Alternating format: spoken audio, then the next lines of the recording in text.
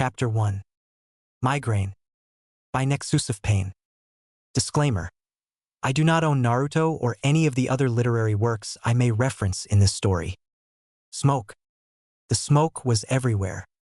It choked him, his lungs burning in his chest, looking around as best he could, his neck stiff, the bones cracking with every little movement. All around him the bodies were piled up while none were immediately recognizable. Somewhere in the pit of his stomach, he knew that his precious people were also in those decaying piles. Standing slowly, he made his way around the war-torn battlefield, the bodies of strangers and friends alike scattered at his feet, craters from the many powerful jutsu that had been cast dotting the landscape. His memory was hazy. He was unable to remember what had happened, why he was here. Even his own name was currently beyond his grasp. The one thing that he could think of was moving forward, sure that just ahead were the answers to his questions, of who he was and what was going on. He stopped as a boy with short brown hair caught his eye, a kunai sticking out from the side of his neck. He was laying on top of a large white dog, easily the same size as the dead man laying on top of him. Tears pricked the corners of his eyes, though he was unsure why. He continued along the trail of corpses, people that he recognized but could not remember all around him.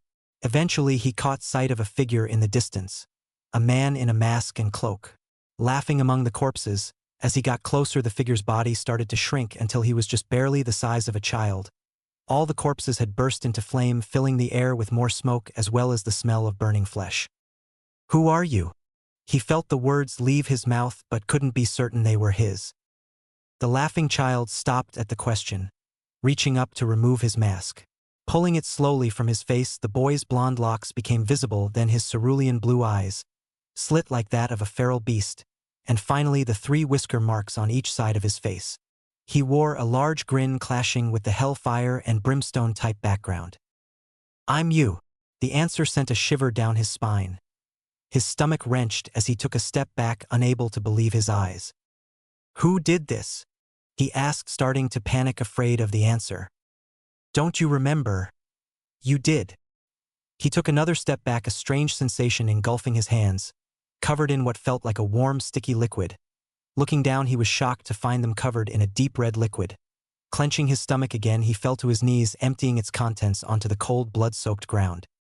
Naruto awoke covered in a cold sweat, the nightmare still vividly fresh in his mind.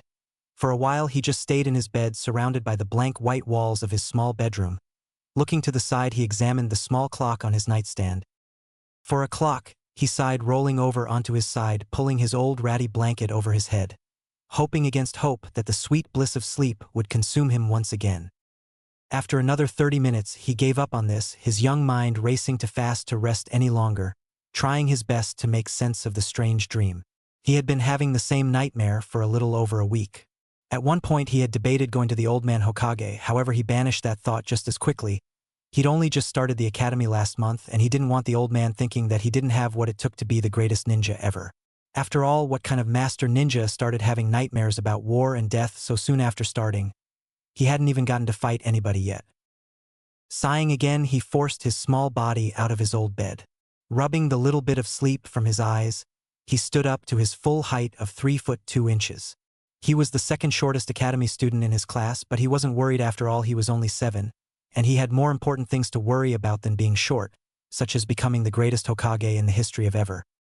Navigating his way through the multitude of clothes and garbage that littered the floor of his bedroom, he quickly gathered some of his less worn clothes, picking through for a usable outfit for the day, deciding on a mostly clean pair of tan cargo shorts and a black shirt with the hidden leaf symbol adorning the front. Taking his choice, he continued navigating his way towards his modest bathroom that consisted of a shower, sink, and toilet. There was no tub, of course there was no room for one anyway. Starting up his shower, he waited a few minutes to let the temperature get warm enough so that he wouldn't freeze. After 10 minutes, he started to worry as the water was still as cold as ice. Taking an experimental sniff of himself, he wrinkled his nose. Deciding to suck it up, he quickly jumped underneath the ice-cold torrent of water. The last thing he needed was to be the only kid in the academy who didn't shower. Kami knew he had enough trouble making friends already. Trying to take as quick a shower as possible, he was in and out in less than 5 minutes. That, of course, didn't stop him from shivering from the combination of the cold water and his own lack of a heater. For a moment he found himself wishing that he lived in an old-fashioned home with a kotatsu instead of a modern apartment. Still shivering, he walked out into his living room/kitchen. Grabbing the kettle on the stove, he filled it with water before starting up his gas burner and placing the now full water kettle over the flame. Looking over to the analog clock hanging on the wall in his living room, he took note that he still had plenty of time before he had to be at the academy. 5 minutes later, a loud whistling noise alerted him to the fact his water was ready. Pulling down a small cup of instant pork ramen, he slowly filled it to the inner line. While waiting for his noodles to cook, he decided to get the rest of his ninja equipment together, starting with his signature goggles, placing them gingerly over his head. The fit was perfect, allowing him to keep his spiky blonde hair out of his eyes. He spent the rest of his 3-minute wait idly busying himself with one of his practice kunai, throwing it up into the air and catching it before it would hit the ground. He wasn't worried about accidentally cutting himself on account of them being completely blunt, just barely capable of piercing the straw dummies that academy students used for target practice. Sitting down at his kitchen table, in his sparsely decorated apartment, he took his time eating his usual breakfast of instant ramen. Of course, instant ramen was the only thing he could afford on the meager allowance given to him by the old man's secretary at the beginning of every month. As he started thinking about it, he realized that the day of his allowance had already passed, making a mental note to drop by the Hokage's mansion after school. Finishing his breakfast, he opened his small frog-shaped coin wallet, a mysterious gift he'd received on his birthday the previous year. He was actually surprised to find he still had over 2,000 ryo. Taking a final look at the clock, he left his small broken-down apartment ready for another day at the academy, and as such another day closer to becoming a real ninja. Making sure to lock the door behind him, he descended the staircase to the dirt road below. The sun had just begun to rise, casting a morning shadow over the empty streets before him. The wind blew slightly, ruffling his blonde hair, a small chill in the fall air causing a shiver to run down his spine. The trek from his apartment to the academy was not a short one, being almost 10 miles from his current location. Dust rising with each step he took along the unpaved road. The side of the village he lived on happened to be the poorer side. Naruto took a deep breath, taking in his peaceful surroundings. This early in the morning no one else was around, so he didn't need to worry about the hateful glares the villagers always sent in his direction. While he had never been outright attacked by the hostile villagers, they had never tried to hide their disgust when he would walk by. Naruto looked longingly at the Ichiraka ramen stand as he walked past it, wishing he had checked to see how much money he had left before eating breakfast. Tucci, the owner of the small stand, sent a smile and a wave Naruto's way, noticing as he passed by, Naruto sending a grin as wide as his face back at the man. Him being one of the few people to treat Naruto like he was an actual person, and not just some piece of trash on the side of the street. By the time Naruto was halfway to the academy, the sun had already fully risen into the sky, causing the shadows around him to grow longer. As he continued to walk, Naruto started to see some of the familiar faces from his own class. One in particular catching his eye, Sasuke Uchiha. Naruto mustered the best glare he could to send at the boy, who paid no attention whatsoever, not even seeming to notice the blonde boy staring daggers at him. Once again, the dark-haired boy was accompanied by his older brother. Naruto wasn't sure what the older boy's name was, but he would walk Sasuke to school 2 or 3 times a week. Naruto couldn't help the small hint of jealousy in the back of his mind as he watched the two. Every once in a while, the older brother would say something that would cause Sasuke to laugh, an honest smile across his face. Of course, that wasn't the only thing that Naruto didn't like about his classmate. Even though they had only been in the academy for barely a month, Sasuke had already aced every test they had been given, showing himself to be well above all the other students from the very beginning. Naruto grit his teeth, anger welling up as he thought about the boy, the one who had everything he didn't: skill, family, and friends. A month and nobody had even spoken with Naruto. In fact, they seemed to actively ignore his presence. Even the sensei wouldn't look at him most days. In opposition to that, everyone was nice to Sasuke, talking about how much of a prodigy he was already, the whole class practically lining up to be his friend. Following slowly behind Sasuke and his brother, it wasn't much longer before Naruto reached the academy. A large crowd of students had already gathered outside the large 3-story building, kids of all ages hanging out in the courtyard talking amongst themselves. Naruto watched as Sasuke's brother bid him farewell and turned to leave, catching Naruto's gaze in the process. The older boy sent Naruto a small smile and a half-hearted wave when he noticed Naruto watching him and his brother. It took Naruto by surprise when he couldn't see any of the hatred the other villagers looked at him with reflected in the older boy's black eyes. Hearing the bell ring in the distance, the young blonde boy hurriedly followed his classmates into the large academy building. Walking through the not quite familiar halls of the academy, Naruto quickly found his way to his classroom. Picking a seat in the back by himself, he sat quietly waiting for his sensei to start class. Normally, he would have announced his grand entrance as he entered the room, but today he didn't feel like himself. A sudden sharp pain in the back of his mind, warning him of the approaching migraine. Okay, class, today we're going to learn the basics of chakra, what it is and how we use it to our advantage as ninja. The brown-haired sensei said as he walked through the classroom door, closing it tightly behind him. The whole class broke out in animated chatter at this, most fantasizing about all the amazing jutsu they were going to learn. This ended rather quickly, however, when the sensei started passing out textbooks to everybody. Naruto looked at the large book, reading the title to himself aloud. Understanding Chakra Basics. He sighed, letting his head bang down onto the desk in front of him. Along with the other students in class, he had assumed they were going to be doing practical application. Naruto tuned out most of the lesson, same as he did most days. He knew that somehow all this book learning was important, but like most kids his age, he just couldn't see it. Eventually boredom got the better of him and he pulled out a pencil, doodling on the notebook paper he was supposed to be taking notes on. It was a detailed picture of a chibi Naruto beating a chibi Sasuke with a wooden practice sword, ending with chibi Sasuke on the ground begging chibi Naruto to train him. Naruto chuckled quietly to himself. What's so funny, Naruto? Apparently not quietly enough. Naruto quickly hid his drawing underneath his arms, smiling up at his sensei who happened to be standing right over top of him. Oh, nothing, Irika-sensei. Just amazed at how awesome your lessons are. He lied through his teeth, trying his best to keep up his convincing smile. Really? Well then, since my lessons are so awesome, you should easily be able to tell me who it was that taught the first ninja how to use chakra. Irika-sensei's own smile told Naruto that he knew he hadn't been paying attention. Naruto looked around desperately at his classmates, all of which turned to avoid his gaze. Another sudden pain in the back of his head made him hiss in pain. How troublesome! It's obviously the Rikudo Sennin. Naruto looked around for the source of the voice, his gaze landing on the boy sitting one row under him, a boy with black hair in a ponytail. Naruto was surprised that Irika-sensei hadn't heard the boy but not about to complain. The Rikudo Sennin? His voice was unsure, but the look on Irika-sensei's face assuaged his worries. Nodding slightly, Irika-sensei walked back to the front of the class. Naruto sighed, deciding after such a close call it was better to play it safe. Lest he faced attention anyway, he paid closer attention for the rest of the class. After a little over an hour of the absolutely boring talk of the origins of chakra, the lunch bell finally rang, filling the school with what to Naruto could only be described as the sound of freedom. As all the students stood to leave for their 30-minute lunch break, Naruto purposefully walked over to the kid with the ponytail. Hey, thanks for the save. I would have been in a lot of trouble if you hadn't helped me.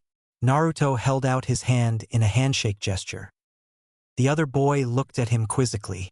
What are you talking about, man? The other boy asked, ignoring the proffered handshake altogether. His hands jammed into his pants pockets. Now it was Naruto's turn to look confused, the ponytailed boy taking Naruto's silence as the end of whatever conversation they were about to have. Turned, leaving Naruto where he stood. Hey Shikamaru, what was that about? Naruto heard a slightly chubby brown-haired boy ask the ponytailed boy. You got me, was the response Naruto heard before both boys exited the classroom. Deciding not to try and figure out why the Shikamaru kid wouldn't accept his thanks for helping him, Naruto started idly wondering if he would have enough time to eat at Ichiraka ramen before the bell rang again. Just as he was about to chance it, Irika-sensei appeared in front of him. Naruto, you're going to need to stay after class today. Before Naruto could argue about the unfairness of life, Irika-sensei had already shooed him out the door towards the cafeteria. Man, this is such bull.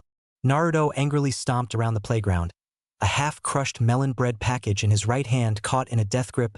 Arg! He yelled, kicking a large rock with his sandal-clad feet, effectively bruising his toes. Reflexively, he threw his crushed pastry at a nearby tree. He spent the rest of the lunch break debating just skipping the second half of the day. Eventually he decided against it, and so he found himself back in the classroom, listening to Irika-sensei's lecture. He spent most of his time leveling a glare at said sensei, trying his best to cause him to burst into flame with his mind. Once again he felt that sharp pain in the back of his head. I wonder if Sasuke likes me? Sasuke's gotta be the cutest guy in the whole academy. Man, I'm hungry. Ugh, why does school have to be so troublesome? Naruto clutched his head. Attempting to ease the pain, he began rubbing one of his temples. Finally getting fed up with all the talking, Naruto shot to his feet. Would you all just shut up? He yelled, slamming his tiny fist onto his desk. Everyone turned to stare at the blonde-haired boy. What's his problem? Why's he so weird? Mom and Dad said he was strange. Just leave me alone. He continued, clutching his head, shaking it side to side, the pain increasing every second. Uzumaki, I will not let you continue to disturb my class. Now please stand out in the hall. Irika-sensei marched up to him, grabbing him by his arm and beginning to drag him towards the door. Stupid brat. Why does the Hokage even let you try to become a ninja? Naruto looked up into the eyes of his sensei. What he saw was the same cold stare everyone in the village gave him when he would walk the streets, like he was less than human, like he didn't matter. Jerking his arm free of Irika's grasp, he turned towards him, tears threatening to spill over the edge of his small blue eyes. Why? Why do you all look at me like that? Irika looked slightly taken aback at Naruto's outburst. Naruto, what are you talking about? Everyone looks at me with that same cold stare, like I'm not even worth the time it would take to kick me out of their way. Naruto continued, his voice going down to barely more than a whisper, the aching in his head finally subsiding. Irika's features softened just a little bit. He slid the door closed, separating the two of them from the rest of his class. Naruto, listen for a minute. I'm Irika side, I'm sorry. I didn't mean to make you feel that way. Irika bent down, looking directly into Naruto's eyes, his hands on Naruto's tiny shoulders. I'm new to this whole teaching thing, just like you're new to being a student. And just like with anything, when you start something new, you're bound to make some mistakes. So let's start over. Irika rose to his feet, extending a hand to the child. Hello, my name is Irika Umino, and I'll be your sensei this year. Naruto gave a small forced smile to the older man, grabbing his large hand with his smaller one. I'm Naruto Uzumaki, and I'm gonna be your Hokage someday, was the young boy's response. Chapter 2. First Friends, First Fights. By Nexus of Pain. Disclaimer. I do not own Naruto or any of the other literary works I may reference in this story.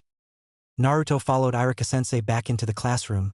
All the students were still staring in his general direction. However, on look from Irika, and they all shot their gazes back down to their textbooks almost instantaneously. Naruto slogged back up to his seat at the top row. He could still hear whispers every now and then, mostly pertaining to his outburst. His cheeks colored slightly as he realized he may have overreacted just a little bit.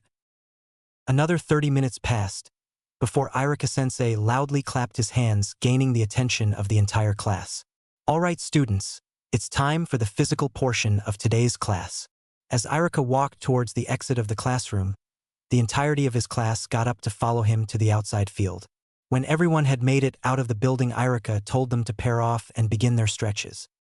Naruto stood in the middle of the field, looking on as all the other students broke off into pairs. He would have asked someone to be his partner. However, he had quickly learned that he was everyone's last choice. After everyone was finished, he walked up to the only other child without a partner. Miru Takais was a frail and sickly child with white shoulder-length scraggly hair and light pink eyes. He had dark circles under his eyes and a very persistent cough. Even so, Naruto needed a partner and Miru was the only one left. So walking up to the pale child, he introduced himself. Hey, I'm Naruto Uzumaki. He greeted the only child in class who was actually shorter than himself. Miru nodded in greeting, coughing slightly into his fisted hand.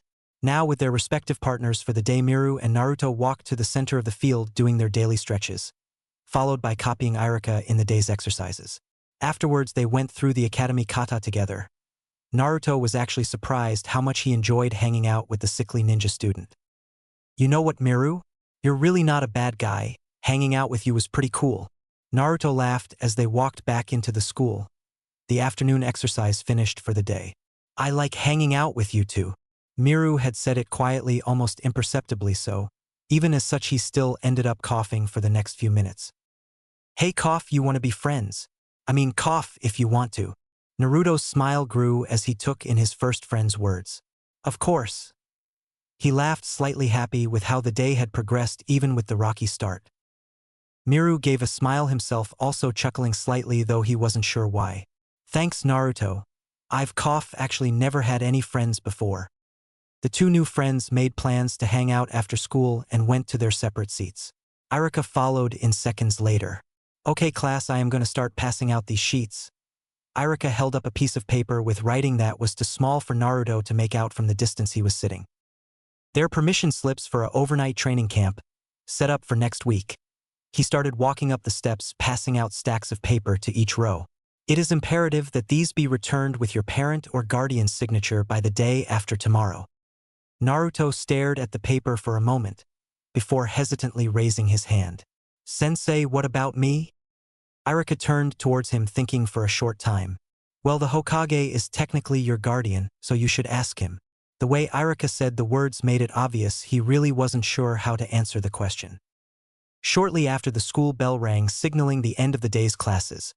As the students chaotically ran towards the door, Naruto walked over to his new friend.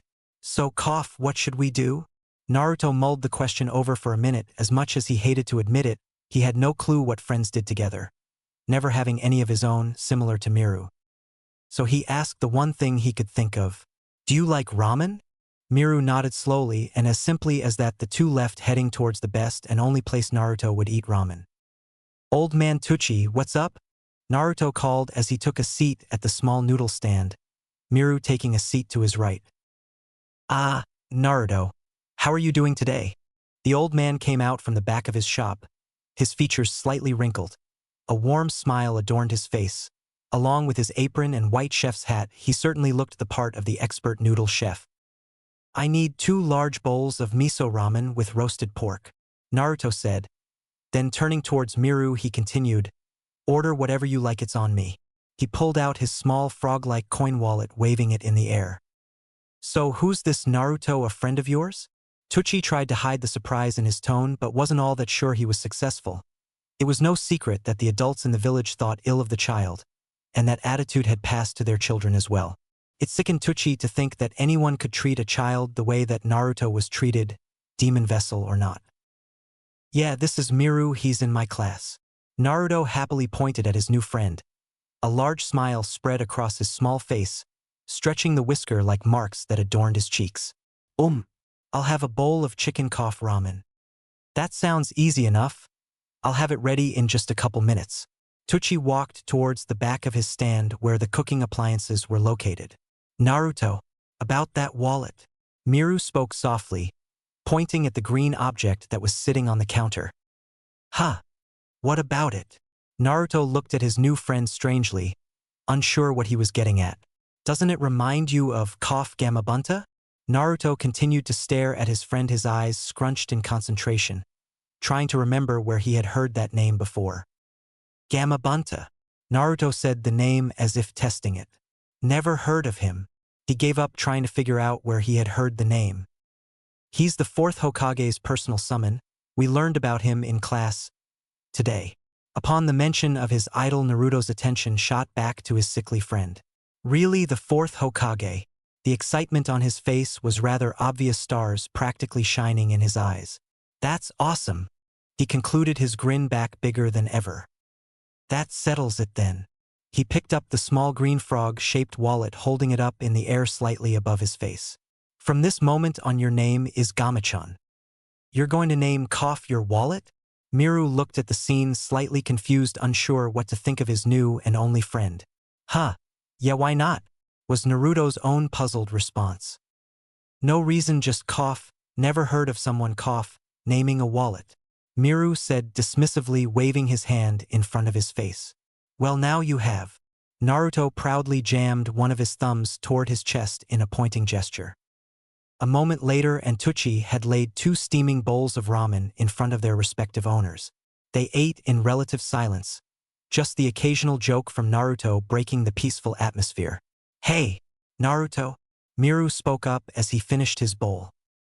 "Yeah, what's up?" Naruto responded in between slurps of ramen, currently on his second bowl. "What made you want to be a ninja?" Naruto had to strain his ears to hear the quiet question, not yet used to his new friend's soft-spoken attitude. "I don't want to be just a ninja. I'm going to be the best Hokage ever."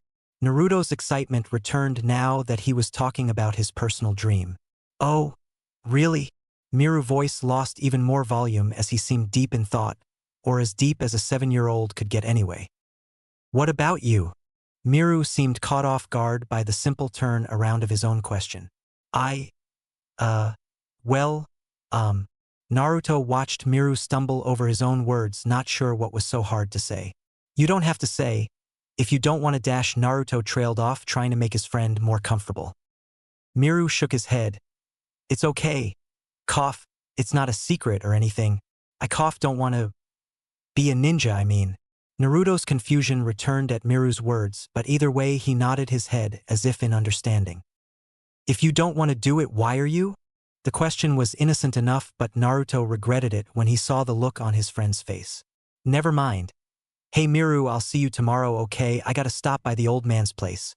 Naruto hurriedly finished the last bit of his ramen before running off in the direction of the Hokage's mansion. His heart was pounding in his chest as he ran. He wasn't sure why, but something about what had just happened had scared him. Maybe it was fear that his questions had upset his friend and he didn't want to lose him. Sure, they had only become friends earlier that same day, but still he had never had any kind of bond with anyone, and now that he did, no matter how small, he didn't want to lose it. He only stopped running when he reached the large building that was the Hokage's residence.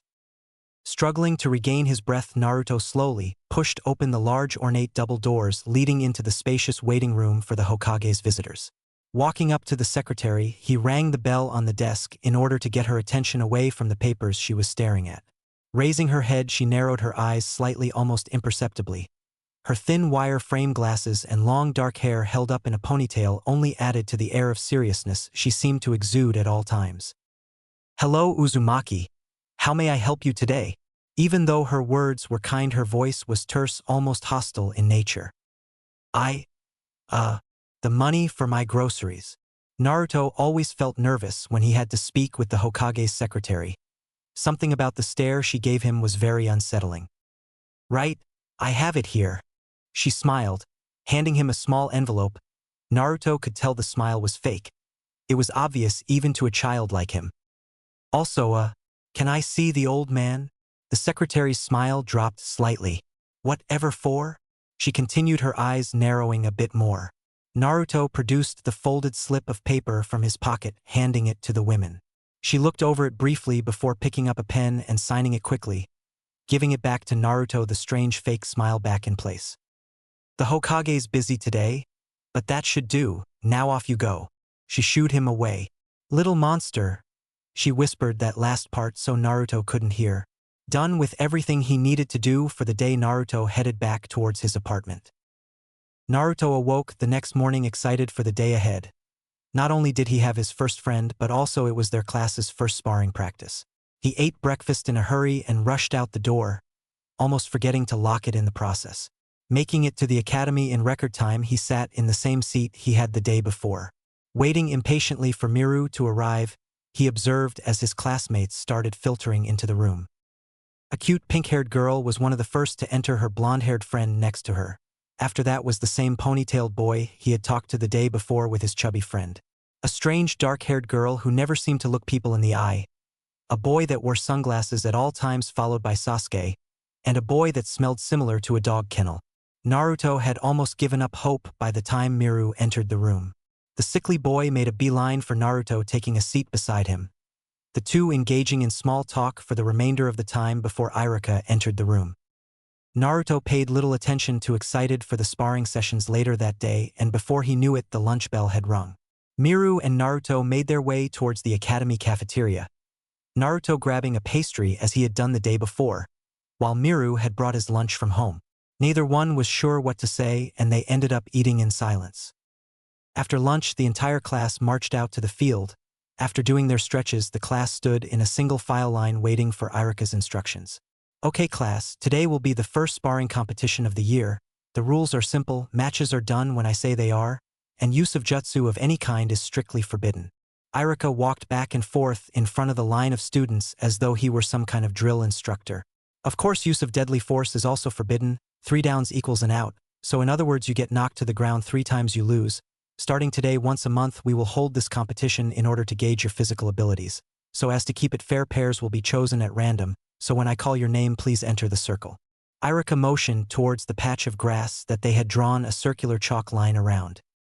Irika gave the whole class small slips of paper, instructing them to write their names on them and then hand them back.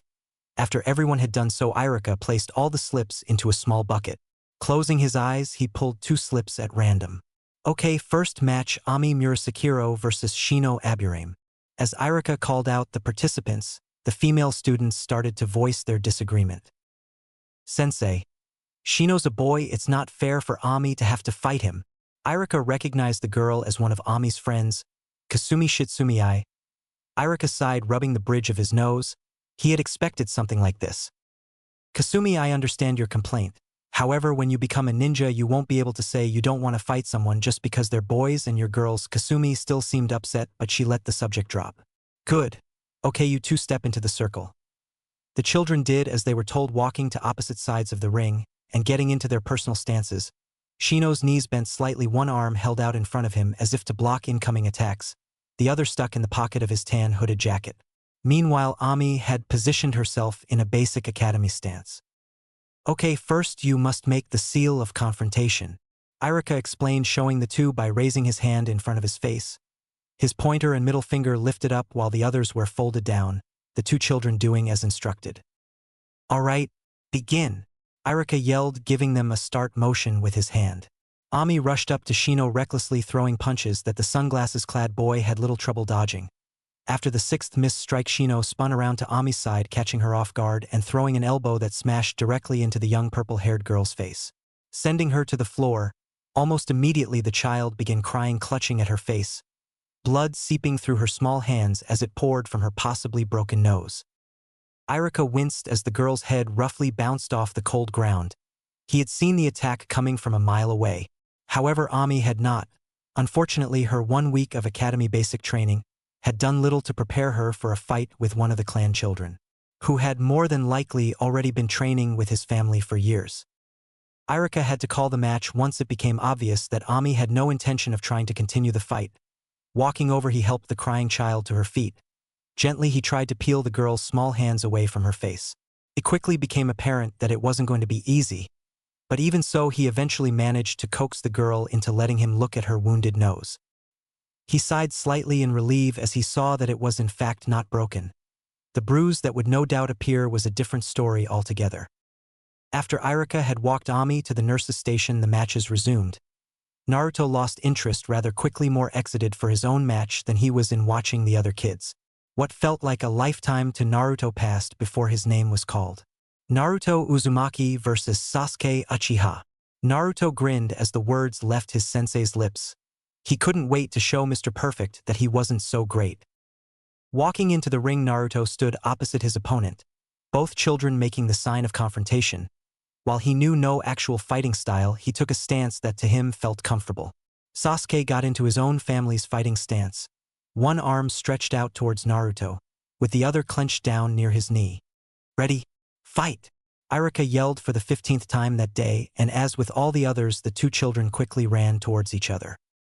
Before Naruto could comprehend what had gone wrong, he found himself on his back staring up at the sky.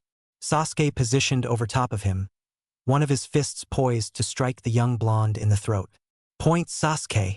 Irika hollered out, raising an arm into the air. Naruto was seething by the time he had returned to his starting point. I won't accept that he's that much better than me, was the thought racing through his head. On Irika's call, Naruto rushed forward again, managing to dodge Sasuke's opening attack this time. However, the results were still the same, with Naruto on the ground staring up at the clear blue sky. A scene that would bring peace to most only filled Naruto with anger. So much he was about at his limit. Naruto angrily struck the ground, his tiny knuckles starting to bleed from the force he had exerted. Standing to his feet, he returned to his starting point once again, a small headache forming as he waited for Irika to begin the match again. Fight! Naruto rushed in again, Sasuke opening with the same attack he had previously. Naruto was able to dodge it, the pain in the back of his mind increasing with every step he took. Dodging the second strike, Naruto launched his own attack, which Sasuke easily avoided. Right, the thought popped into his mind, and without hesitating he moved to the right, barely avoiding a strike to his jugular. Another random though ran through Naruto's mind as Sasuke's fist brushed past his neck. He could feel the knuckles scrap against his skin, and at the same time Naruto brought his knee forward, feeling it make contact. Sasuke gasped for air, bent over holding his gut. The force of the blow seemed to have knocked the air out of him. Before Naruto could capitalize on the opening, a sudden influx of pain caused him to clench his head, a migraine similar to the day before assaulting his senses. Voices flooding his mind, overflowing his brain with information. How dare that loser hit Sasuke? Talk about a low blow, man. Geez, what's wrong with him? How's he expect to be a ninja if he can't take advantage of openings? Just finish it already.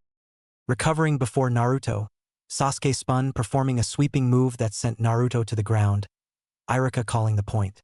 Naruto lay on the ground, the pain barely starting to subside. He wasn't sure what was happening, but he knew it wasn't normal. I knew the loser couldn't do it. Talk about dropping the ball, man. That's what that annoying freak gets, hurting Sasuke like that. As the pain slowly faded, so too did the voices, allowing Naruto to regain his balance and stand. He was angry, not particularly at Sasuke, more at himself. The sudden pain had not only cost him the only chance he had at getting a point on Sasuke, but also made him look like a complete loser in front of the whole class. He clenched his fists, walking towards the center of the circle as Irika instructed him. Okay, now you two perform the seal of reconciliation. Sasuke extended the two fingers used to form the seal of confrontation, holding his hand out to Naruto. Naruto grit his teeth, so hard he could almost feel them cracking under the pressure. His thoughts were a jumbled mess, anger causing his whole body to shake. Naruto now. Irika raised his voice slightly, as he saw Naruto unwilling to perform the traditional rite. Screw you both. Naruto took off running, tears of frustration staining his face. He wouldn't stop till he reached his front door, and even then it would take hours before he would be able to calm himself down. Chapter 3. By Nexus of Pain. Disclaimer. I do not own Naruto or any of the other literary works I may reference in this story. Naruto sat on his old ragged couch, deep in thought, trying to come up with some kind of explanation as to what was going on with him. He knew that he had heard the kids yelling as he tried to fight Sasuke, but he hadn't seen their lips moving, and when he thought back to the previous day, it was the same. He knew all the kids were making fun of him, but their mouths weren't forming any words. A sudden knock at his front door made him jump slightly, bringing him out of his thoughts. Who would visit me? He muttered to himself. Standing slowly to his feet, he walked over to his decrepit door, opening it slightly to peek out the side. Curious to who his visitor could be, the sun had just started to set, but there was still enough light to make out the figure on the other side of the door. Irika-sensei, Naruto asked, opening the door the rest of the way to allow his sensei into the small apartment. Naruto was more surprised by the smaller visitor behind Irika. The white hair and pink eyes were a dead giveaway. Miru, what are you two doing here? Naruto asked, happy to see his friend but also confused to why he was at his apartment and with sensei. Naruto coughed. I need to ask you something, Miru said as the two entered the cramped, dirty room, almost having to play hopscotch to avoid the trash and dirty laundry that littered the ground. Naruto stepped aside to allow them to maneuver his apartment easier. I don't have any tea or nothing, but if you want some water I can probably find a clean cup somewhere. Both of his guests shook their heads, saying they were fine. Naruto shrugged his shoulders, taking a seat on at the kitchen table, it being the only place that could comfortably seat 3 people. What did you need, sensei? Miru? Naruto asked, scratching the back of his head as a yawn forced itself from his throat. I'm just came because Miru wasn't sure where you lived. Irika gestured towards the sickly boy. Naruto coughed. My mom wanted me to cough. Invite you to dinner tomorrow. You left in such a hurry today. Cough. I didn't get a chance to ask you. Naruto was taken slightly aback. He had never been invited to someone's house before, much less for a free meal. He nodded dumbly, unsure how to respond to the gesture of goodwill he was faced with. That's great, I'll tell her you're coming. Cough. Make sure you wait for me tomorrow so I can show you how to get to our cough house. Miru seemed genuinely happy that Naruto had agreed to come over. Irika and Miru didn't stay much longer than that, showing themselves out. I wonder how Irika-sensei knew where I lived, he thought as he decided to get ready for bed. The combination of his confusion and first real sparring match causing him to feel the exhaustion of the day. Naruto awoke the next morning equal parts excited and nervous. It was a little early, so he decided to take a quick shower. He had already entered the water before remembering that the water heater was broken. Shivering slightly, he threw his last pair of clean clothes on, making a mental note to wash them later. He seriously debated skipping school. If it wasn't for Miru, he probably would have. As he entered the classroom, he was more aware than usual of all the stares directed his way. He guessed he should have expected it. While he wasn't the best student, he knew that refusing to perform the seal of reconciliation was a huge sign of disrespect not only to his opponent but to the village as a whole. Averting his gaze to the floor, he slowly made his way to the seat next to Miru. I should probably apologize to Mr. Perfect. The thought of it made his stomach lurch into his throat. He couldn't stand even thinking of saying sorry to the one person in the class that had everything he wished he did. Not long after that, Irika entered and class started. Naruto spent most of class time doodling in his notebook. During the physical part of classes, Naruto made more progress than usual. That last thing he wanted was a repeat of last time. With a month till the next sparring session, he was determined to get strong enough to beat anyone he was put up against. Naruto, can you wait for a minute? Irika called as the rest of the class filed out of the room, the bell having already rang. I'm sorry, sensei. I didn't mean to run away yesterday. I don't know. Irika tried to put on his best look of understanding. It's okay, Naruto, just don't let it happen again. Naruto nodded his head before quickly trying to take off. Naruto, that's not what I wanted to talk about. Irika called after the fleeing boy. Naruto stopped, attempting to think of what else he could have done to get in trouble. What is it, sensei? Naruto asked, unable to think of anything else he had done at least recently. Slowly he walked back to Irika. You're going to a friend's house today. It wasn't a question. After all, Irika had been there when Miru had asked him to come. Yeah. Naruto answered anyway. Okay. So do you know anything about table manners? Irika already had a good idea about the answer to this one, having seen the young boy in the cafeteria more than once. What does manners mean? The confused look on Naruto's face was enough proof for Irika to know he wasn't joking. That's what I was afraid of. Irika sighed, rubbing his temple, trying to will away the approaching headache. Naruto, I'm going to teach you everything you need to know about manners. So I'll go tell Miru to wait and I'm going to be right back. Irika started to leave the classroom only for Naruto to stop him. Sensei, how long is this going to take?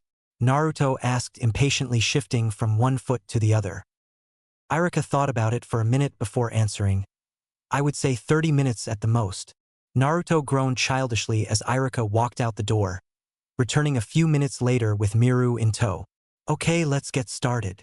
Naruto nodded, albeit rather stubbornly, hanging his head as he trudged to a nearby desk, Miru following close behind. Almost 2 hours later, and Irika was finally starting to believe Naruto understood enough about manners to risk going to his friend's house. Okay, Naruto, what do you do before eating? Irika posed the question. Say, Itadakamasu, right? Naruto said, clasping his hands slightly in a motion similar to if he was praying. Miru was amazed by the amount of information Naruto didn't know. Irika had explained earlier how Naruto was an orphan, but even so it was like his friend was completely lacking in common sense and normal social skills. Miru knew his mom probably wouldn't make a big deal out of it. His father, on the other hand, was a very traditional man. After another 10 or so minutes, Irika gave them the go-ahead to leave, satisfied that Naruto could at least get through one meal with other people. Irika waved at the children as they left. He was seriously starting to wonder how he had ever thought of the young boy as anything other than human. Miru and Naruto slowly navigated their way out of the academy towards the rich part of town to the east. Naruto couldn't help feeling nervous. This would be one of the only times he had spent any time with adults, and he was worried that if he didn't make a good impression, Miru wouldn't be allowed to be his friend anymore. Hey Miru. Miru turned his head in Naruto's direction to signify he was listening. What's it like? To have parents, I mean? Miru almost stopped in his tracks, the question catching him by surprise. What do you mean? Naruto fidgeted slightly as they walked. Well, it's just I never had any. Naruto trailed off. I'm really not sure how to answer, Naruto. Miru felt a little awkward, like if he said it was amazing it would be like rubbing it in Naruto's face. On the other hand, if he said anything else he felt that Naruto would know he was lying. I see. Naruto muttered. The rest of the walk to Miru's home was in silence. It took maybe another 15 minutes to arrive from where they were. Naruto couldn't help but stare at the nice house in front of him. It was a traditional wooden building. They entered into the large abode, Miru taking his sandals off and instructing Naruto to do the same, handing him a pair of house slippers. When they had finished, Miru led Naruto through the house, calling to his mother that he had arrived, and that Naruto was with him. The woman emerging from the kitchen just a couple minutes later. She had long dark hair with a bluish tint, held up in a long ponytail, and light-colored eyes that were the same color as the sky. A small kind smile adorned her face, a long white apron covering her clothes, a few stains here and there to show she had been cooking. She clasped her small hands in front of her, bowing slightly in Naruto's direction. Naruto bowed back as Irika had taught him. Hello, Mrs. Takai. My name is Naruto Uzumaki. He introduced himself. Oh my, how polite. It's very nice to meet you, Naruto-chan. My name is Mitsuko Takai. I'm Miru's mother, she said, covering her mouth as she laughed lightly. Miru, why don't you show Naruto-chan to your room? I'll call you both when dinner is ready. Mitsuko headed back into the kitchen, leaving Miru and Naruto to their own devices. Miru guided Naruto to his room. It was small, with a few posters of some of the Leaf's famous ninja. A futon instead of a bed was folded into the corner, with a small drawing table in the center of the room, small cushions around it for people to sit. A medium-sized bookshelf was along the wall, with both comics and history books adorning its shelves. The two sat for a while, the silence comfortable, not awkward. Naruto had grabbed one of the comics from the bookcase, reading through it while Miru studied. He had never even seen a comic book before, but he knew the other boys in class talked about them a lot. Hey Miru, do you know any jutsu? Naruto wasn't sure if the question was too personal, but asked it anyway. Yeah, a couple. Miru nodded in the affirmative. My dad's a ninja and he taught me a few easy ones. Naruto got an excited look in his eyes, almost to the point that lights were sparkling in them. Can you show me? He raised his voice a little louder than he had meant to, rocking back and forth on the balls of his feet in a childish way. Miru seemed to be debating for a minute before he nodded his head happily, standing to his feet and bringing his hands together in a way Naruto had observed other ninja. After a minute of focusing deeply, he called out the name of his technique, Clone Jutsu, and in a puff of smoke another Miru appeared. He looked a little paler and slightly thinner, but otherwise there was no difference. That's amazing!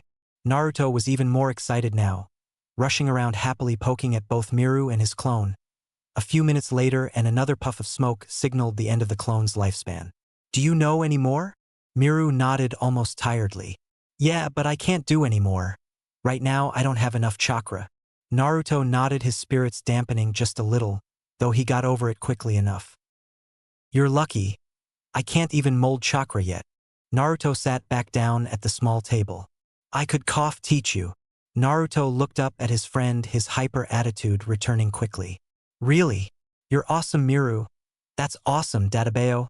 Miru looked at Naruto, a confused look on his childish face. Databeo? Naruto, for his part, looked slightly embarrassed, rubbing the back of his head. What's that mean? I've never heard that word before? Miru asked curiously, trying to find meaning to the strange utterance. It's not a word. When I get excited it kind of just pops out, Naruto said almost shyly, looking down at the floor. Oh. Well, I can try to teach you tomorrow if you want. Miru tried changing the subject, being able to tell how uncomfortable his friend was. Thanks. Miru started to wonder how his friend could have mood changes so fast, as the previous shy, embarrassed Naruto was quickly replaced by the hyperactive, excited Naruto. Seconds later, Miru's mother walked into the room. Dinner's ready, she said in her quiet, subdued voice. Also, your father's home, she said, walking out of the room, Miru and Naruto following shortly after. Walking into the dining room, Naruto caught sight of Miru's father for the first time. He was a tall man with the same hair and eyes as his son. The only difference was while Miru's hair was mid-length almost down to his shoulders, his father's was cropped into a military style. Whereas Miru had a kind, sickly look, his father had a stern, stoic aura with a gruff face. He stared at Naruto as he sat next to Miru at the table, his expression closely guarded, never changing. "You must be the Uzumaki boy." The man's voice matched his look perfectly, a deep, coarse sound that reverberated throughout the young boy's spine. This was by far the most intimidating ninja Naruto had yet to meet. "Yes, sir," Naruto said, his back perfectly straight, having remained standing. Slowly he bent his back in an almost 90-degree angle, bowing towards the man sitting at the head of the table. "My name is Naruto Uzumaki, future ninja of Konoha. I am glad to meet you, sir." The words tasted funny in Naruto's mouth. He had never acted formally before, but this was what Irika had told him to do, and as such it's what he would do. "Well said, Uzumaki-san. Take pride in your future as a ninja of the village. My son could learn something from that." The man's voice seemed to echo through the house. Miru's look turned downcast at his father's words. "I suppose I should introduce myself as well, Uzumaki-san. I am Ryuta Takai, Jonin of Konoha." The man lowered his head a fraction of an inch towards the young boy, afterwards signaling for him to sit. "So Naruto-chan, are you from a clan? Who are your parents?" Naruto was surprised by the question, and immediately his disposition dropped. He placed his chopsticks down before answering, as uncomfortable as the question made him. Irika had stressed the importance of answering all questions to the best of his ability. "I don't know who my parents were. I've never met them." Mitsuko quickly regretted her question and looked to her husband, as though asking him to change the subject. "Uzumaki-san, what are your plans for after you've become a ninja?" Naruto perked slightly as the subject turned to something he liked to talk about. "I'm gonna be the Hokage, even better than any of the others. Then people will respect me, just like the old man." Ryuta nodded his head slightly in understanding. "I see, although you can't force others to respect you, you have to earn the respect before you become the Hokage." Naruto stared at the older man for a second before diverting his attention from the man's burning gaze. "Naruto-chan, what made you want to become the Hokage?" Mitsuko asked, honestly wondering how someone so young could already have such large plans for the future. Once again Naruto's mood seemed to droop, but even so there was a kind of determination in his eyes. "The old man Hokage told me that 7 years ago a giant demon attacked the village, but that the fourth Hokage killed it and stopped the attack at the cost of his own life. Even so, a lot of other people died too, including my parents. I think if the Hokage could have beat it just a little faster, I might not be an orphan. My parents and so many others would still be alive. That's why if I can be a Hokage even stronger than he was, then something like that won't happen again, right?" Miru just stared at his friend. Whereas Mitsuko looked a little emotional, Ryuta, however, had the same stoic look on his face. Even still, he was the first to speak. "I see. That is a very honorable goal. And I assure you that when you become Hokage, the Takai clan will stand with you," Ryuta said to the young boy, while on the outside he had made no noticeable movements. On the inside, a swirl of emotions had consumed him. "I've heard of this demon, the nine-tailed fox. Our family just moved here a little over 5 years ago from the land of water. As such, we did not yet reside in this village during the tragedy," Ryuta continued in his rough voice. The rest of dinner proceeded in silence, and it wasn't long before they were finished. Naruto did his best to remember all of the things Irika had taught him earlier that day. "Naruto-chan, it's getting late. Why don't you stay the night? I'd feel bad making you walk home in the dark," Mitsuko said, sending a look at her husband, who nodded almost imperceptibly. Naruto thought about it for just a few seconds before agreeing, though he was a little nervous, having never stayed at someone's house other than his own. "Good, you can stay in Miru's room. We have a spare futon in the hall closet. I'll set it up for you when I'm done cleaning." Naruto nodded, getting up to follow Miru back to his room. "Thank you for your hospitality." Another thing Irika had told him to say when he left, but Naruto figured that it would work here as well. "Hey Miru, what was it like in the land of water?" Naruto asked as they sat back in his room. "I don't remember. I was really young when we moved to Konoha. Mom and Dad don't like to talk about it, so I figure we left for a reason." Naruto nodded, doing the math in his head and realizing that Miru was probably only 2 at the time. Not long after Mitsuko entered the room, with Ryuta behind her carrying the extra futon. The two working together quickly set up the room for the night. The bath will be ready in just a little while, okay, Mitsuko said in her sweet motherly way. Miru nodded, but Naruto raised his hand a little. Naruto-chan, you don't have to raise your hand, you're not in school. He lowered his hand before asking his question. I don't have any clothes with me. Don't worry about that, Naruto-chan. I'm sure Miru has something that'll fit you. With those words, both Mitsuko and Ryuta exited the room. The two sat in a comfortable silence for a while after that, neither really sure what to talk about at this point. Naruto had gone back to reading the same comic book he was earlier, while Miru seemed to be studying something.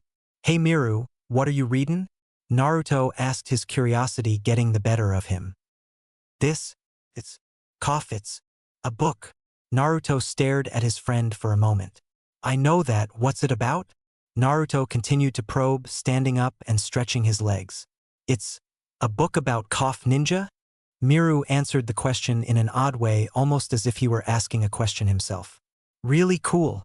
Naruto swiped the book from Miru's hand and began flipping through the pages. Miru, this is about plants. Naruto closed the book, reading the cover.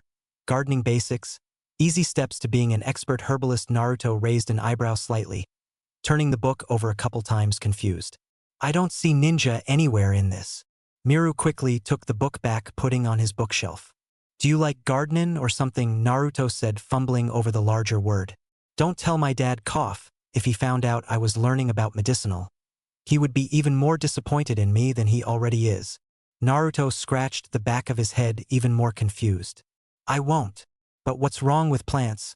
I mean, yeah, they're a little girly, but as long as you become a kick-ass ninja, it don't matter. Miru shook his head slightly. My dad Kof can't stand the thought of me wanting to be anything other than a Kof frontline shinobi. If he found out I wanted to be a doctor instead, Kof, he would get really mad. Naruto was still confused, but either way nodded in agreement. Miru, Naruto-chan, the bath's ready. The voice of Miru's mom drifted through the house. Naruto stood outside the bathroom door, a little nervous. He had never bathed with anyone before, unless he counted the old man.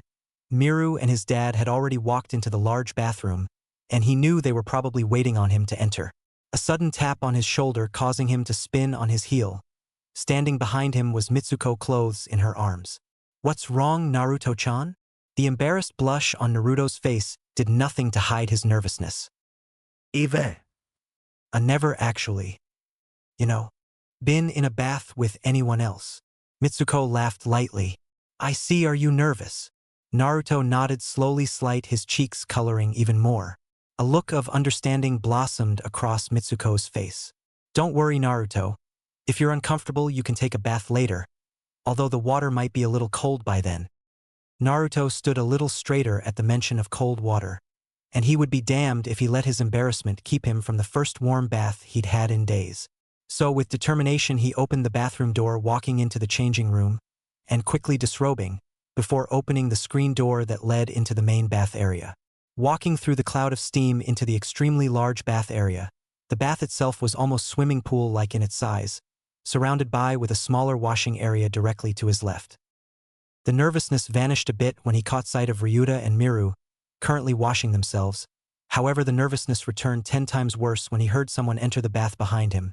Slowly he turned to face the person, coming face to face with Mitsuko, the blush on his face returning with a vengeance. The woman was clad in a towel, but even so Naruto had never been this close to any naked women. Quickly turning around, he walked over to the washing area and quickly set to work. A pair of soft hands running through his hair startled him slightly, and he quickly realized it as Mitsuko, again still clad in her towel. Do you want me to wash your hair? She asked, sweetly grabbing the shampoo. Unable to speak, Naruto merely nodded. The awkward moment passed as Mitsuko quickly finished washing his hair, allowing Naruto to jump into the large bath, where he and Miru quickly got into a splash war. Naruto spent a majority of the bath avoiding looking in Mitsuko's general direction, something that seemed hilarious to both her and Ryuta. It wasn't long before Naruto found himself back in Miru's room in a pair of Miru's pajamas, with Mitsuko promising she would have his clothes washed and dried before morning. Miru fell asleep rather quickly. Naruto mildly wondered how it was even possible to sleep as soon as your head hit the pillow. Even so, he wasn't far behind his last thoughts before sleep claimed him, being, I wonder if this is what having a family feels like. Chapter 4. Chakra Problems by Nexus of Pain. Disclaimer: I do not own Naruto or any of the other literary works I may reference in this story. Naruto stood in the large training field opposite Miru.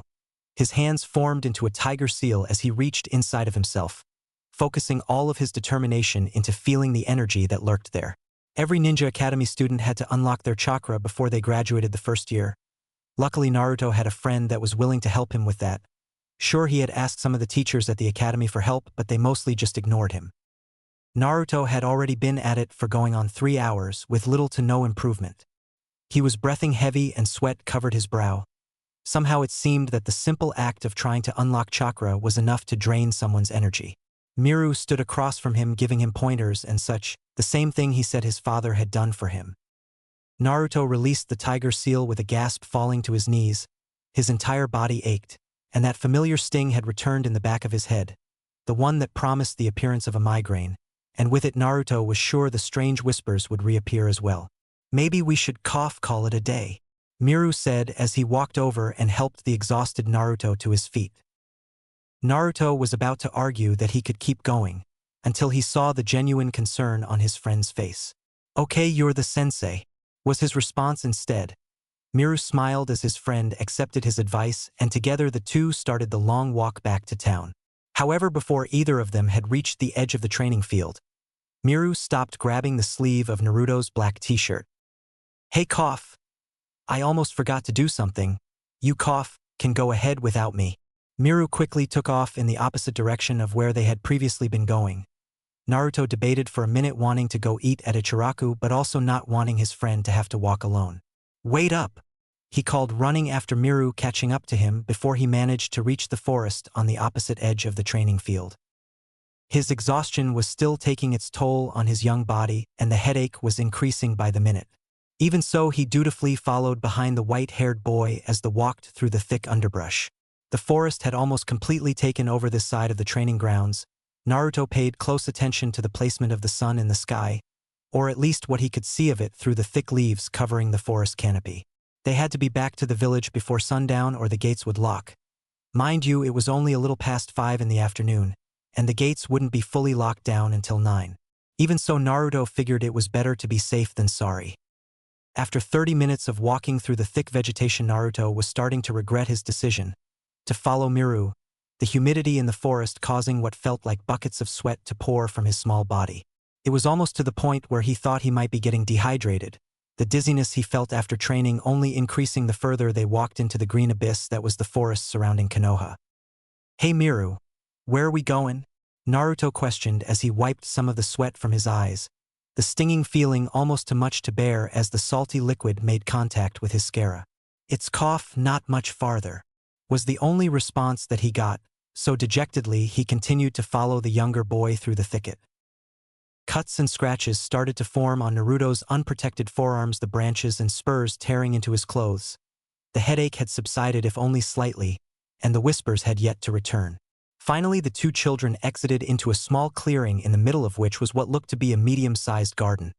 Some plants Naruto recognized from their books at school, and some he didn't. He was, however, unable to put a name to any of them.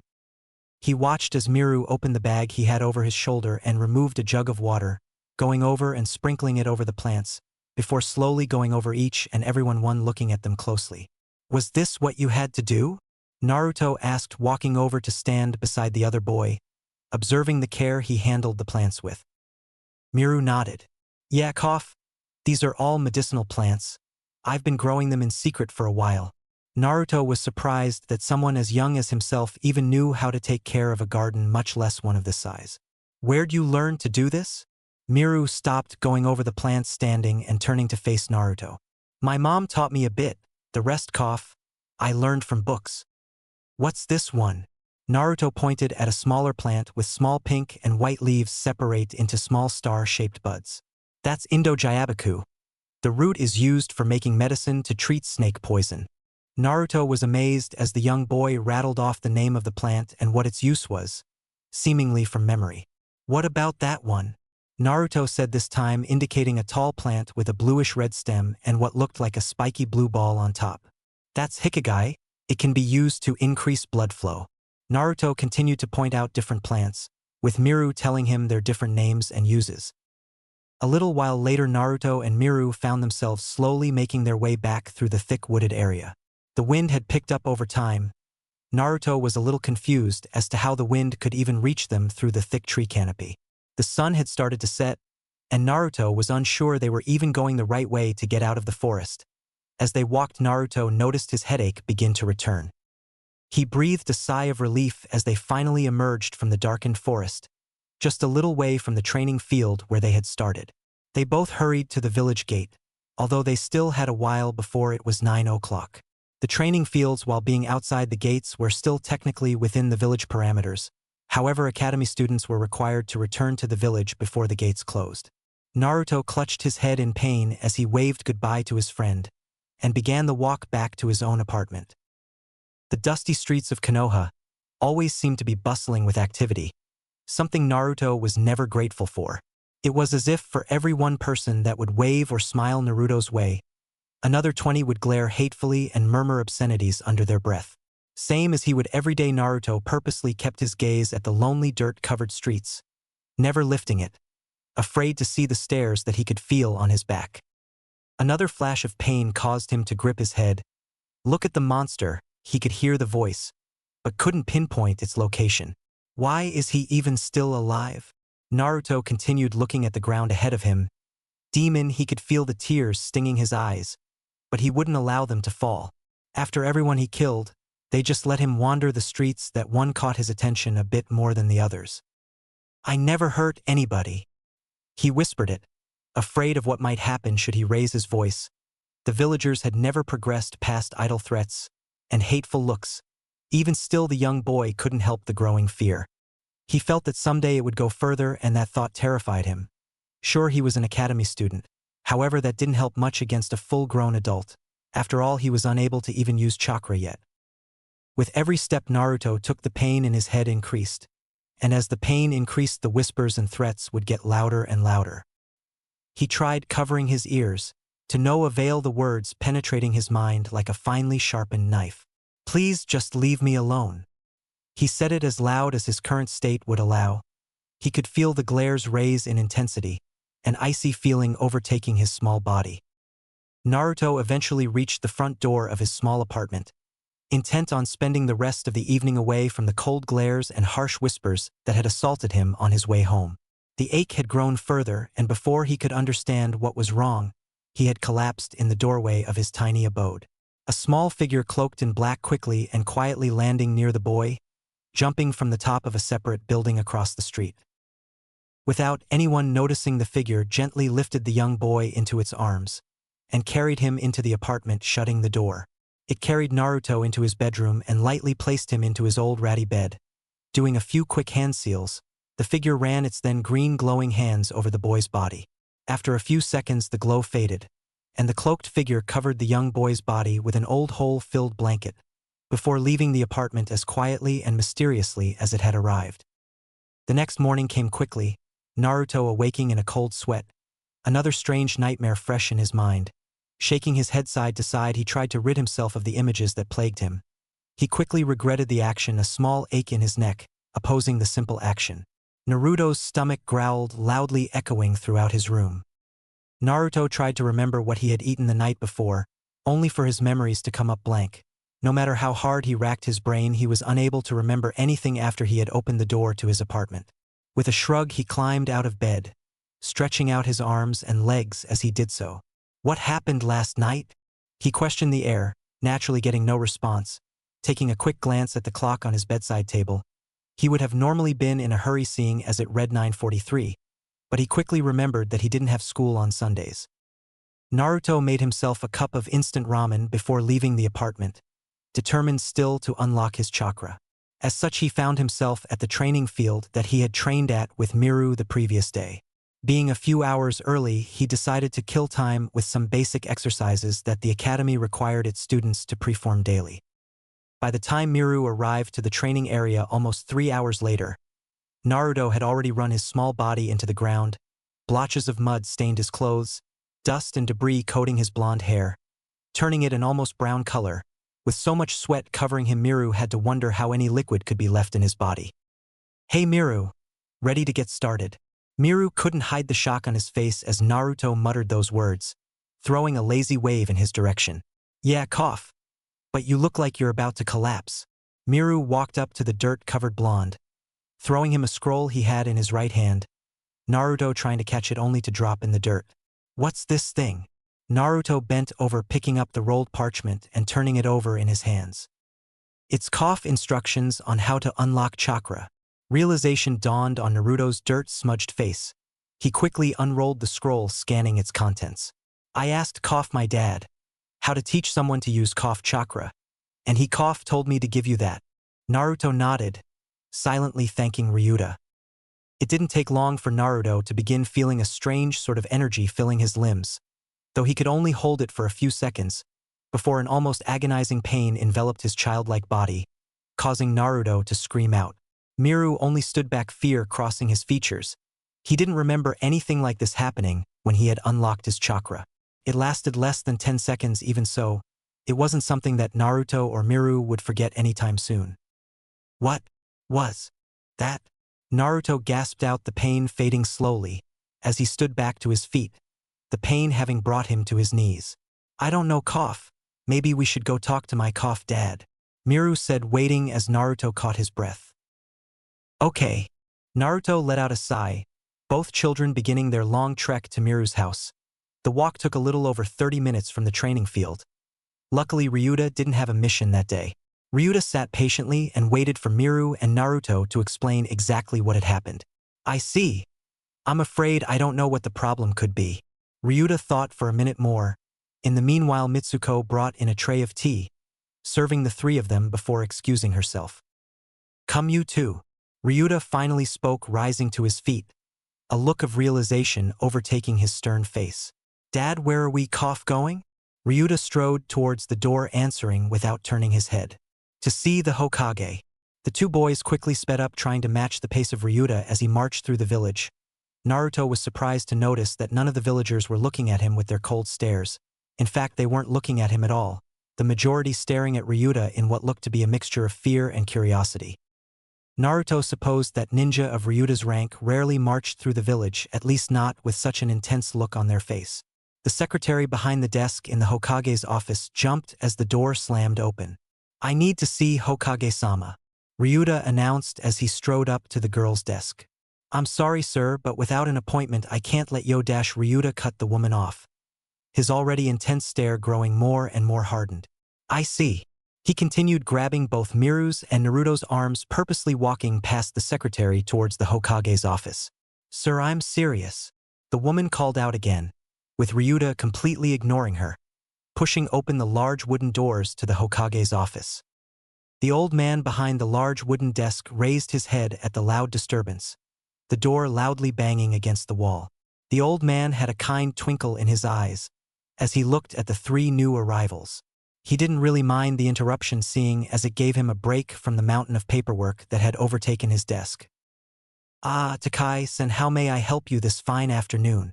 The old man put on the kindest grandfatherly smile he could muster. Even in the face of someone as imposing as Ryuta, he never lost his nerve. Hokage-sama.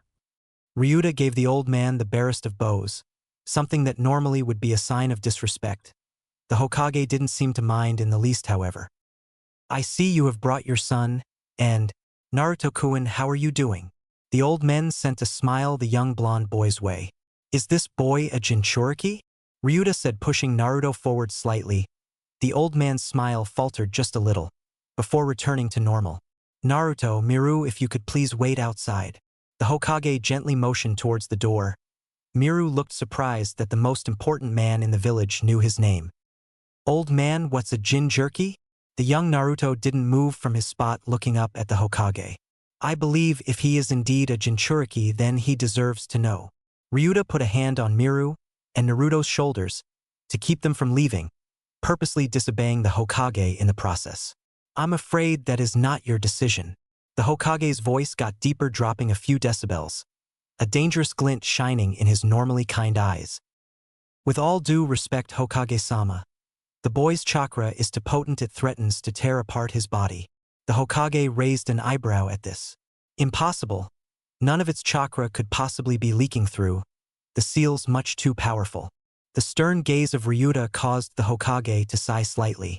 Naruto-kun, come over here and raise your shirt, please, the Hokage said, waving the young boy over to his side. Naruto did as instructed, raising his orange t-shirt over his head, the Hokage's right hand glowing a light green color. Gently he outstretched his hand, placing it gently onto Naruto's stomach. Naruto felt a warmth spread across his body. The Hokage hummed to himself before releasing his jutsu. That's enough, Naruto-kun, you can put your shirt back on. Naruto did as instructed. Feeling a little left out of the loop, he walked back over to stand beside Miru. The seal is still holding. However, there is something wrong. I'll make an appointment for Naruto to see a chakra specialist. Ryuta nodded, not entirely happy, but willing to accept that the Hokage was willing to get something done. As the trio started to walk out of the room, the Hokage called out one more time. Takais-san, please stay for a minute. Ryuta allowed the two children to walk out of the Hokage's office, closing the door behind them. Yes, Hokage-sama, Ryuta said, bowing a little deeper than before. I understand that you have reasons for acting the way you do. However, I am still the Hokage of this village, and if you barge into my office again, spilling village secrets, you won't have enough time to regret it. The Hokage's voice got deadly serious towards the end, Ryuta flinching slightly at the thinly veiled threat, something that was an odd sight. I apologize, Hokage-sama. It won't happen again. Ryuta bowed once more. Apology accepted. After all, I never told you of Naruto's history, seeing as your family was not part of the village when the Nine Tails attacked. But don't forget what I said. Ryuta started towards the door again. One question before you go, to Takais-san. Ryuta stopped again to look at the Hokage. Do you hate the boy now? Ryuta took a second to answer. I'm not so blind that I can't tell the difference between a giant demon and a little boy with blonde hair. The Hokage seemed satisfied with this answer, the grandfatherly smile returning to his face. I'm happy that there are still people like you in this village. Helps me think it's still worth protecting. As Ryuta walked out of the Hokage's office, he noticed both boys standing suspiciously close to the door. Takais-san, what is a jinchuriki? Naruto asked again, having never got an answer. Ryuta sighed uncharacteristically. That's something you need to ask the Hokage about. Naruto begrudgingly dropped the topic, but made a mental note to ask the old man about it the next time he saw him. It was only 2 days until their first overnight field training exercise, and Naruto had yet to get to talk to the Hokage about what was wrong with his chakra. At least not till now. As Naruto awoke, a strange black-clad figure stood at the foot of his bed. The figure wore a cat mask. Naruto recognized the figure as an Umbu, and remembered having seen this particular Umbu many times over the years. Uzumaki-san, the Hokage requests your presence this morning. The figure spoke with a feminine voice that had just a touch of kindness to it. Naruto was confused, having just awoken. His thoughts were still hazy. So nodding his head, he stretched and got out of bed. Throwing on the same clothes he had worn the day before, he followed the figure out of the apartment. What did the brat do this time? Naruto heard this as he walked. At first he thought the cat-masked woman had said it, but as he looked around he noticed all the people staring at him. Not that it was out of the ordinary or anything. Just that he seemed able to hear what they were saying better than usual. He had already realized that when he got his headaches he was hearing people's thoughts. But this seemed different. All the sound around him was much clearer than I usually was, almost as if his ears had been plugged his whole life and were now clear for the first time. Do you think the demon killed somebody? Naruto picked up another whisper. I don't know, I guess it's possible. He heard the answer as well. If he focused he could tell which two women were talking. Probably. I don't know why they even let the damn thing live. He was even more confused and angry. He had never hurt anybody in his life, and yet these people continued to treat him like garbage, like he was some kind of criminal who didn't even deserve to live. They're the ones who need to die. He muttered the words, not even realizing what he had just said, until a few seconds later. No, I don't want to hurt anybody. I just have to show them that I'm not bad. He desperately thought to himself, trying to squash the impulse that had just infiltrated his mind. But if I just kill the ones that treat me this way, then everything will be fine. Naruto quickly brought up his fist, smashing into the side of his head, in some kind of barbaric attempt to beat the thoughts out of his head. He struck himself 5 times before the umbu restrained him. Uzumaki-san, are you all right? The cat-masked woman said, bending down to Naruto's level, keeping his arms at his sides. A large, angry-looking red mark already appearing on the side of his face. No doubt it would bruise. Slowly Naruto calmed himself down, focusing on blocking out the words around him, which was even harder as the people had watched him attacking himself, and as such their whispers had gotten louder. A headache had formed as well, and with it the thoughts were infiltrating his mind as their words penetrated his ears. Naruto's anxiety continued to rise, his body shaking. The tremors kept getting worse, the cat-masked umbu voicing her concern as Naruto fell to the ground, moving sporadically on the ground. Cat quickly rolled Naruto over onto his side. He's seizing, she muttered, going through a few hand seals. Her hands started to glow green. She held them up to his head. How hard did he hit himself? Chapter 5. Demon. By Nexus of Pain. Disclaimer. I do not own Naruto or any of the other literary works I may reference in this story. When Naruto woke, he was staring at the white ceiling of a hospital room, the smell of disinfectant burning his nostrils slightly. What happened? He muttered, not expecting an answer. You know, Naruto-kun, that's what I was going to ask you. Naruto jumped, not having noticed the other presence in the room. Turning over, Naruto caught sight of his visitor. Old man, why were you here? Naruto asked, trying to sit up, before quickly falling back to the bed, a wave of nausea hitting him like a pound of bricks. Hanging over the edge of the bed, Naruto emptied the contents of his stomach into a bin that the Hokage moved closer to him. Thanks, old man. Naruto forced out as he caught his breath, his retching having stopped. It's no problem, Naruto-kun. How are you feeling? The old man gave him the kindly smile he was known for. I think I'm okay now. My stomach still hurts a little, but I'll be fine. The Hokage nodded, a glint of affection shining in his tired eyes. Reaching into the pocket of his red Kage robes, he produced a small piece of hard candy that he offered to the boy. So, do you remember what happened? Naruto shook his head in the negative as he accepted the sweet. I don't know, it's all real hazy. When I try to think, my head hurts a lot, Naruto said, popping the strawberry-flavored candy into his mouth. The umbu that was with you said you struck yourself. Do you have any idea why you would have done that? Naruto's expression turned to one of shame, but he shook his head again anyway. Are you sure? Naruto continued, shaking his head, refusing to speak on the subject. Well, that's all right. I'm sure you will remember soon. The Hokage rose up out of the chair he was seated in, making his way to the door. One more thing. The old man stopped with his hand on the door. Naruto, still laying in bed, turned his head to look at the Hokage's back. You'll be released in just a little while. When you are, please come by my office. There's something we need to do. With that, the old man opened the door, walking through it, and closed it behind him. The Hokage was correct. Less than 2 hours later, Naruto was on his way out of the large hospital.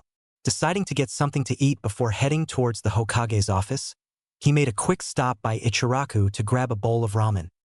He was relieved that he was no longer hearing the villagers' thoughts. His ears seemed to be back to normal as well, as he was unable to make out what the villagers were whispering to one another. Hey Naruto-kun, what can I get you today? Tuchi, owner of Ichiraku Ramen, greeted as the young blonde walked up to his small stand. Miso with pork. Naruto's answer was short and to the point. Tuchi raised an eyebrow at the blonde's strange behavior, but letting it slide for now, turned around and began making his order. Dad, who's out there? Naruto heard a small feminine voice from the stand's enclosed storage area. It's one of my best customers. Naruto was a little embarrassed, reaching up to rub the back of his head. He was surprised as a young girl just a little older than him rolled out from the dark storage area. She had long dark brown hair, large black eyes, and a rather fair complexion, but most importantly, she was in a wheelchair. Naruto, this is my daughter Ayam. This is Naruto, my best and most loyal customer. Ayam bowed towards Naruto the best she could without standing from her chair. Ayam's going to be working here from now on. Naruto, remembering his manners, bowed back at the slightly older girl. Looking at her a bit closer, Naruto could see one of her legs was stuck in a cast. What happened? Naruto knew that the question could seem a little personal, but he was curious and decided to ask anyway. Ayam gained a depressed look as she stared down at her cast-laden legs. The atmosphere turned a little awkward. I am nodding slightly towards her father, who took it as a sign that he could reveal the circumstances behind I am's injury. My daughter was a genin. Up until about a week ago, the Chunin exams that they hold every year, she took part. A ninja from another village cut the tendons in both her legs and then broke them. Naruto had heard that being a ninja was dangerous, but he had never seen one injured before. Can you still be a ninja? Naruto was curious how injured a ninja would have to be before they were forced into retirement. She shook her head sadly. The doctors said, "I'll never be able to fully control my legs again." Naruto was able to take a hint and dropped the subject, able to tell how down the older girl was becoming. Naruto finished his ramen quickly, before heading to the Hokage's mansion. No matter how hard he tried, he was unable to get the brown-haired girl out of his head. I'll get strong enough to where things like this won't happen anymore. When I'm Hokage, I'll be able to make sure no one gets hurt. The people around stared as he walked by, not the hateful glares that were the norm, but curious glances one would give a person when they would talk to themselves. Naruto entered the Hokage's mansion and the secretary let him pass without incident, as she informed him that the Hokage had been waiting for him. Entering the large office, he was greeted by the smiling face of the Hokage and the stoic faces of two men he had never met. "Ah, Naruto-kun, it was nice of you to show up. A few more minutes and I might have sent Cat out to find you." Naruto walked up to the Hokage's desk. As he got close enough, the old man bent down and whispered conspiratorially into the young boy's ear. "You know, I think she's taken quite a liking to you." A small blush spread across Naruto's cheeks at the way the Hokage said it. "I apologize, Hokage-sama, however, I have a very busy schedule today, and I would like to be done with this as soon as possible." One of the men, with long straight black hair and pale pupil-less eyes, spoke, his tone without emotion, yet somehow still able to express his irritation. "Of course, Hayashi. Let's get started then," the Hokage said, motioning towards Naruto. Said boy was relatively confused. Not something that was very strange considering his age. However, it still wasn't a feeling he enjoyed. Old man, what am I supposed to do?" Naruto voiced his question. The Hokage turned his attention back to the young boy. "Nothing, Naruto-kun, you just need to stand there." Naruto did as he was told, but he was starting to lose his patience. No one seemed willing to explain what he was there for. Hayashi raised one hand to his face in a half-tiger seal, the veins around his eyes bulging, and his glare becoming more intense. "So, Hayashi, do you see anything?" the Hokage questioned. The man gestured for him to wait a moment. Hayashi's brow furrowed, a look of confusion appearing on his face for just a second. "There does indeed seem to be a problem, but it's not with the seal." As he spoke, Hayashi's eyes returned to normal, the bulging veins sinking back into his face. "What do you mean?" Hayashi cleared his throat before speaking, shooting a quick glance at the young boy. "There is a strange chakra emanating from the boy, but it is not originating at the seal." The Hokage raised an eyebrow at this revelation. "It's coming from the boy's heart." The Hokage let out a long sigh, rubbing his temple. "I was afraid something like this would happen." At this moment, Naruto was quite fed up with being treated like he wasn't even in the room. "What are you guys talking about?" The three men switched their attention back to the young boy. "Don't worry about it, Naruto-kun." The Hokage waved him off again, pissing the young boy off even more. "What do you mean you were afraid this would happen?" The other man, for the first time, he was a tall man with a darker blonde hair than Naruto's own, pulled back into a long ponytail going down his back. "Inoichi, can you look and make sure nothing is influencing the boy's mind?" Inoichi quickly agreed to the Hokage's request. "Of course, Hokage-sama." He placed his hands together in a seal Naruto didn't recognize. Mind infiltration jutsu. Almost immediately Naruto could feel the intrusion, manifesting itself as a splitting headache. The pain was so great Naruto fell to his knees, thoughts and memories that were not his own flooding his young mind. It ended quickly, with Inoichi gasping for breath and holding his own head. "Inoichi, what happened?" the Hokage asked, concerned. "I didn't get to see much, he reversed it on me," Inoichi said, causing all eyes to once again be drawn to the young boy. The look of shock across Naruto's features explained everything they needed to know. I'm a demon." The words escaped the boy's mouth. The Hokage felt a stinging pain in his chest as he looked at the hurt and pain on Naruto's young face. Before the Hokage could stop him, the young boy bolted for the door, quickly running through it and disappearing. Cat, follow him. The Umbu appeared suddenly, having been hidden in the room. Only the Hokage knew where for sure. Hokage-sama, do you know what's going on with the boy? Inoichi asked, honestly curious. I hadn't thought much of it back then, but I suppose these would be the side effects. Side effects? Of what, Hokage-sama? The old man sighed deeply. You both know back when the Nine Tails attacked the village, the fourth Hokage sealed the beast inside young Naruto. Inoichi nodded, while Hayashi made a noise to indicate he was listening. Well, one thing I didn't reveal back then. The Hokage couldn't stop the fox before it managed to harm the boy. Both men were paying closer attention now. A small amount blood. So little I didn't think anything of it at that point mixed with young Naruto. The men were slightly confused at the Hokage's phrasing. You mean the fox's blood? Inoichi sounded taken aback, the Hokage nodding in confirmation. Yes, a small wound on the boy's stomach. The Nine-Tails claw had pierced him there, allowing some of the demonic blood of the Nine-Tails to mix with Naruto's own. Back then I didn't think such a small amount of tainted blood would have any adverse effects. The Hokage let out a breath as he finished talking. So you think the chakra is hurting him because his human body is naturally producing demonic chakra? The Hokage affirmed Inoichi's statement. And who knows what else it might do? Cat followed close behind the fleeing blonde boy, easily keeping pace with the boys running. She was surprised when he stopped atop the Hokage monument. Not many children came to this spot in the village. Actually, almost no one in general came far enough up the mountain to sit on the Hokage's heads. Cat supposed that might be the reason.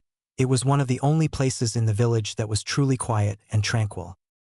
Umbu were under no circumstances allowed to show emotion while on duty. However, watching the young boy sit atop the fourth Hokage's head, tears flowing freely from his eyes hurt her heart a bit. The boy had been her first assignment over 4 years ago, almost to the day. She became an Umbu and was immediately assigned to watch over the young boy.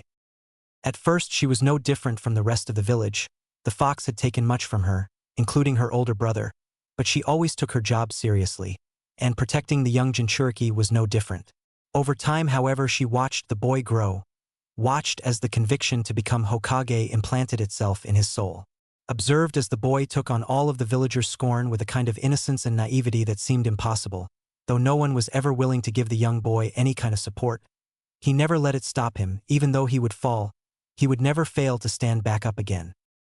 So even though at first she had in fact hated the boy for what he contained, now was a different story. Now she could honestly say, she held the utmost respect for the innocent young boy before her. I am a demon. She could hear the boy as he spoke to himself, completely oblivious to her presence just behind him. If I'm a monster, then no matter what I do, I'll never be able to be Hokage, if I can't even do the only thing I promised myself. The young boy dug around in the pouch strapped around his leg. Cat paid close attention, as Naruto removed a very real and very sharp kunai knife from the pouch. Then there's no point. He raised the knife slowly, bringing it up to the side of his small, fragile neck. Cat moved quicker than she even thought possible, grabbing the young boy's hand in mid-action, stopping the knife just short of plunging into the young blonde's neck.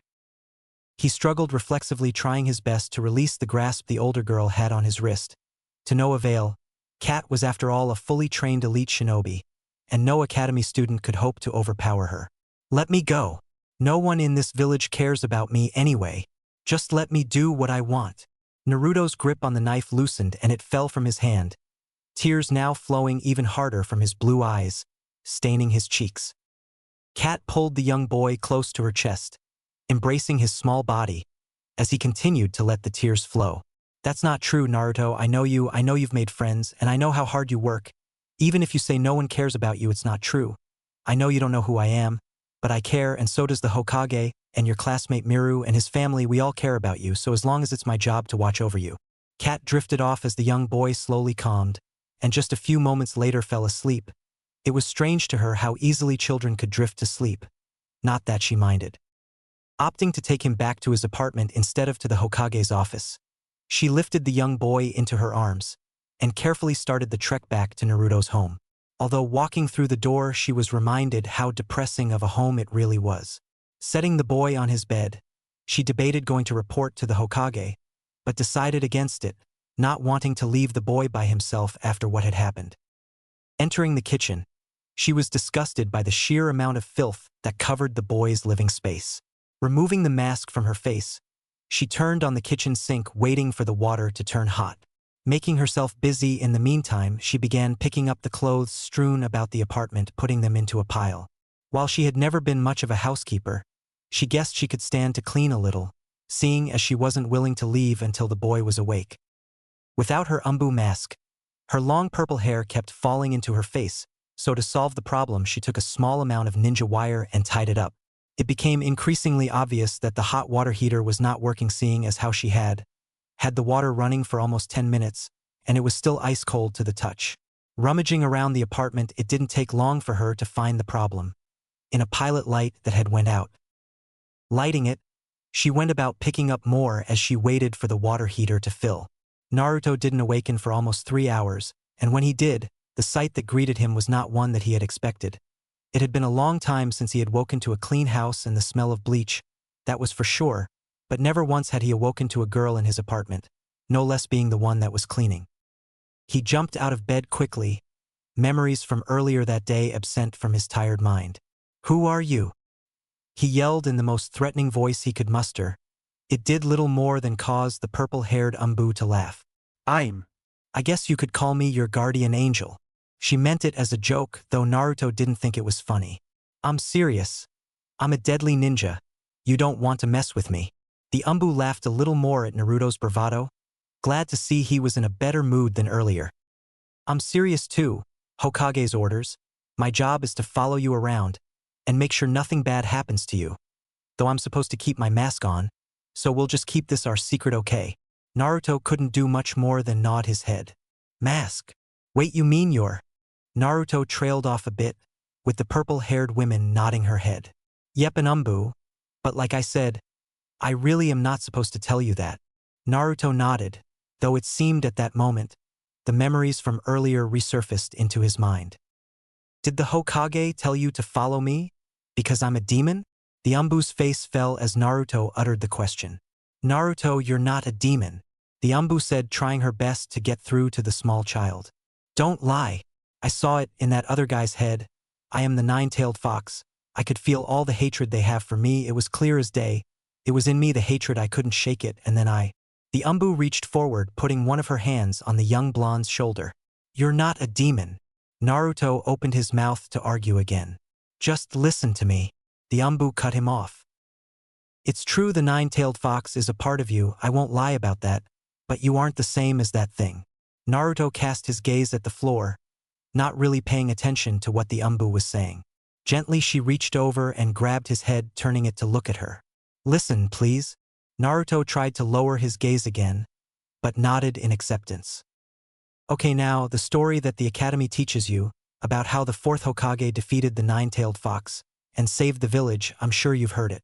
Naruto made a noise to acknowledge that he had in fact heard the story. Honestly, Naruto doubted that there was anyone who hadn't. Well, some of that may have been just a little bit of a lie. Naruto had expected this.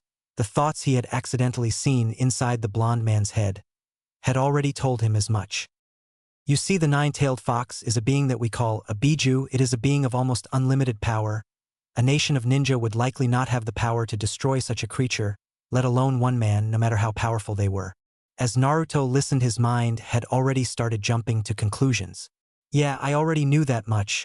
That's why the fourth Hokage wiped my memory and trapped me in the form of a child." The Umbu looked at Naruto quizzically, before letting a laugh slip from her feminine lips. "Well, I suppose that was a decent guess. But you're wrong, by the way." Naruto crossed his arms, glaring at the purple-haired lady, in a way the Umbu thought was actually quite adorable. "You see, it just so happened that this same day, a very special, amazing prodigy of a ninja was born." She tried to spice the story up a bit so as not to lose Naruto's attention. "You see, after an epic battle with this monstrous beast, the Hokage realized something. No matter what he did, the creature would just shake off any damage." The Umbu told the story as though it were an epic fairy tale, one you would tell a child, mostly because that's exactly what she was doing. So, in a last-ditch effort, the Hokage scoured the torn village, finding the one ninja that would be capable of holding the immense power that the beast contained. The Umbu stopped to clear her throat before continuing. Eventually he found him, in the form of a small child less than an hour old. You see, the power that this child, this amazing child held, was so great that as soon as the Hokage laid his eyes upon him, he knew that this child. Naruto had forgotten himself, so focused on the story that he had almost completely forgotten why they were even talking about it. This child would grow up to be a hero so great that even the most powerful of enemies could not stand in his way, a hero so full of light even the deepest of darkness could not hope to turn him from the path of justice. The Umbu paused again, trying to think of how to continue the story. You see, as the Hokage gazed upon the small newborn's face, he could see everything that child would one day be capable of. So in order to save the village that he loved so dearly, he used the last bit of his life to contain the creature inside this child. You see, Naruto, the Hokage, would have never placed a burden like this on someone that he wasn't positive would be strong to contain it. This child, in case you haven't figured it out at this point, was you, Naruto. You see, you're not some demon to be despised, you're a hero that was chosen by the strongest Hokage to protect this village. As long as the nine-tailed fox resides in you, there is no way for it to harm anyone again. Naruto hesitantly nodded, unsure how to feel at this point. Though to be honest, there was a small amount of shame at what he had tried to do earlier that day. One little hiccup in his plan to be Hokage, and he was more than willing to give up, and now that he knew how much faith the fourth Hokage had placed in him, his will to become the greatest Hokage that ever lived was all that much stronger. Is everything you said the truth? Young Naruto questioned, his eyes glazed over slightly. Of course. I have never lied about something this important in my life, and I'm not about to start now. Naruto didn't mean for it to happen, and actually didn't notice when it started. However, slowly but surely, tears began to fall from his eyes. Kat grasped Naruto by the shoulders, embracing him for the second time that day. The front of her Umbu uniform quickly became soaked from the boy's tears, but she didn't mind. She had never really thought of herself as the kind of person that was good with kids. This one, however, she had grown attached to. Naruto calmed down not long after, wiping the residual tears from his deep blue eyes. I've decided. He spoke quietly, to the point where Kat had to strain her ears to hear it. From this moment on, I'm not going to cry anymore. I'm going to get stronger. So strong that no one can stand in my way. So strong that this village will have to accept me as their Hokage. So strong that even a demon can't beat me. The determination in Naruto's eyes made Kat believe that not only could Naruto accomplish what he said, but that he would accomplish it. Good, I'll be looking forward to seeing it. Kat stood up from the spot where she was kneeling on the floor. Walking over to the kitchen sink, she picked up her mask and placed it back on her head, covering up her feminine looks, though her purple hair was still visible. What's your name? Naruto asked, realizing that he had yet to ask such an important question. The women thought about it for a second, before deciding that it couldn't hurt. I'm Yugao Yuzuki. It's nice to finally meet you, Naruto Uzumaki.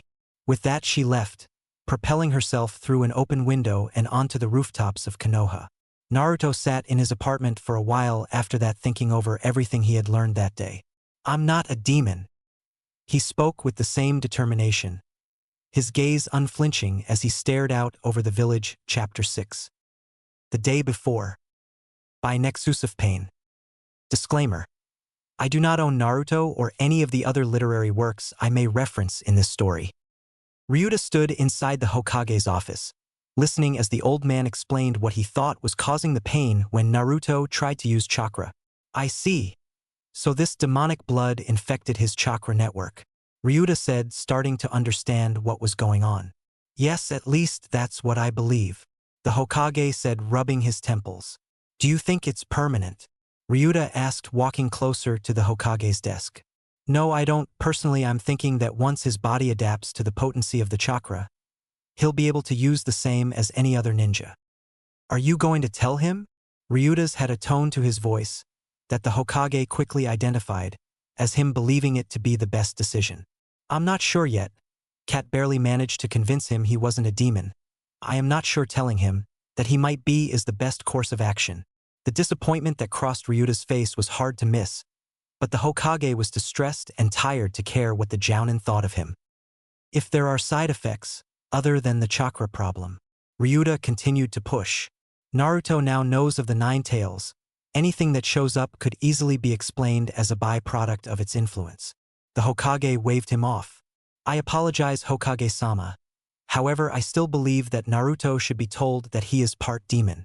Ryuta's voice began getting louder, but quickly returned to its normal octave when the Hokage shot him one of his patented death glares. And I believe that you believe that. Unfortunately, this is not your decision. It is mine. Now please leave. I have an appointment that I mustn't be late for. The Hokage rose from his chair, escorting Ryuta out himself, before locking his office door and leaving as well. Meanwhile, Naruto was once again stuck in the infinite hell that seemed to be Ninja Academy. Since learning of his condition, he had begun to accept that it must be the reason for his newly found mind-reading capabilities, something that he was currently focusing on trying to activate. He had realized the night before that if he concentrated hard enough, he could begin to hear the voices that were in his neighbors' heads. Unfortunately, the headache that accompanied this new ability showed no sign of disappearing anytime soon. He had also found that when the ability had activated itself, the thoughts of others were quite clear, but when he tried to force it, he was lucky if he got a few words here and there. The most he could drag from his neighbor's head was the word youth. Sighing, he looked down at the paper in front of him. He cursed whoever thought up the idea of written tests, which brought him back to his current predicament. He had quickly ascertained that he knew almost none of the answers to the questions in front of him, which was the reason he was straining his mind to hear his classmates' thoughts. He was forced to give up hope of cheating when the headache became too much to handle, so he resigned himself to answering the questions to the best of his abilities. Time ran out rather quickly, with Irika calling for them to put down their pencils. As Naruto had thought, most of the answers had indeed eluded his grasp. He was brought from his thoughts when he heard his only friend ask Irika a rather strange question. Irika-sensei, can Kekai Genkai be transferred, from one ninja to another? Irika looked rather confused at the sudden question. What brought this on? Irika asked, thinking the question over. Just curious. Miru put on his best angelic expression. Well, yes, it is possible, though a person with a false Kekai Genkai typically is unable to use it to the extent as someone who is born with one. Irika answered, never having been one to deny a child's curiosity. After all, what kind of teacher would he be if he did? How? Irika was starting to get a little suspicious, but saw no harm in humoring the young boy. He would just ask the Hokage later if he knew what could have brought on this line of questioning. Well, it's different depending on the type, such as jujitsu, which have been known to work just by transferring an eye from one person to another. Other than that, the only kept on record would be those that were the product of a blood transfusion. Thanks, sensei. Is there anyone in the village like that? Irika stroked his chin for a minute, thinking, though only one case came to mind. Well, a man with the Sharingan transplanted into his eye. Sasuke looked up at the mention of the word. Naruto was confused in general. He wasn't even sure what a Kekai Genkai was. What about the other thing you said? Irika sighed, running a hand through his brown hair. Since the invention of the Zanketsugen, blood transfusions are rarely needed, so a case of a Kekai Genkai being transferred that way hasn't been seen in a long time. Miru seemed satisfied, his curiosity sated. That's all I wanted to know. Thanks again, sensei. Irika accepted Miru's thanks and began his lessons again. Naruto zoned out for the rest of class, something that he kept trying to stop doing. But something about Irika's voice was so boring that he couldn't help falling asleep or otherwise preoccupying himself. Remember, class, the field trip is tomorrow. Pack for an overnight mission. If you can't remember everything, I have lists of the things you'll need to bring. With those words, the bell rang, signaling the end of the school day. Hey Naruto. Do you want to train some more today? Naruto felt a shiver run down his spine as he remembered the pain of the chakra running through his body. No, I think I'm gonna wait and talk to the old man again before I do that. Miru nodded in understanding. But we could go get some ramen again. Naruto threw the idea out there.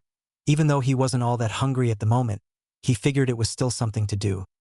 Sure, though I need to go water my garden first. Miru said almost apologetically. That's cool, I'll go with you. A smile crept onto Naruto's face.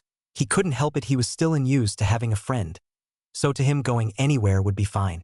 Naruto's smile must have been contagious because it spread to cover Miru's face well. Naruto's smile didn't last forever. As less than an hour later he was reminded why he hated the dense forests surrounding the village. Once again Naruto and Miru were trekking through the thick underbrush on their way to Miru's garden. And likewise once again, Naruto found himself covered head to toe in the sticky sweat that only seemed to appear when he entered a forest. Naruto rapidly wiped at his eyes as some of the salty liquid blinded him temporarily. "Thank Kami. I thought I wasn't gonna make it this time," Naruto called loudly as he let himself fall onto his back in the large clearing. Miru just laughed at his friend.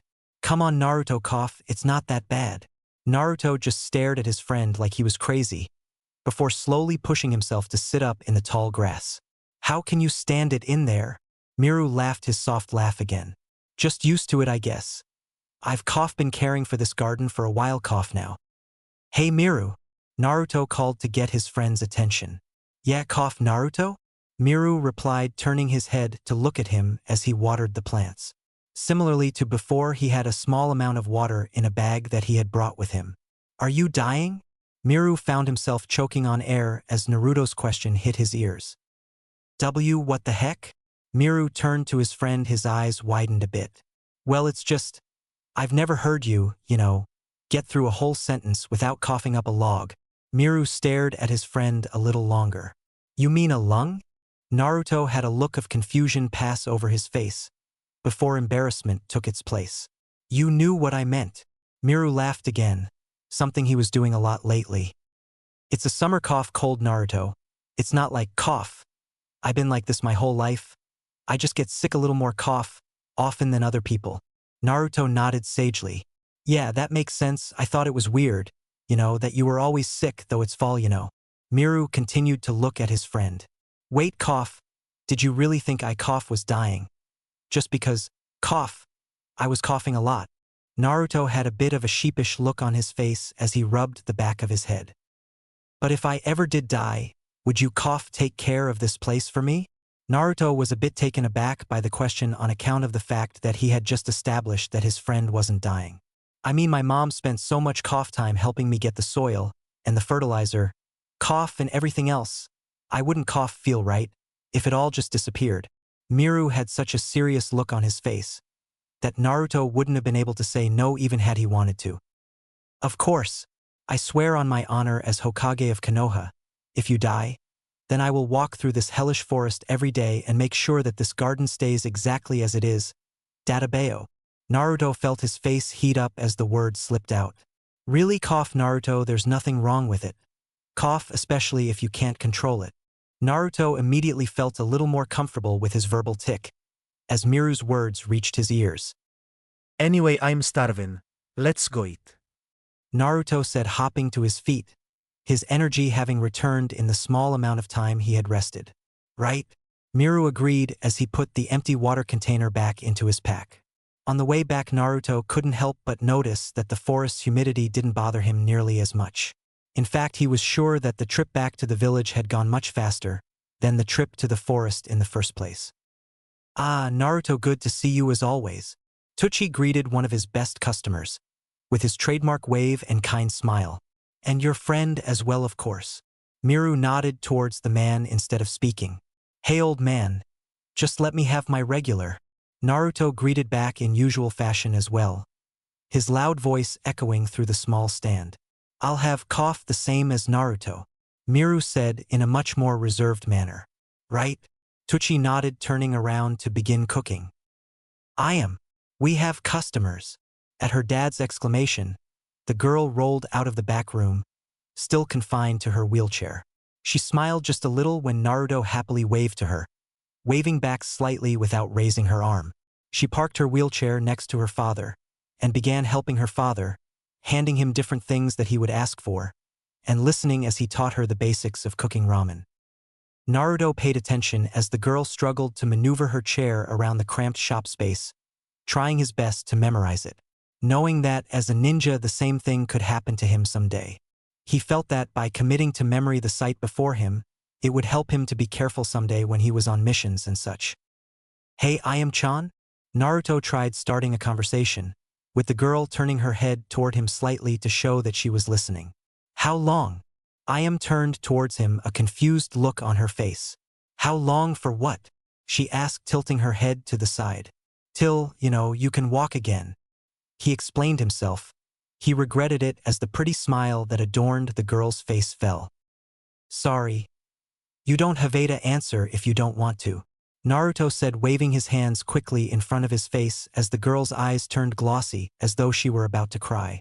The doctor said it would probably be about 3 months. Tucci answered for her, carrying the 2 bowls of ramen over to the boys and setting them in front of Naruto and Miru respectively. That's how long it'll take for the muscles to heal enough for her to start strengthening them again. Naruto continued to look at the girl. While she was a little older than him, he could wholly admit he thought she was very pretty. I thought ninja could heal stuff like that super fast or something, Naruto said. It wasn't a question, more of a statement. Even so, Tucci answered him. Normally, yeah, but she's been forced to retire, so I had to take her to the civilian hospital. The most the medic ninja would do was close the basic wounds. Naruto didn't know much about the differences between the civilian side and the shinobi side of Konoha, but he did know that something about that didn't sound right. Did you talk to the old man? Tucci shook his head. No. He doesn't have time for things like this, was all Tucci said, and Naruto got the feeling he should drop the subject. After they finished their meals, the two said their goodbyes to Tucci and Ayam. Walking home, a thought occurred to Naruto. Hey Miru, you know a lot about medicine, right? Miru wasn't sure where Naruto was going with this, but decided to answer his friend. I wouldn't say I know a lot, but I know more than some people. Naruto made a humming noise in the back of his throat. So is there some kind of medicine that we can make with your plants to help Ayam's legs? Understanding dawned on Miru's face. Oh, the child thought about it for a minute as the two continued their walk. I might be able to. I'll ask my mom when I get home. Naruto stopped walking for a minute. Your mom? He questioned. Yeah, my mom used to be a medic ninja. Back when we lived in the land of water. Naruto nodded, starting to walk again. I guess that makes sense. You did say she was the one who helped make your garden. Miru smiled as he thought about it. Yeah, she always supported me when I said I didn't want to be a ninja, but Dad always got mad about it. Naruto noticed how Miru's voice seemed more distant when he talked about his father. You know, your dad's cool and all, but I think you should do what you want to do. I wish it was that easy, Miru said, a little downtrodden. Noticing this, Naruto tried to think of something to say. I think if you really don't want to be a ninja, then don't, but I also think that your dad sees how strong you are, and that's why he doesn't like it when you tell him you don't want to do it. Naruto said the first thing that came to mind. But I'm not strong, not at all, Miru said. Naruto grit his teeth, trying to keep his anger down. If there was one thing that bothered him, it was when people put themselves down. I think you are, Naruto finally said, letting out a slow breath. You're wrong. Everything my dad tries to teach me I can't do it. Maybe, but I think that someone who's weak wouldn't try to learn in the first place, Naruto said in a slightly tense tone. The only thing I'm good at is growing plants. Naruto was starting to get pissed, so before he did something he didn't want to, he changed the subject. That's why I want you to help Ayam. After all, 3 months is a long time to be stuck in a chair. I'll ask my mom tonight. Don't worry, Miru said, smiling only slightly. The rest of the walk to Miru's house was in silence, neither really having anything they wanted to say. Hey Miru, do you know exactly what we are supposed to bring tomorrow? Naruto asked as he suddenly remembered the training mission that was set for the next day. Just like a bedroll, canteen. Irika-sensei said he would bring rations. So just things like flint and, regular ninja gear. Naruto nodded, trying to memorize everything Miru was saying. I don't have a bedroll, he said as he thought about it. I might have an extra. I'll ask my mom, Miru said as they walked up to the door to his house. Inviting Naruto in, they both switched into slippers in the doorway as Miru announced their arrival. Mom, I'm home. Naruto's here too, he yelled as the both stepped into the main sitting area. Welcome home, sweetie, and Naruto-chan too, she said, walking into view, hands clasped in front of the apron she was wearing. Are you staying for dinner? She asked Naruto, bowing slightly in greeting. I don't think so, not tonight. Mitsuko frowned just a little. That's too bad. The pout on the older woman's face almost made Naruto change his mind. Mom, do we have an extra cough bedroll that Naruto can borrow? Miru asked his mother, causing a look of interest to cross her features. That's right, you two have your first training mission tomorrow, she said, clapping her hands together happily as she remembered. I think we actually might have an extra around here somewhere, she said as she escorted the two towards Miru's room. Now you wait in here and I'll see if I can't find it. All right. Naruto nodded as he took a seat at the table in the middle of Miru's floor. It was only a few moments later that she returned, a rolled sleeping bag in her arms. I found an old canteen too, if you need one. She handed Naruto the items, Naruto accepting the canteen as well. Thank you, Takais-san, he said, standing and bowing towards her, causing her to giggle just a bit. You really do have quite the well-mannered friend, she said to her son, before escorting Naruto to the front door. Naruto-chan, are you sure you don't want to have dinner with us? Mitsuko asked again, the same sweet motherly smile, adorning her soft features. Sorry, but really I should get home. Haveda get ready for tomorrow and all that, he said, giving a final bow before changing back into his shoes and leaving through the door. All right, but anytime you want to you can come over for dinner. Okay, she said as she waved at him waving back as he started to walk away. Naruto made good time on his way home, and as he walked through his door, he was only slightly surprised at the purple-haired Umbu that was seated on his broken-down couch. Naruto, you're home awfully late, she joked as he walked in. Don't you follow me around all day? Naruto pointed out to the woman, who was still wearing her cat mask. When you say it like that, I sound like a stalker, she teased as he sat on the couch beside her. So why are you here? Naruto asked, as the woman threw an arm around his shoulders. Well, you already know that my mission is to guard you, so there's no point in skulking around in the shadows, she said as Naruto shook the arm off his shoulders. I thought that's what Umbu did? Naruto questioned. Yugao rolled her eyes.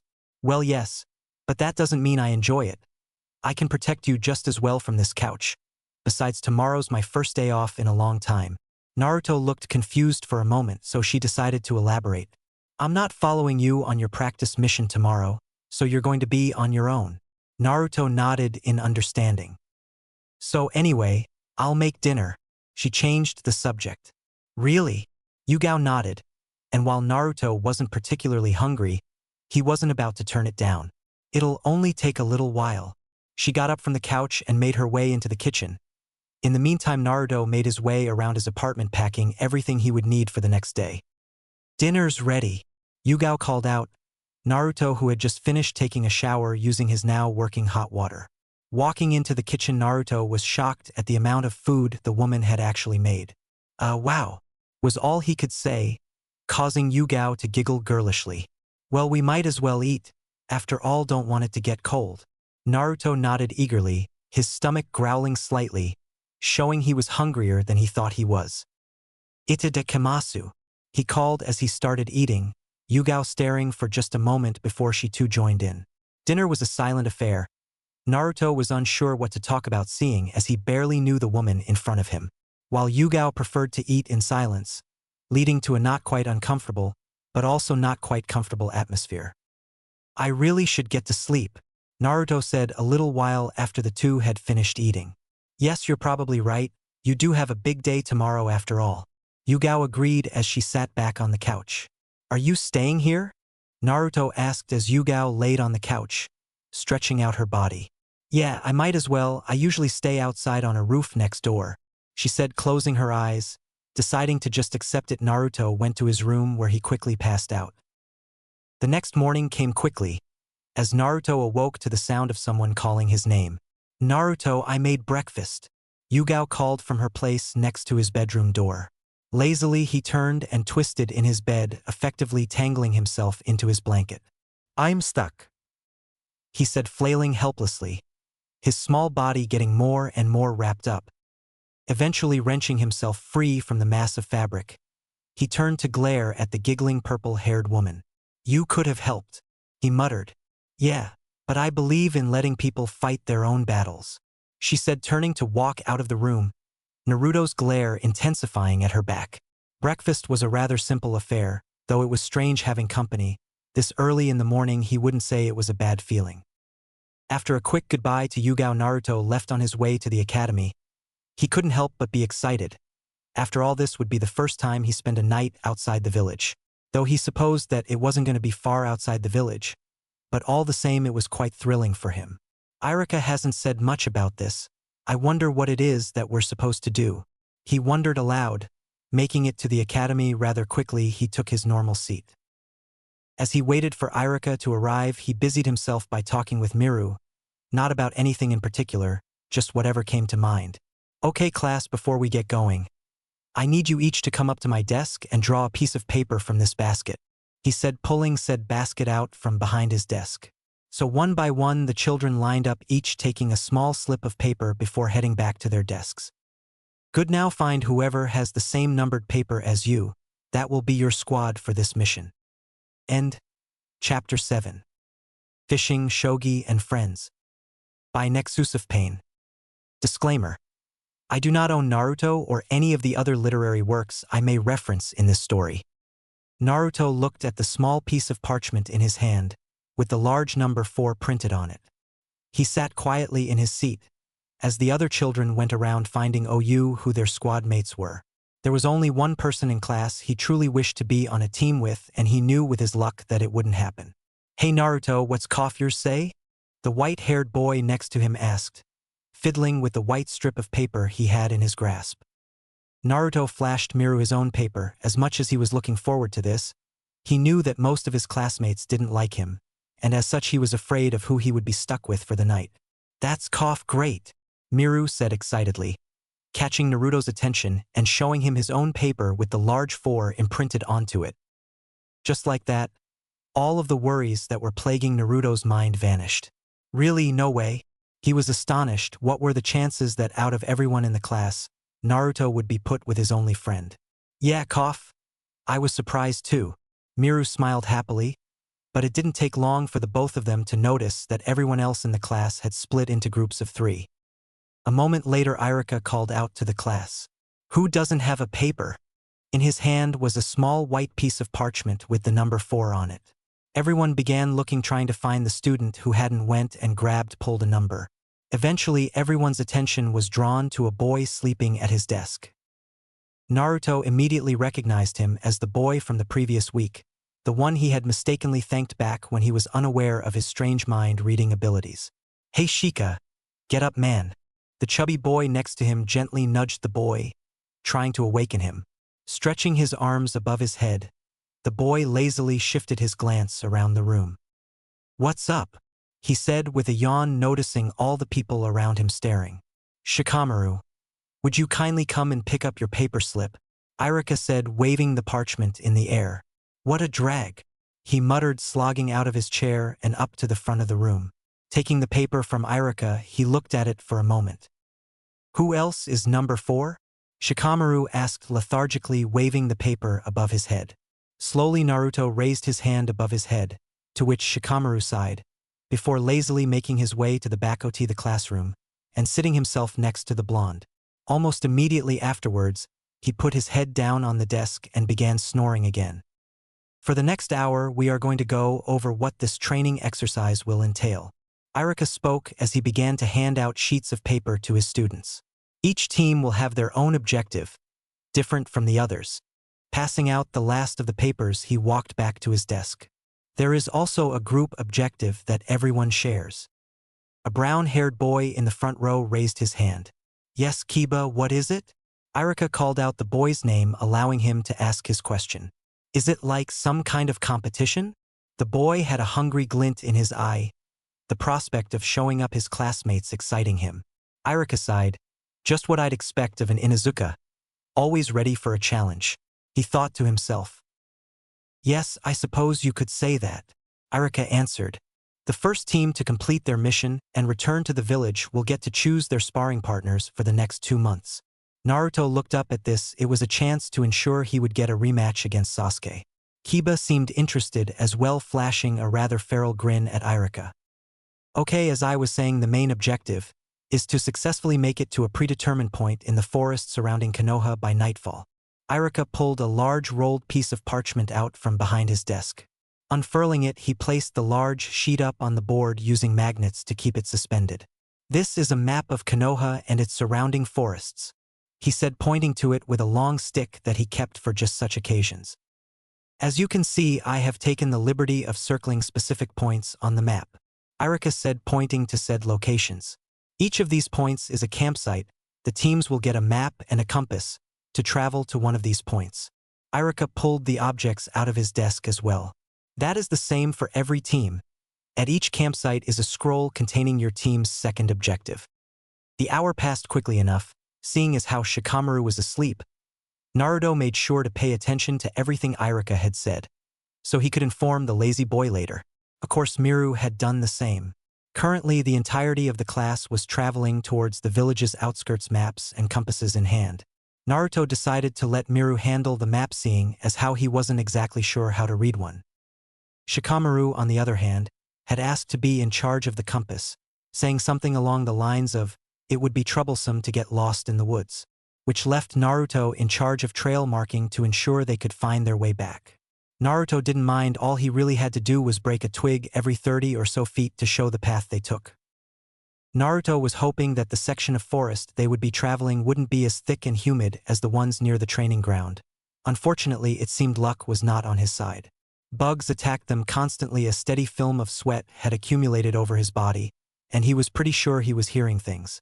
The undergrowth was so thick in some places that the children had to circle around, and they began to realize why getting to the campsite before dark was such a serious thing to Irika.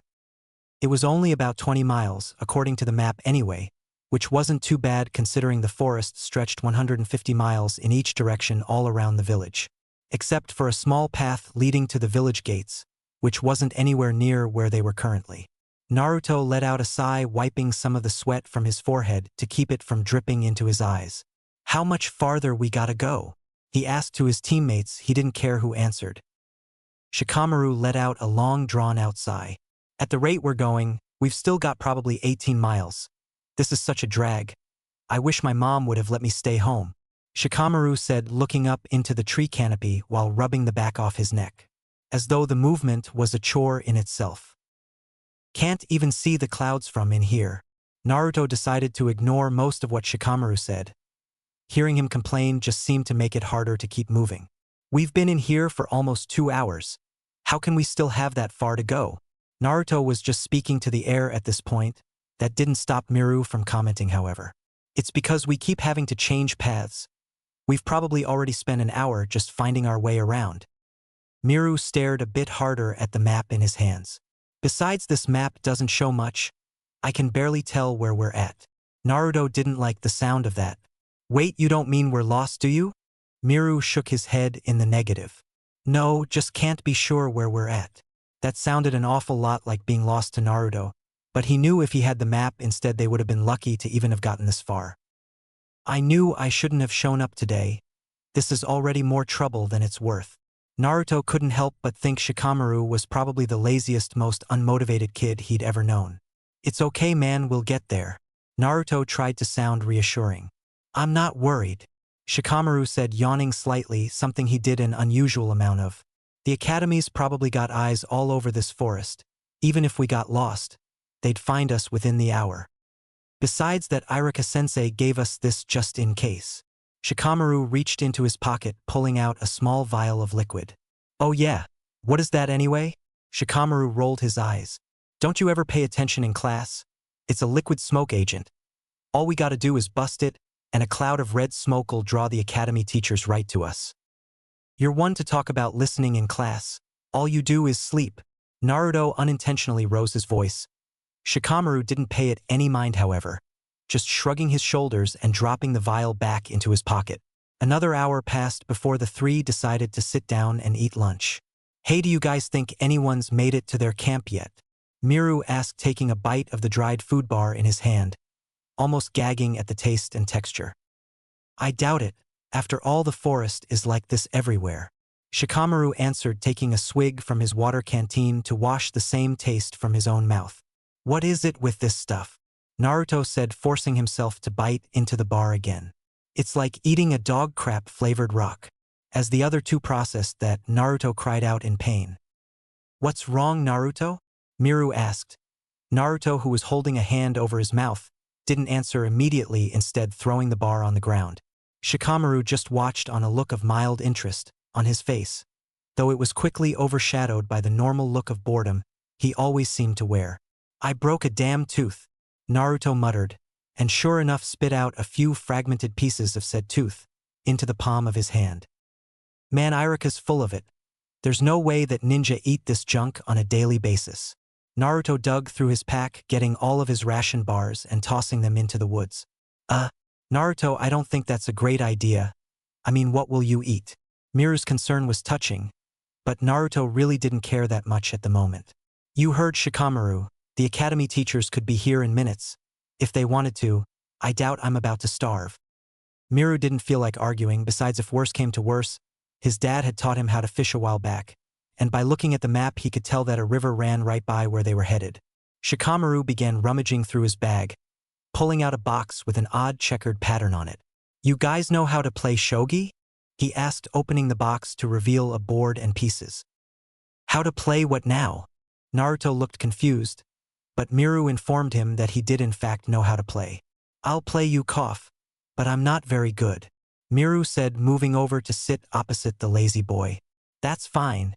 Just something to pass time." Naruto was surprised. He figured that the only thing Shikamaru did to pass time was sleep, being that's almost all he'd ever seen him do. Naruto had never felt so dumb as he did watching the two play the board game. It didn't last long, Shikamaru the clear victor. Naruto was just shocked that anyone could even remember which piece could move which way. Against his better judgment, Naruto decided to speak up. "I'll give it a shot. How hard could it be?" Shikamaru hadn't expected to spend almost an hour teaching someone how to play shogi. He also hadn't expected the blonde to learn so quickly. While he did constantly ask which piece did what, he began to last much longer than Miru had. "I promote my bishop," Shikamaru said, moving said piece to the furthest side of the board away from him. Naruto groaned. Miru's match had been so quick, he hadn't even known half of what to expect, promotions being one of them. 2 moves later and Naruto had lost once again. "We should get going," Shikamaru said, beginning to put up the board. "Wait, once more, I think I've got it now." Shikamaru didn't really mind playing another match, but he also knew that it was almost noon, and they would be lucky to arrive before dark already. "So troublesome. I'll play you again after we get to camp." Naruto wanted to argue but didn't want to force the kid. After all, if he played his cards right, he might just have another friend when all is said and done. "Fine." Naruto huffed. He had a problem with losing, and knew he wouldn't be able to relax until after he had beaten the lazy boy. The walk resumed. The later it got, the more humid the woods became, and the further they traveled, the thicker they became. Naruto began to wonder if there was some kind of connection between the two. "It's been 5 hours, we've got to be close," Naruto whined, dragging his feet, his head down and shoulders slumped. "We are, cough, it's only about 30 more minutes, I'd guess." A sudden noise put both Miru and Shikamaru on guard. Irika had after all warned them of beasts that roamed through the thicker parts of the forest. It was one of Konoha's natural defenses to invading armies. "Ow, that hurt," Naruto groaned, causing the other 2 boys to turn around. Their lying face first on the forest floor was Naruto, his foot tangled in weeds. "That's what happens when you don't cough, lift your legs," Miru chastised jokingly. Naruto looked up at his friend, spitting a leaf out of his mouth. "I hate nature," he said seriously, trying to get his foot released from the plant's iron grip. Sighing, Shikamaru grabbed a kunai from his pouch and cut the weeds wrapped around Naruto's ankle. Afterwards, Miru helping him to his feet. "Thanks, guys." Naruto brushed the dirt and debris from his clothes. "No problem," Shikamaru said, turning to continue walking. "Come on, cough, we're just about there." Miru followed after Shikamaru, leaving Naruto to trudge along behind again, though this time he watched where he was stepping more carefully. Miru wasn't lying, and just a little over 30 minutes later they entered a small clearing. The only thing that showed it was the place they should be was an old fire pit in the center. "It's kinda barren," Naruto said, looking around the clearing. He spotted the scroll they were looking for just sitting on an old stump next to said fire pit. "I think that's the point," Shikamaru said. Already he was dreading having to set up the camp. It shouldn't take too long cough to get everything ready, Miru said, pulling out a small rolled scroll from his bag. What's that? Naruto asked as Miru unrolled it and placed his hands on top. It's called a storage scroll. My dad cough taught me how to use them. Isn't that supposed to take amazing chakra control? Shikamaru asked, his eyebrow quirked slightly. Naruto shrugged his shoulders. He'd never even heard of it before. I'm not sure, it cough wasn't really hard to learn. Shikamaru was visibly surprised at that. Miru continued by channeling chakra into the parchment. In a small blast of smoke that signalized the air displacement, a tent appeared, along with quite a few basic essentials, along with cups, plates, and pans. Cool, Naruto muttered, making Miru slightly embarrassed. Now we ain't gotta worry about setting up. Shikamaru seemed pretty happy about this fact. The tent was more than large enough for 3. Yeah, but I didn't bring cough any food. At least that's not ration bars. Miru informed them, not that either one seemed to care that much. But there is a river just over that way. Miru pointed north of their current position. Sounds good to me. Naruto's stomach decided to begin rumbling at that moment. Even so, he didn't feel dumb for throwing out his ration bars. He would rather go hungry than ever eat one of those again. Right? Cough? I'll go catch some. Miru said, hurrying off in the direction he had pointed.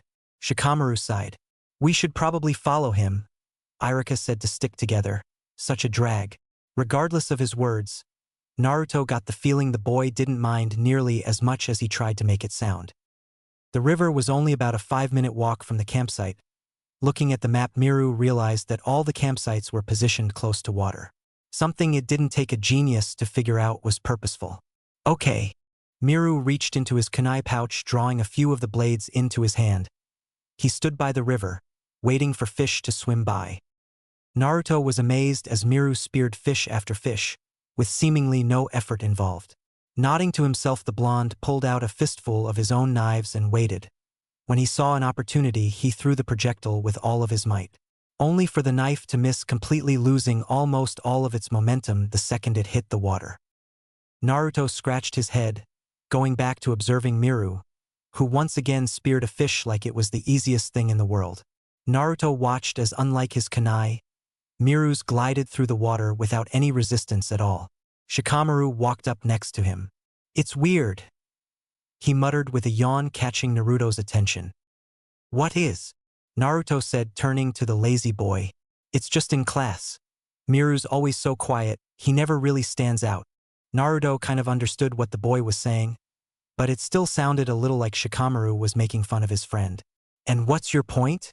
Shikamaru shrugged his shoulders, looking out over the river and stretching his arms above his head. Out here, it's obvious, he's much more advanced than anyone else in class. Naruto was surprised, but the more he thought about it, the more he realized it was true. Huh. I guess you're right, I never noticed, but he does know a lot. Shikamaru nodded. Yeah, but it's not only that, he's adding chakra to his kunai. That's an advanced skill. How do you put chakra into a kunai? Naruto had never heard of something like that, but it explained why they could pierce through the water's surface so easily, whereas Naruto's just floated lifelessly to the river bed. I'm not sure. My dad told me about it though, and I'm sure that's what he's doing. Naruto looked back towards Miru, who at this point had already caught quite a few fish. Hey Miru, Naruto said, gaining the boy's attention, a thought popping into his head. Huh. What is it? He said, pausing in the midst of launching another kunai. Just how do we get the fish out of the water? Naruto asked. The kunai had indeed killed the fish, but left them pierced to the riverbed. Miru stared at Naruto for a minute, processing his question before answering. We swim. The answer was simple, and Miru said it like it was the most obvious thing in the world. Naruto looked warily at the river. I can't swim. He admitted, feeling a little embarrassed. It didn't help that Miru stared at him like he had grown a second head. That's fine, cough. I'll get them, Miru said, taking off his white shirt and kicking off his sandals. Before he could dive into the water, a hand was placed on his shoulder. I don't think that's a great idea, Shikamaru said, staring down at the water himself. We're in the middle of fall, it'll be winter soon. Also, aren't you already sick? Miru seemed a bit put off. I have to get them. I can't necessarily just cough. let it go to waste, after killing so many. Shikamaru gave a lazy smile. I can help with that. The answer was a little cryptic, but the way he said it left no doubt in Naruto's mind that whatever he was about to do would be awesome. Right? Shikamaru said, walking closer to the water's edge and placing his hands together in a seal. Shadow Net Jutsu. Naruto watched amazed as Shikamaru's shadow literally spread out from under his feet. The strain on Shikamaru's face was enough to know how difficult it was to do what he was attempting, as the shadow split into many small pieces and crisscrossed, linking themselves together like a fishing net. Shikamaru released his hand sign to bend down and grab one end of the net. Naruto couldn't believe what he was seeing. Sure, he had heard of some of the jutsu that more advanced ninja could use. However, he had never witnessed anything more than the three the academy was going to teach them. With a grunt of exertion, the ponytailed boy heaved the net out of the water, managing to grab all the fish as well as Miru and Naruto's kunai. That was awesome. How'd you learn that? Naruto bounced on the heels of his feet, his eyes shining with a kind of enthusiasm that was almost contagious. Shikamaru shrugged his shoulders. My dad. Naruto didn't seem perturbed by Shikamaru's short, uninspired answer. Is he some kind of like super ninja or something? Shikamaru had never thought something as simple as one of his clan's basic jutsu could cause a reaction in anybody. Honestly, he didn't enjoy being questioned. Questions required answers, and answering questions wasted time that Shikamaru preferred to use doing other things. I guess he's a jonin. Shikamaru rubbed his neck slightly and used to the strain that came with that particular jutsu, having just learned it a couple weeks before. Just like your dad, huh, Miru? Naruto said, turning to his friend. Yeah, I guess so. Miru answered quietly, his father still not a topic of conversation he was comfortable with. Naruto didn't catch on to this, though Shikamaru seemed to. Can you teach me? Naruto asked, switching his attention back to Shikamaru. Shikamaru took a step back as Naruto continued getting closer to him. It's troublesome, but I can't clan rules and all that. Shikamaru said, not quite convincing enough for Naruto to give up. Please. Naruto stretched out the word, his head bowed with his hands clasped above in a kind of begging motion. I said. Shikamaru was cut off as a large man in full shinobi gear burst into the forest, charging straight for Naruto. Acting as quickly as he could, Miru put himself between the man and Naruto. Stupid kid. The man grunted, using the back of his hand to knock Miru through the air, where his small body connected with a large tree. Miru! Naruto yelled as the sound of his friend's skull hitting the hard tree bark filled the quiet forest. Chapter 8. Forest of Blood. By Nexus of Pain. Disclaimer. I do not own Naruto or any of the other literary works I may reference in this story. Miru. Naruto quickly ran over to his friend, looking the boy over. Miru reached out a hand, placing it on Naruto's shoulder. I'm okay, but watch out, he's really strong. Naruto nodded, turning around to face the man that had suddenly stormed their campsite. The man didn't appear interested in the children at the moment, instead digging his large hands into the pouch on his side. The man grunted as he pulled out a small white gem. The man spun in a circle, slowly keeping his gaze fixed on the mineral. The man let out a guttural laugh as the stone started emitting a faint red glow. Raising his gaze, his eyes connected with Naruto's, a vicious grin spreading across his lips. I finally found you, he said, his voice deep and beastly. Slowly he began marching towards Naruto. Who are you? Naruto yelled, charging at the man, his fist raised. The man made no move to block the punch, letting it strike him in his unprotected stomach. The man let out another deep laugh. You should ask your parents that one, the man said a bit vaguely. You hurt my friend. Naruto continued striking the man punch after punch, putting all the force he could muster into every strike. I'm gonna do a lot worse than that, the man said, the grin never leaving his face, even as gently struck the boy in the side with the back of his hand, sending him flying just as he had done Miru. It's strange, I thought all you brats were prodigies.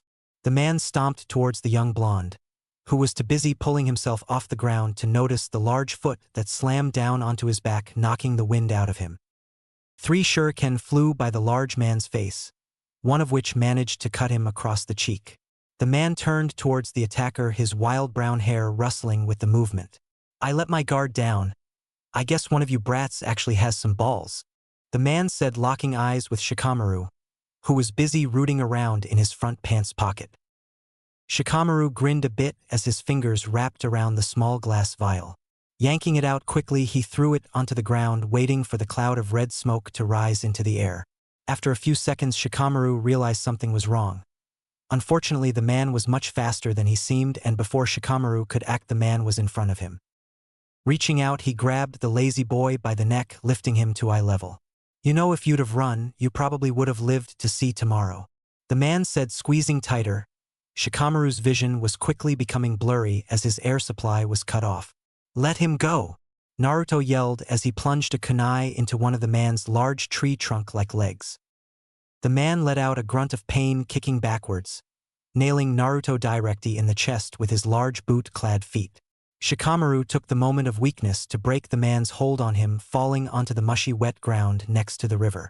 Naruto landed next to where Miru was, the white-haired boy favoring his side. Miru, are you sure you're okay? Naruto questioned, noticing how little his friend had moved. I'll be fine. I think he broke my leg though. Naruto cursed under his breath, standing shakily back to his feet.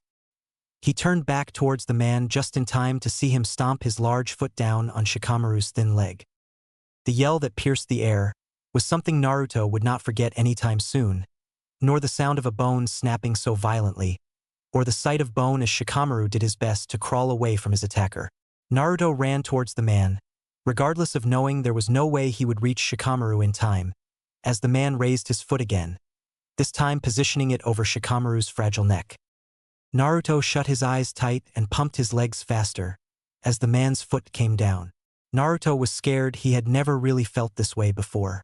He wasn't scared of his own death, that wasn't something that scared him. He was, however, scared of others getting hurt, especially because of him, and the man had made it obvious that Naruto was his target. The thought of losing any of the people that treated him like a person made his blood boil. Naruto's eyes snapped open as the man let out a rather loud and terrified scream.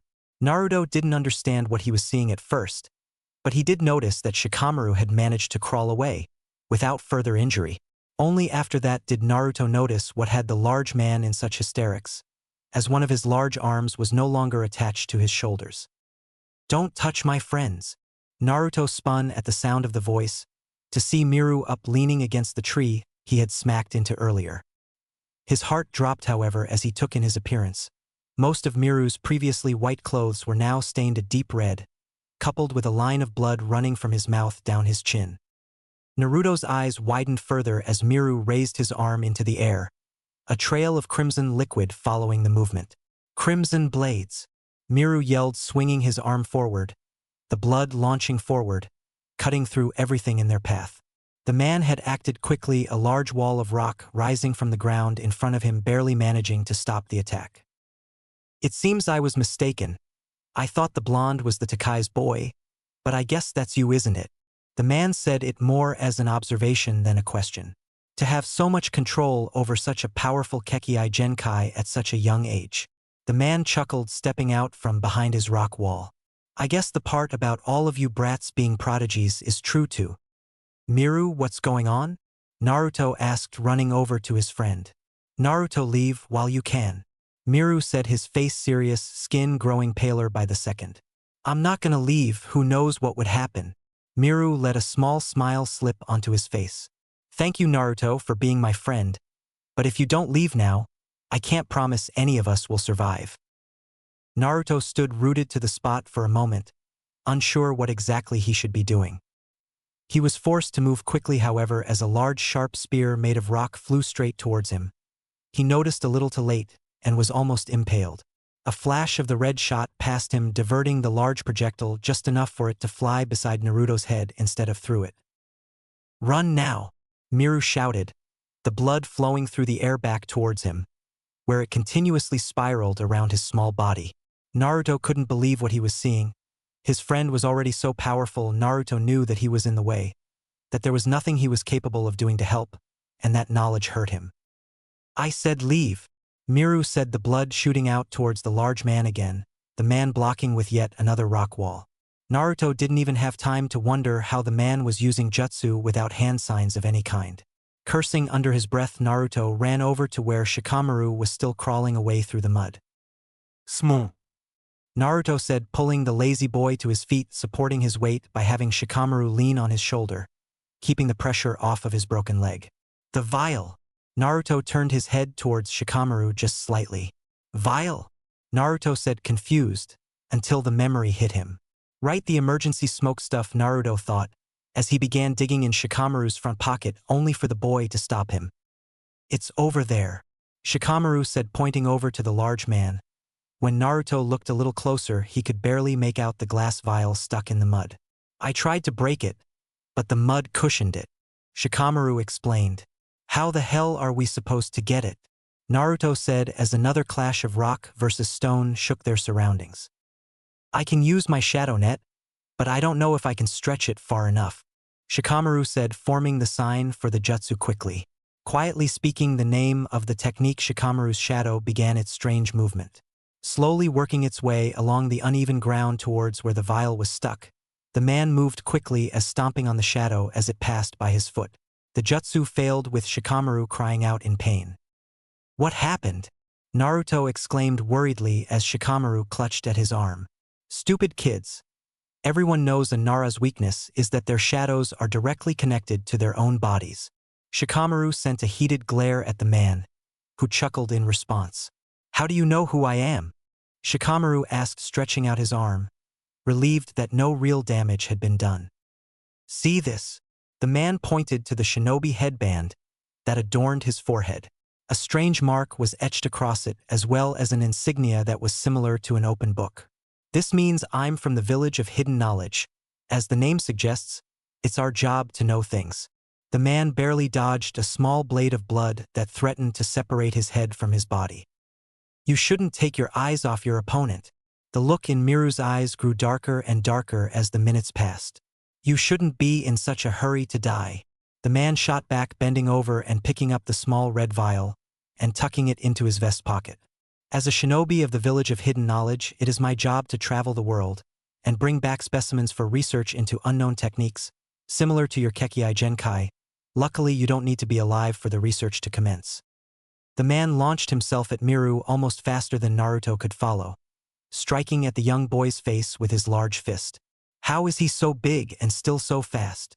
Naruto asked nobody in particular, grabbing a handful of shuriken from his pouch and throwing them towards the man's back. At the same time, blood flowed around Miru, forming a thin barrier that, while cracking, managed to stop the man's pure physical strength without too much trouble.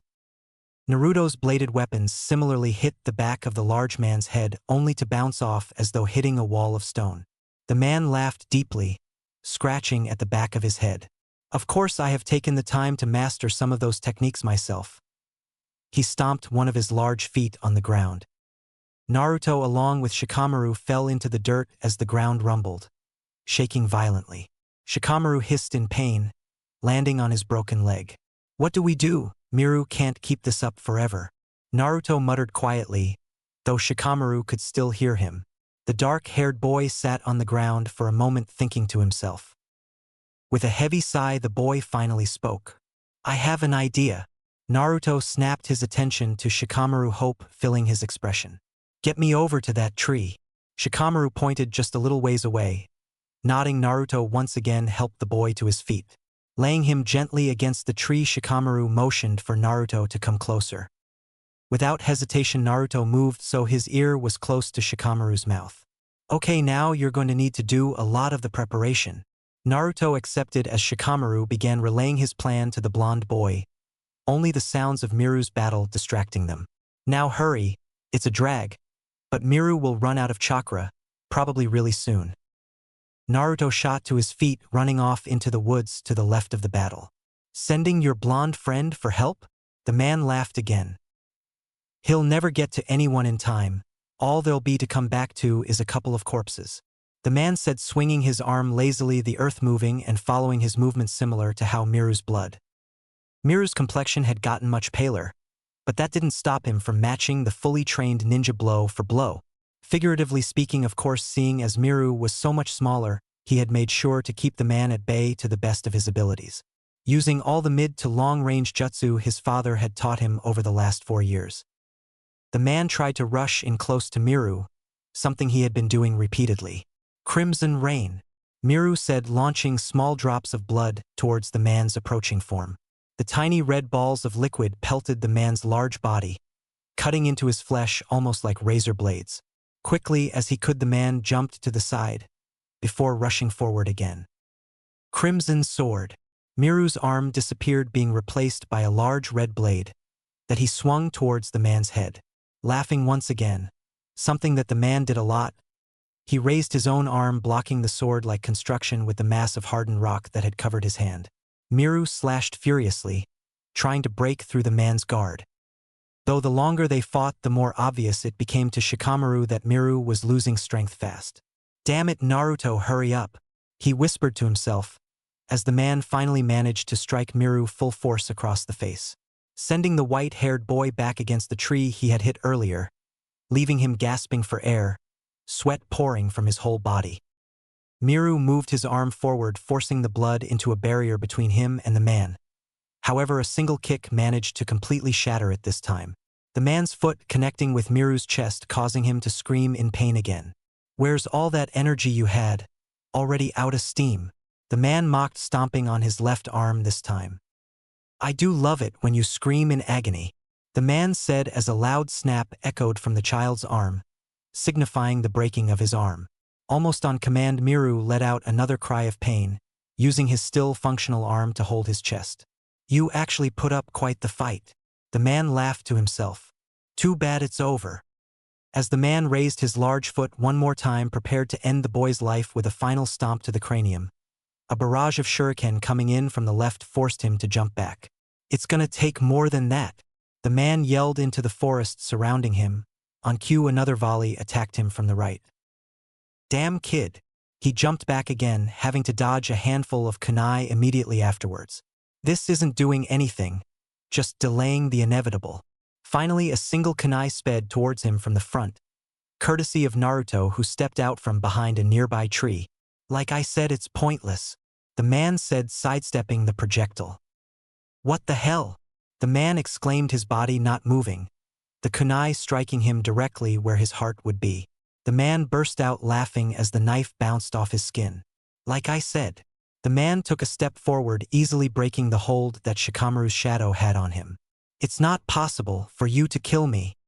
Naruto let a satisfied smile blossom across his face even as the large man began charging towards him. A sudden burst of red smoke billowed out from the man's clothes. Coughing wildly, he rubbed at his eyes, trying to keep the smoke from blinding him. "Damn it!" he yelled, trying his best to bat the smoke away.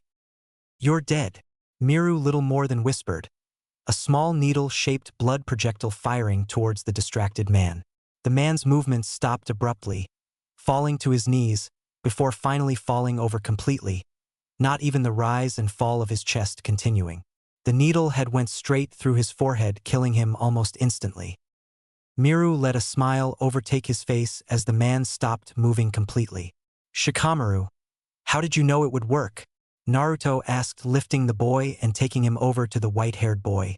"If you watched him fight, you would have realized any time he was attacked in more than one area, he would avoid it, but if the attacks were more focused, he would allow them to hit him." Naruto shook his head, having not noticed that at all. "What I mean is that for his skin to harden, he had to focus. I figured the smoke would break that focus long enough to finish it." A look of understanding crossed Naruto's face. "Oh, but then what was the point of setting up all the shuriken traps?" Naruto said in his normal, confused tone. Shikamaru sighed. "In case he realized we were aiming for the vial, I had to get him in my jutsu, but there was no way I'd be able to stop him if I didn't catch him off guard, and that's why the shuriken were important." Naruto shrugged his shoulders. "I don't know, seems like it would have been easier to just skip all that and throw the kunai at the vial." Shikamaru sighed and shrugged his shoulders. "Then the chances of him figuring out the plan would have been much higher, and that would have been much more trouble than it was worth." Naruto wasn't so sure, but didn't see any reason to continue arguing about it. "Either way, we won, right, Miru?" Naruto turned to his white-haired friend. "Hey, what's wrong?" he asked as Miru made no movement to show he had heard his friend speak. His head down and breathing shallow, he laid with his back against the tree, his body covered in sweat and blood. "I'm okay," He finally spoke, though his voice was barely audible. Naruto moved a little closer to Miru, lifting his head up to look in his eyes. "Are you sure you're okay?" Naruto asked, feeling how cold Miru's skin had become, on top of his unnaturally pale complexion. "Miru." His friend wasn't answering him, and Naruto was beginning to think something was wrong. Looking over his friend's body, he quickly spotted the broken arm, as well as the possibly broken, but definitely bruised ribs. "I said, I'm fine." Miru finally answered weakly, moving his non-broken arm in an attempt to push Naruto away. "You don't look fine," Naruto stated vehemently, continuing to look his friend over. Reaching around his side, Naruto was surprised to find a spot of warm blood on the boy. "What the heck is that?" Naruto moved so he could see better. Naruto's breath caught in his throat as he stared at the large piece of jagged branch that was sticking out of his friend's back. "Miru, you're gonna be fine, right?" Naruto said, unsure, as he looked at the deep wound on his friend's back, close to his side where there was no bone to stop the impalement. Of course, after all. Miru stopped talking as he devolved into a fit of coughing. Unlike what was normal, however, a large amount of blood escaped from his mouth. "Shikamaru, how long till someone gets here?" Naruto whispered. Shikamaru looked at the ground, not positive what to say.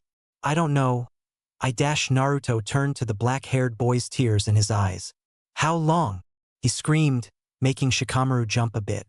"They." Shikamaru heaved a heavy sigh. "They won't make it." "Why the hell not?" Shikamaru couldn't look at the blonde boy anymore, and instead turned his attention to the forest floor. "Hey, Naruto." The blonde looked back towards his white-haired friend as he heard him speak. "What's up?" Naruto asked, doing his best to keep his voice straight. "Are you really going to be the greatest ninja ever?" "Of course. I'm gonna get so strong that no one ever has to die again." Naruto's voice cracked as the tears began flowing more freely. "I want to give you something then." Miru spoke again. Each time his voice got quieter as his strength waned. Shikamaru began making his way over to the white-haired boy as well from his position, dragging his leg along the ground, wincing in pain as he did so. "Give me something?" Naruto said as Miru grabbed his hand, something that seemed to take a lot of his remaining energy.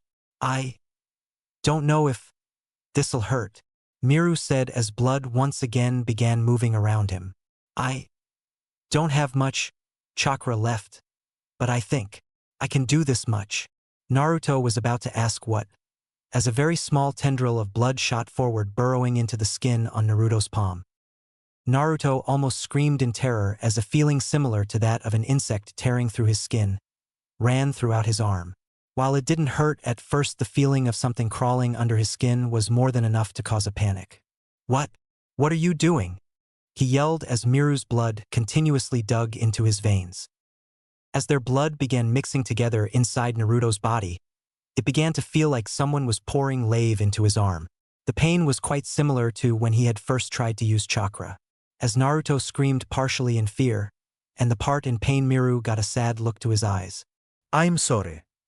Naruto wasn't even sure if the boy had spoken or he had read his thoughts. Naruto blacked out shortly after. The last thoughts he heard were not his own but that of his friend. "I don't want to die." As Naruto and Miru fell to the forest floor beside each other, Shikamaru could only watch helplessly. It was 30 minutes before help arrived. As Shikamaru had said, they didn't make it in time. Chapter 9. Proposal. By Nexus of Pain. Disclaimer. I do not own Naruto or any of the other literary works I may reference in this story. Naruto sat in his small apartment staring at the wall. He wasn't sure how long he had been there, and didn't really feel like caring about it. Some people had come to check on him, mostly Irika-sensei, though both Yugao and Shikamaru had made appearances as well. After the incident in the forest, Naruto and Shikamaru had been taken to see the Hokage. The questions he had asked had been rather straightforward. Had the man mentioned anything about why he attacked? Did he say which village he belonged to, and other such things? Naruto had told them about the man's being from a village known as the Village of Hidden Knowledge. Naruto hadn't expected it to put the old man on edge the way it did. The man's name was unknown, and the headband he had been wearing had disappeared mysteriously before the Umbu arrived. The only thing that mattered to Naruto though was the simple fact that his first and only friend was now gone. I couldn't save him. Naruto muttered this to himself, not caring much about his surroundings. The lights in his bedroom were turned off, and an untouched meal sat on the table next to his bed. The meal itself was courtesy of Yugao. Naruto could possibly know the passage of time just by counting the number of meals he hadn't touched. A knock at the door announced the arrival of another visitor. Someone answered it, though Naruto was unsure who.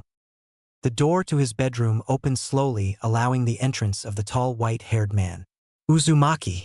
Ryuta spoke in his loud, commanding voice, though the prideful tone that used to exist behind his words was gone, replaced by a monotonous sound that was devoid of any emotion. Miru's burial will take place tomorrow. Naruto's eyes shifted just slightly at the mention of his friend's name. Otherwise, there was no indication that he even realized someone was in the room tomorrow. I believe my son would be happy if you came. Ryuta could see he would get no words from the boy, and so, bowing his head ever so slightly, he left, closing the door behind him. Naruto could hear Ryuta further conversing with another person that he was sure was Yugao. Though he didn't move to check, he was relatively sure that the woman was still sleeping on his old worn-down couch. Shifting just a little, Naruto eyed the clock. The flashing numbers read 1:47. He made no sounds. He didn't truly care much about the time, though he had thought it to be much later. Miru gave his life to save us. Those were the words Shikamaru had said when he had visited 2 days ago. Sitting here in the dark isn't going to help anything. Irika had told him this the day before, and deep down he knew that sitting in depression wasn't going to accomplish anything. It sure as hell isn't going to bring Miru back. Maybe not, but there might be a way.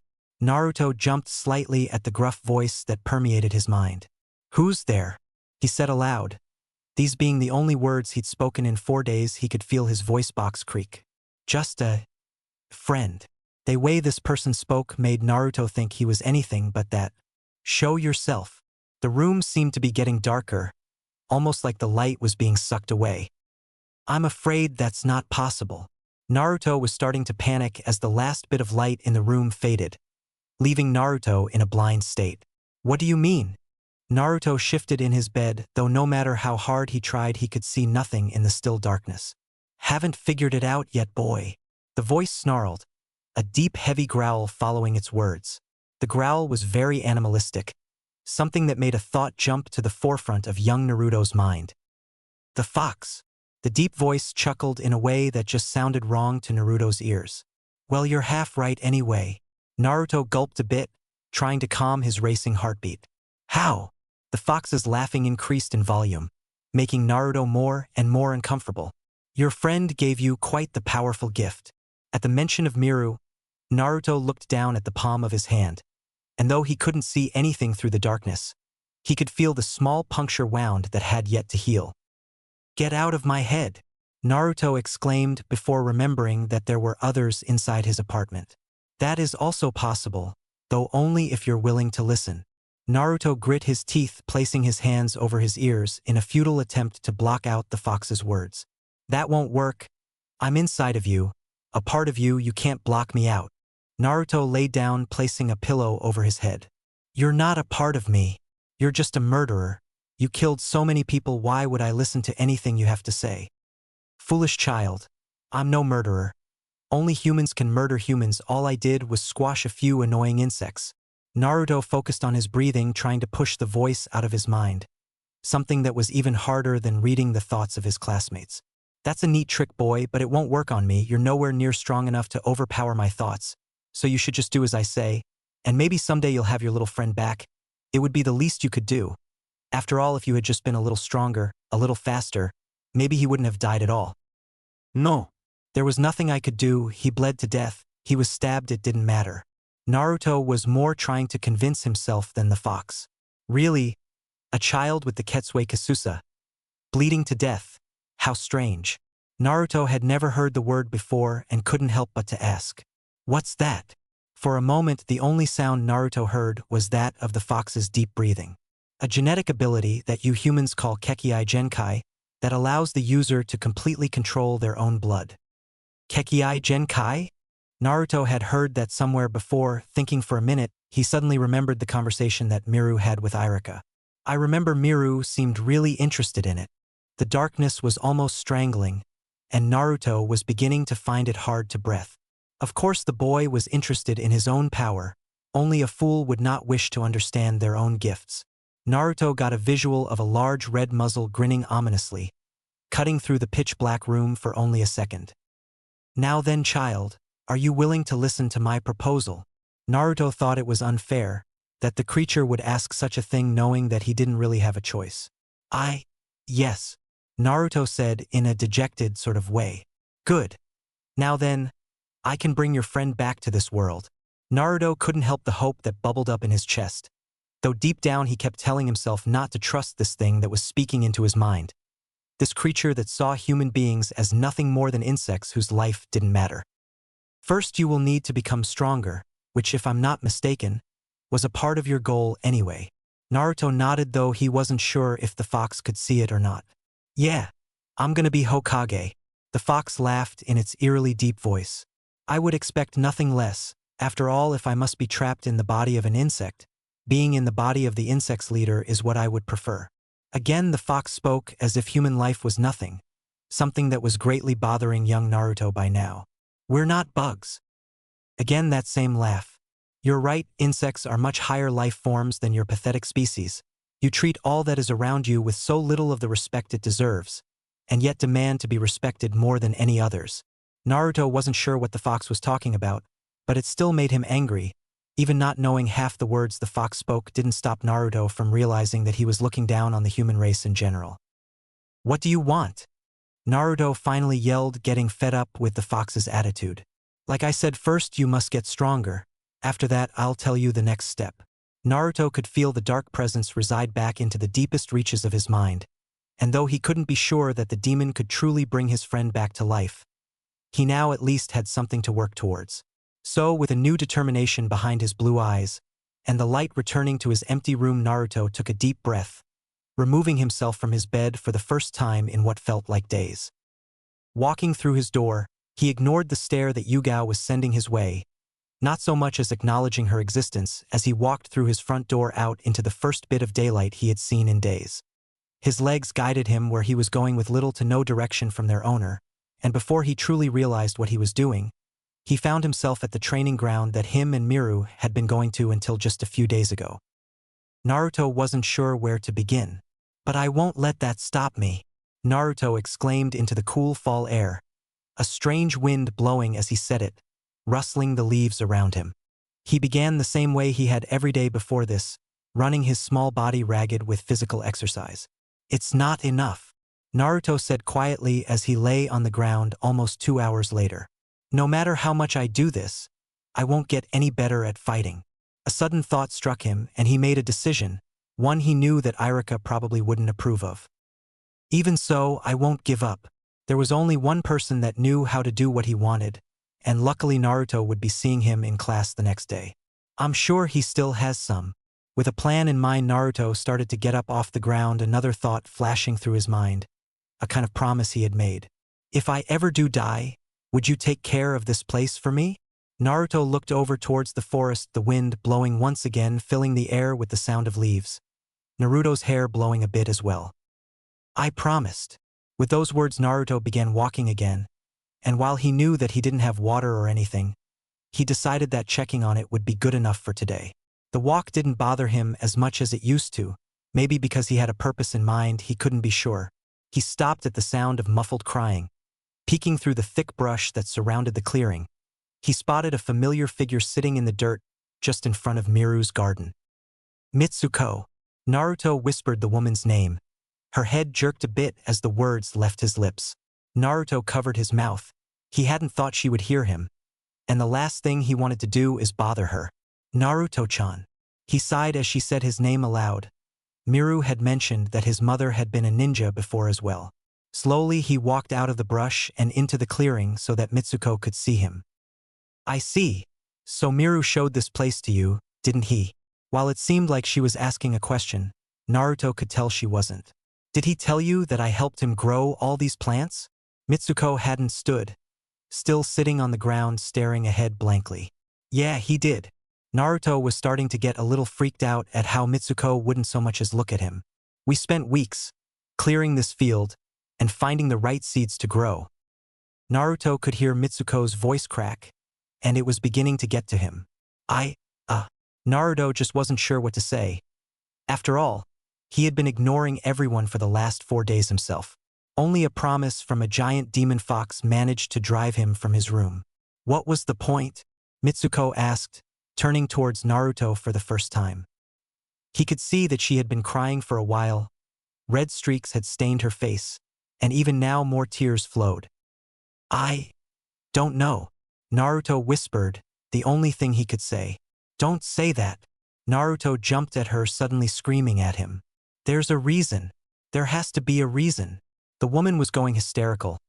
Naruto wanted to run away, but couldn't bring himself to do it. You know, Miru never was good at making friends. You were his first. Her voice returned to its soft tone just as suddenly. That's why even though I was surprised when you walked into our house, I ignored it. Naruto felt the nervousness rise in his gut. What do you mean? He asked, afraid of the answer. I'm not like my husband. I always did enjoy talking and being social. Unlike Ryuta, who would rather keep to himself, just like Miru. Slowly Mitsuko rose to her feet. I don't know what you're talking about, Naruto said in his confused voice. I knew all about you, the demon child, the village's dirty little secret. Mitsuko walked slowly towards him, Naruto reflexively taking a step backwards in response. Of course those were just rumors. Every village has rumors, and even if they were true it didn't matter. As long as my little boy had a friend, that's all that mattered. Naruto tripped as he walked backwards, Mitsuko quickly catching up, till she was standing right above him. And then when you told us what you wanted to do with your life, I knew that there was no way you were some evil demon. Mitsuko bent down so she was eye level with the small blonde child. You're going to get so strong that no one ever has to die, right? Naruto wasn't sure what to think as the woman wrapped her arms around his neck, pulling him into an embrace. I just wish my son wouldn't have had to die either. Naruto could feel the woman's tears soaking through his shirt, and had to force back the tears from his own eyes. He couldn't be sure how long the two of them sat there, but by the time the woman's tears had dried up, the sun was beginning to set. Mitsuko let out a long breath and stood to her feet again. I'm sorry, Naruto-chan. It looks as though your shirt will need to be washed. Naruto rubbed the back of his head. It's fine, I needed to do laundry anyway, Naruto said with an awkward laugh. Mitsuko gave him a smile that he was sure was fake. The two stood staring at each other in an uncomfortable silence. Naruto had decided that he would in fact go to the funeral the next day. I should probably get home. Naruto was trying to find a reason to leave. Not that he didn't like Mitsuko, just that he was afraid of saying something that would make her cry again. I need to be getting home as well, Mitsuko said, using the sleeve of her long shirt to dry her eyes. After a low bow, the same that way that he remembered her doing when he would visit their house, the two went their separate ways. Naruto going back the way he came and Mitsuko traveling in the opposite direction. Naruto found himself wondering where she was going, but thought she probably just knew a faster way back to the village. Naruto himself barely made it out of the thick foliage before darkness had consumed his surroundings. Naruto walked the dimly lit streets, trying to decide if he should go and get the training equipment that he had in mind or wait until after Miru's funeral the next day. Hey Naruto! Naruto turned at the sound of someone calling his name, only to see an older girl making her way towards him slowly in a wheelchair. I am, Naruto said back in acknowledgement, waiting for the ninja-turned-ramen girl to catch up to him. What are you doing out so late? She questioned as she finally caught up with him. Naruto wasn't sure why she was interested in what he was doing. After all, they had only spoken a couple of times. I'm on my way home. I was training. She looked a little surprised at his answer, though the surprise was hidden quickly by a smile. Really, by yourself? Naruto nodded. Yeah. I don't have anyone to train with, at least not anymore. Naruto whispered the last part, though Ayam's face fell a bit and Naruto began to think that she had heard him. Do you want to walk together? Once again Naruto was surprised, but couldn't think of a reason to turn the girl down. I guess, which way are you going? Naruto asked just to make sure they were heading in the same direction. I'm going That way. I said, pointing in the same direction that Naruto was already heading. Really, I thought you lived the opposite way, Naruto said, remembering a conversation he had once had with Tucci. Oh, I'm not going home. Naruto stared at the girl for a moment. Then where are you going? Naruto didn't want to seem like he was invading the girl's privacy, but figured if they were walking together, then she wouldn't mind revealing a little information. I'm making a delivery, she said, motioning to a ramen carrier that had been strapped onto the back of her wheelchair. Really? I didn't know that you guys delivered. Secretly, Naruto wished he had. There had been multiple times that he was too lazy to walk all the way to the ramen stand and had settled for instant. We just started recently, said, beginning to use her arms to propel the wheelchair forward. Naruto followed close behind the girl. He would be lying if he said he wasn't a little nervous.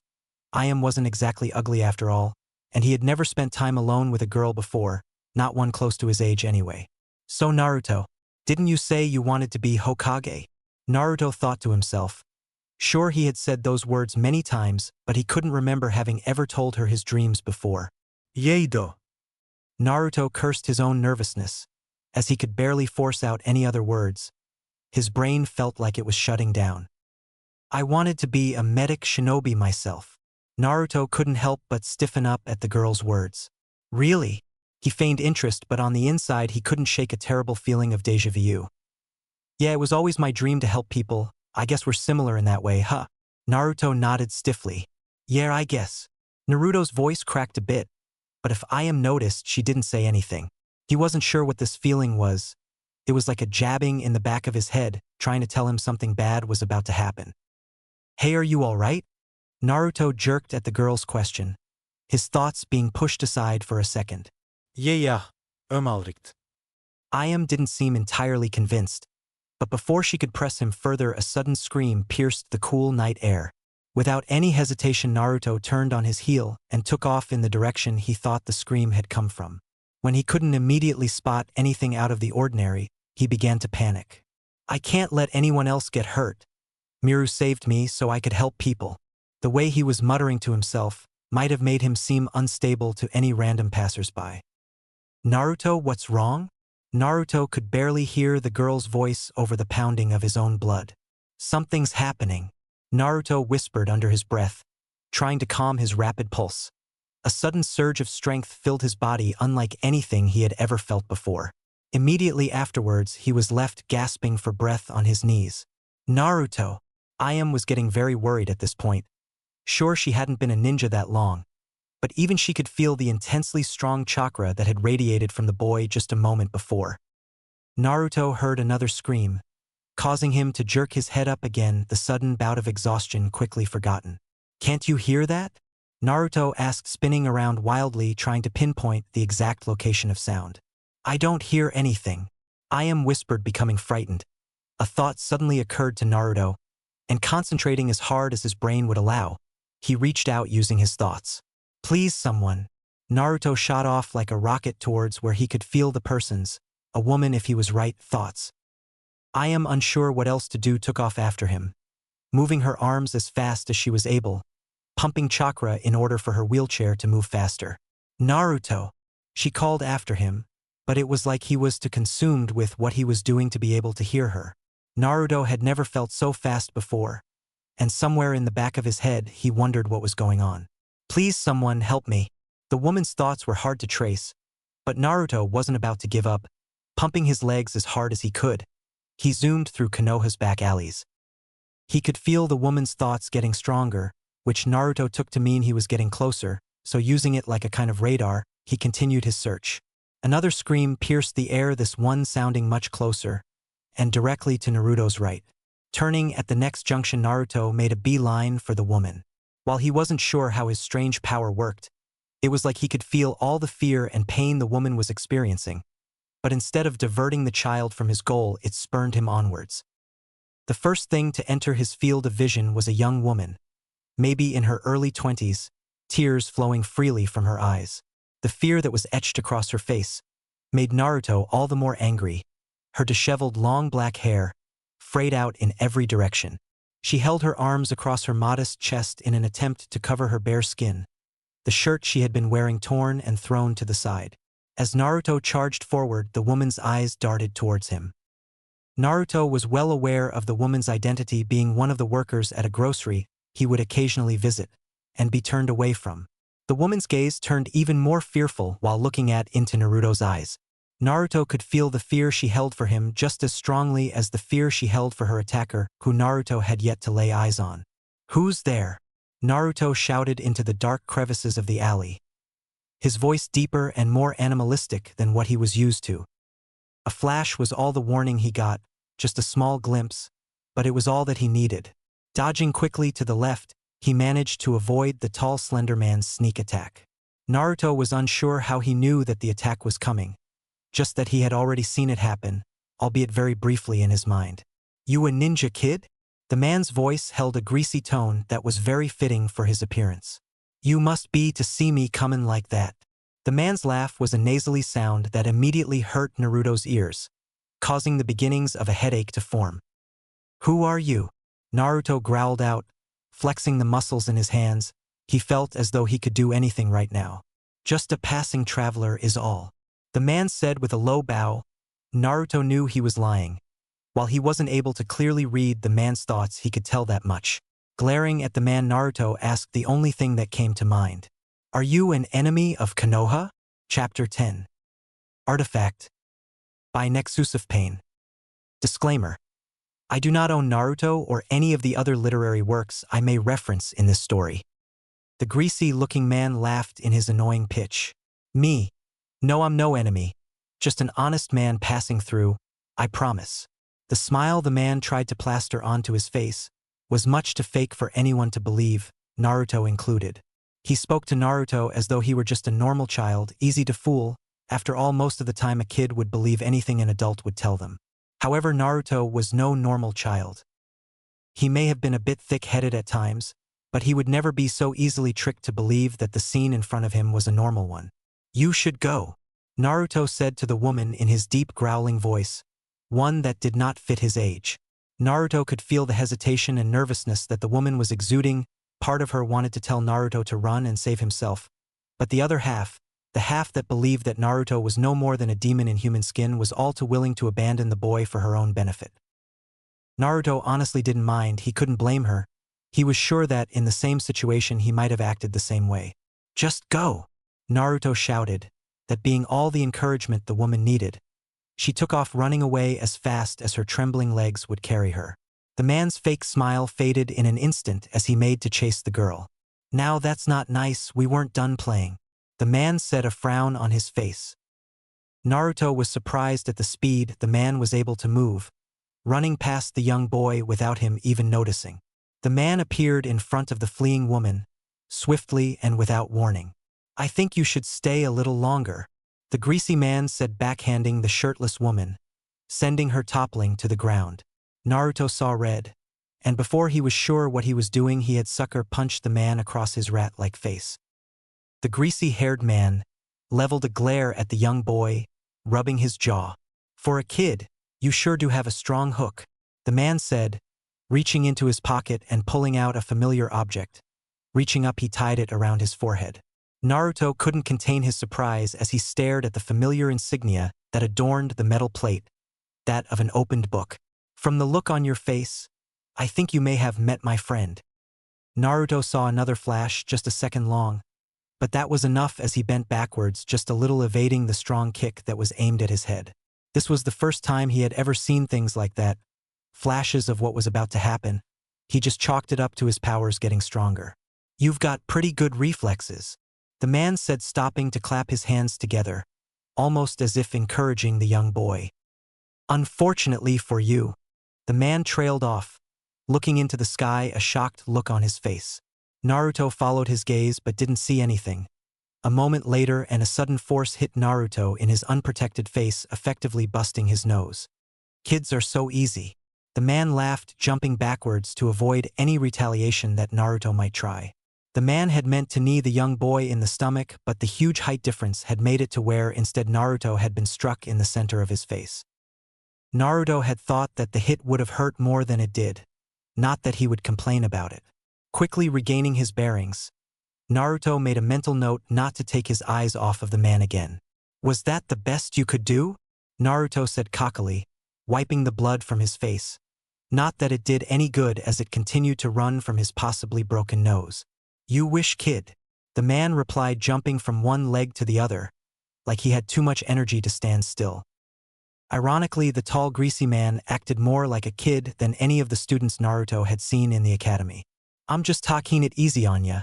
After all, if I gotta fight a kid, might as well have some fun while I'm at it. The man used his jumping motion to launch himself at Naruto with a burst of speed that caught Naruto off guard. Naruto managed to move his body just enough for the man's first hit to roll off of him. The follow-up, however, landed squarely on Naruto's cheek, the force of which knocked him to the ground. Naruto could tell the man was in fact pulling his punches just as he said, the hit not doing much more than stinging his face. The man backed off afterwards, letting Naruto get back to his feet. So, kid, I don't suppose you know what happened to my buddy. The man pointed at his headband to emphasize his point. Naruto grit his teeth. Every time he looked at the insignia adorning the man's headband, his anger would return, burning stronger and stronger. I'll kill you. Naruto charged forward recklessly. In some cases, charging forward might actually manage to catch an opponent off guard. The man said, stepping back slightly, allowing Naruto's blind strikes to miss completely. But this is definitely not one of those times. The man said, retaliating with a short kick towards the blonde's leg that was meant to knock Naruto off his feet. Reacting quickly, Naruto jumped, one of his feet landing on the man's outstretched leg, while the other traveled further upwards, nailing the man directly in his nether regions. His eyes widened as he fell to the ground, clutching at his wounded area. Naruto breathed a sigh of relief as the man struggled on the ground. It was short-lived, however, as after only a few seconds the man rose back up to his feet. You fucking little shit stain! The man yelled, kicking the boy in the center of the chest, sending him flying backwards. All the air left Naruto's lungs as his back struck the concrete wall of a nearby building. His small body crumpled to the ground, where he lay struggling to get his lungs to work correctly again. Marching towards the young blonde, the man had a fierce look on his rat-like face. I guess I need to take this more seriously, he yelled, stomping down on Naruto's back, causing the boy to yell out in pain. Bending down so that he was at face level, the man looked directly into the young boy's eyes. You should have left when I gave you the choice. The man continued yelling as he lifted the boy up by his shirt, spit flying from the greasy man's lips as he raged. Pulling back his opposite hand, he launched it forward, burying it in the young boy's soft stomach. But you had to be the hero. He hit him again, the force of which caused Naruto's body to go limp. Come on, boy, you can't be dead yet. The man slammed Naruto's small body against the concrete wall again, eliciting a weak groan from the boy. That was pitiful, he said, grabbing Naruto by his blonde hair and staring into his barely open eyes. The fierceness in Naruto's eyes had still not faded, however, the young boy using all the strength he could muster to move his head enough to glare at the man. Making a noise in the back of his throat, Naruto reared back before launching a glob of saliva into the man's face. That's the spirit, the man yelled excitedly, bringing his head forward, harshly headbutting the child. Naruto felt dizzy as his vision blurred. The strike seemed to affect the man as well, though. Damn, what's your head made of? He said, throwing the boy to the ground. Naruto didn't appear to be able to muster the strength to rise off of the ground, and was unable to protect himself as the man began stomping repeatedly on his small body. Arms, legs, chest, head. It didn't seem to matter as the man viciously attacked Naruto's small body. The cracking of bones filled the alley as the repeated attacks began doing permanent damage to the child. Too bad, kid, you just couldn't cut it. The man laughed out loud, still stomping on the now bloody and broken lifeless body of the young blonde boy. This wasted more time than I thought. He used one of his hands to brush his greasy hair back. The girl in the wheelchair sat a little ways away, sweat covering her brow, with her eyes closed in deep concentration, hands forming a seal. Naruto stood in front of the man, not taking any notice of the girl, too distracted by the rat-faced man violently attacking what appeared to be thin air. What's going on? He muttered to himself as the man started stomping on the ground repeatedly. Turning his attention away briefly, he noticed that the woman from earlier had still not left. "I said to run," Naruto exclaimed, pulling a knife from his pouch and turning back towards the man, just as he heard him speak. "This wasted more time than I thought." Rushing forward, Naruto jammed his knife deep into the man's exposed back, hearing Iam's warning just a little too late. "No, don't, just run." He turned his head, finally recognizing that the girl had followed him. "What?" he asked as the man groaned in pain, reaching behind him and pulling the knife out of his back. "To think I'd get tricked by Genjutsu," the man sighed, throwing Naruto's kunai to the side. Though on the bright side, the man turned his gaze to Naruto again. "This means I get to kill you all over again." The man made to grab Naruto, who dodged quickly by stepping to the side, counterattacking with a jab that hit the man in his side. "I don't have much more time to play." The man didn't react to Naruto's hit in the slightest, instead staring up into the sky. "I was supposed to get the artifact back too. They won't be happy." The man reached into his pocket, pulling out a small metal ring that he slipped onto his middle finger. "I'm surprised that you're as strong as you are, being as young as you are anyway." The anger the man had displayed before had disappeared, being replaced by an odd air of calm. "But I do have to kill you, the little crippled girl as well. Can't let anyone know I was in the village after all." The man outstretched his hand, a small fireball appearing in his palm.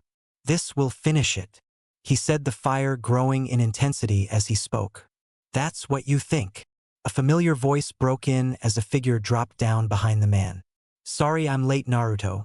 Though in my defense, I didn't think you'd be getting in so much trouble lately." Naruto felt excitement bubble up inside of him, though a little regret was there as well, along with the knowledge that once again he had failed to protect anyone, and was the one who needed protecting. Naruto stopped himself from saying her name out loud. She was dressed fully in her Umbu uniform, which meant that right now he was only allowed to use her codename. "Cat, what are you doing here?" "Umbu? Huh. I guess I really did waste too much time." The man spun, trying to shove the fireball that rested in the palm of his right hand into the woman's cat mask-covered face. "Try harder," she said, grabbing his wrist with one arm and twisting harshly, causing the man to hiss in pain, as the sound of the man's wrist snapping filled the air. "Bitch!" he lashed out with his other arm, which Cat lazily dodged by moving out of the way by just a fraction. "You should watch your mouth." She reached up, grabbing the hilt of her standard-issue Umbu katana, and drawing it quickly, slashed at the man, almost too fast for the eye to follow. "There are children around." Just as quickly she sheathed the blade, leaving the man on his knees, trying to use his broken right hand to stem the bleeding from his now missing left. "How dare you!" Flames erupted around his remaining hand, the one that had been broken. Still on his knees, he slammed the ground with his flame-covered appendage, causing a large explosion to erupt from the point of contact. Cat and Naruto were both flung away by the shockwave of fire, the nearby walls cracking from the force. Ayam used one of her arms to block the dust from getting into her eyes. Coughing wildly, she attempted to see through the thick dust and debris for any sign of blonde hair. Ayam breathed a sigh of relief when the female Umbu appeared beside her, the young boy in her arms. Naruto was still conscious, and struggling to free himself from the strong grip the woman had around his waist. "Let me down," he demanded, which Cat eventually did, releasing the boy and allowing him to fall to the ground, landing hard on his backside. "That hurt," he muttered, rubbing his back and glaring up at the Umbu. "What are you too good to thank me for saving your life?" she asked, staring back at the boy. At least that's what it looked like. Ayam couldn't really tell because of the mask. "Thanks," Naruto mumbled barely audibly. "That's better," the cat-masked Umbu said, reaching down and ruffling the blonde hair that covered his head. "I will not be beaten by a woman." The Umbu turned at the man's scream, taking in his slightly altered appearance. His clothing had been almost entirely burned off, exposing his blistering flesh to the night air, on top of which his previously long greasy hair was now only barely covering his burnt scalp. In some places all of it had been scorched, leaving bald spots all over his head. His lips looked like they had melted off, revealing his yellow teeth and bleeding gums. "You look like shit," Cat said, reaching up and grasping the hilt of her sword again. "Die bitch."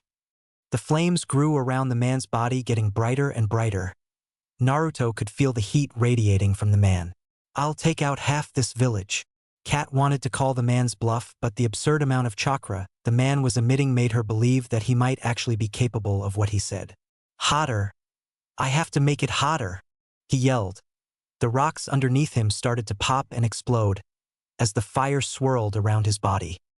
What's he doing? Naruto asked the cat-masked woman. She made no move to indicate she had even heard him speak. Yugao shifted slightly, eyeing her opponent. I'm not sure, but it can't be good. A thought occurred to the young boy. He put on a ring, right before he started using those seal-less fire jutsu. Ayam confirmed his story, having seen the same thing. A ring, huh? He is part of Chishiki. It might be an artifact. Naruto didn't know what Yugao was talking about, but he nodded anyway. Yeah, what you just said. Bending her legs slightly, she looked for an opening. Observing his remaining hand, she noticed that there were no burns whatsoever on that part of his body. Now die! He brought his hand downward again. Yugao disappearing from both Naruto and Ayam's vision just as quickly. Everything was over in less than a second. Stupid bitch. Those were the last words the man muttered as Yugao's sword bifurcated him. The man had just enough time to watch as his right hand was separated from his body as well, before everything went black. Ayam covered her eyes, and Naruto felt a rather compelling urge to vomit. As the man was split vertically in half, a strong meaty stench filling the area. Due to the way he was standing, Yugao had managed to remove his hand and kill him in the same swipe. The woman in the cat mask stood impassively as the man's entrails flooded the ground at her feet. Bending over, she plucked his severed hand from the growing pool of blood. Quickly, she removed the silver ring from its place and threw the dead appendage to the side. Disgusting, she muttered, turning and making her way back over to the children who were waiting for her. You two okay? She said, placing her sword back in its sheath and slipping the ring into her tool pouch. Yeah, I'm okay. How about you, Ayam? Naruto answered, turning to the girl in the wheelchair who still had her eyes closed. Yeah. But can we get out of here? Yugao gave a half-hearted smile at the young ex-ninja's question. Not that either of them would be able to see it. Of course, but I will need the both of you to come with me to the Hokage's office. The young girl nodded, but another question was forefront in her mind. Can we stop by my house first? I need to tell my father where I'll be. Yugao agreed to the girl's simple request. That won't be a problem, she answered, reaching into her pocket and pulling out a small vial of red liquid, which she threw on the ground, making a cloud of red smoke appear. Only a few seconds passed before 3 shinobi dressed similar to Yugao made an appearance, the only difference being the masks they wore. We'll need a cleanup crew. Wouldn't want some innocent civilian coming across this mess. She motioned towards the pile of organs that was once a living person. All 3 quickly and wordlessly disappeared. Naruto could only guess where they were going. All right, let's get going. It didn't take long to reach the ramen stand, where the obviously distressed Tucci insisted on accompanying the 3 to the Hokage's building. I apologize, Tucci-san, but as this is official shinobi business, I cannot allow you to dash. Naruto had never seen the normally kind man's face so red. This is my daughter, and I will not be told that what she does isn't my business. Yugao sighed. I understand, however. Tucci interrupted the Umbu again. Good, if you understand, then let's go.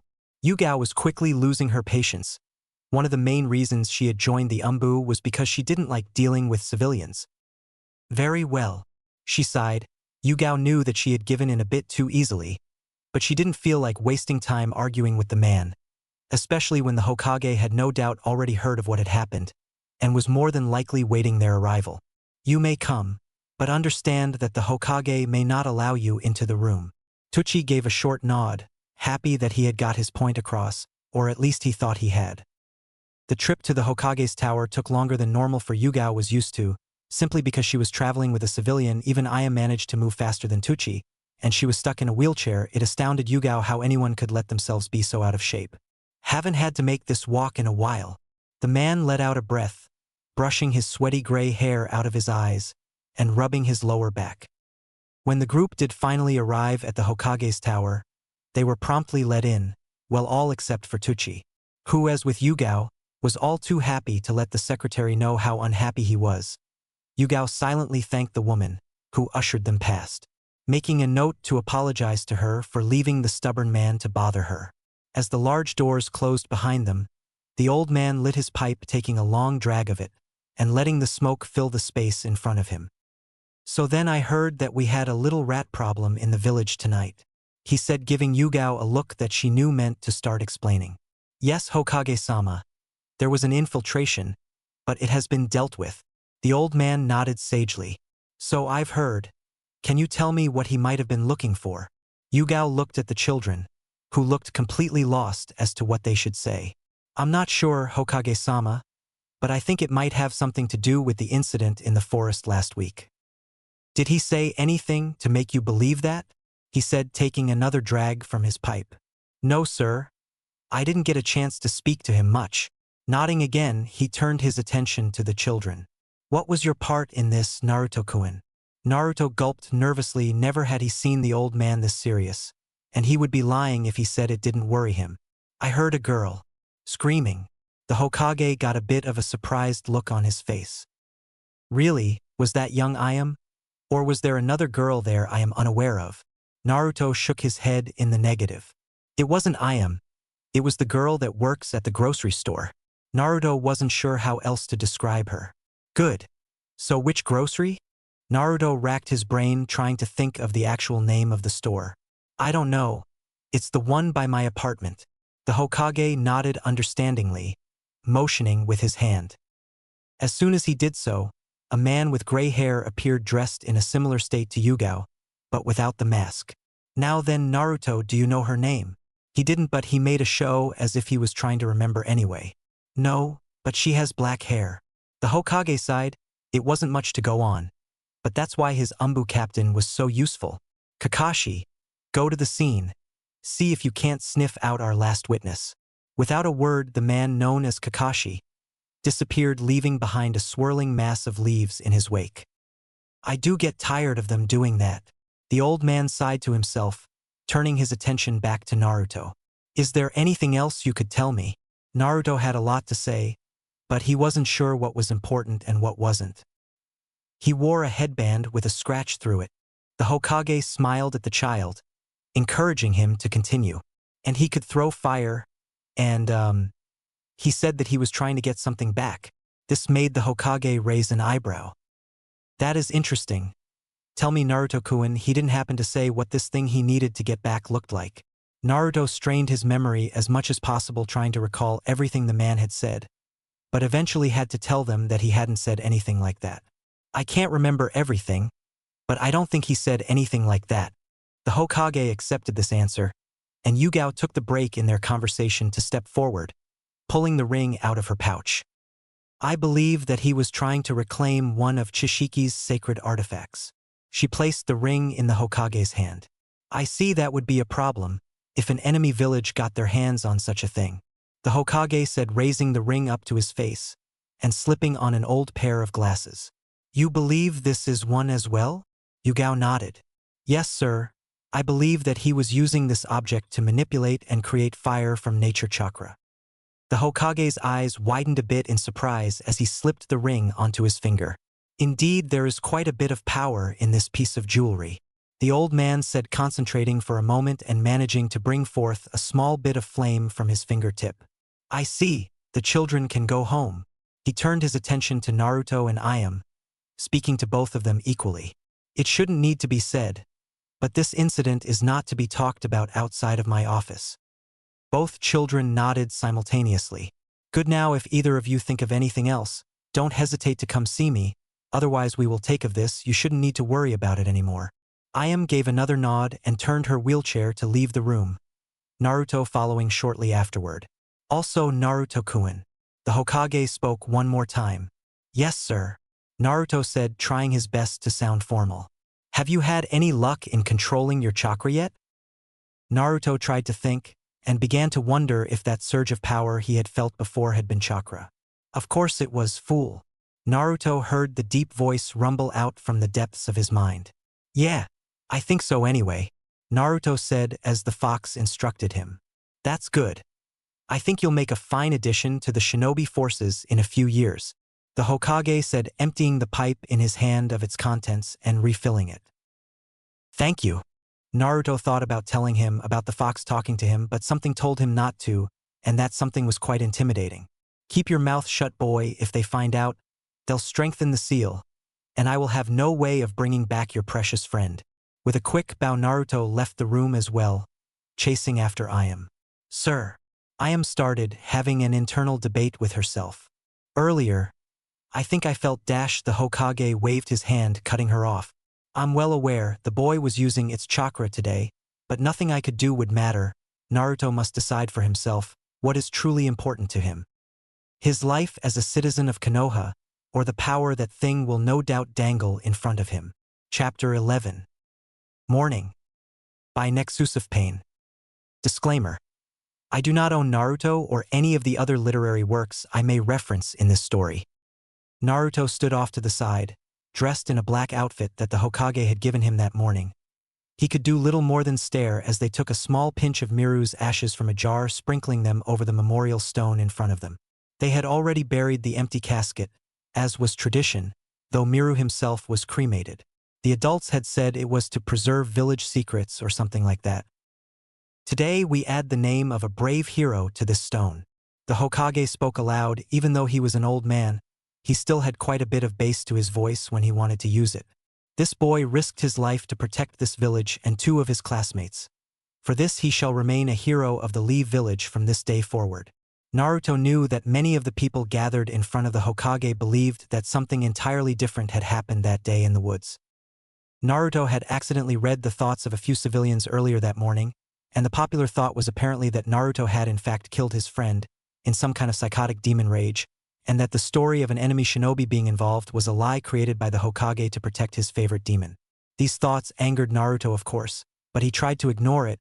He would still do his best to protect them. As long as they're loyal to the Lee village anyway, Naruto said to himself in a low whisper. Of course, as he was standing away from the rest of the group, no one had heard him.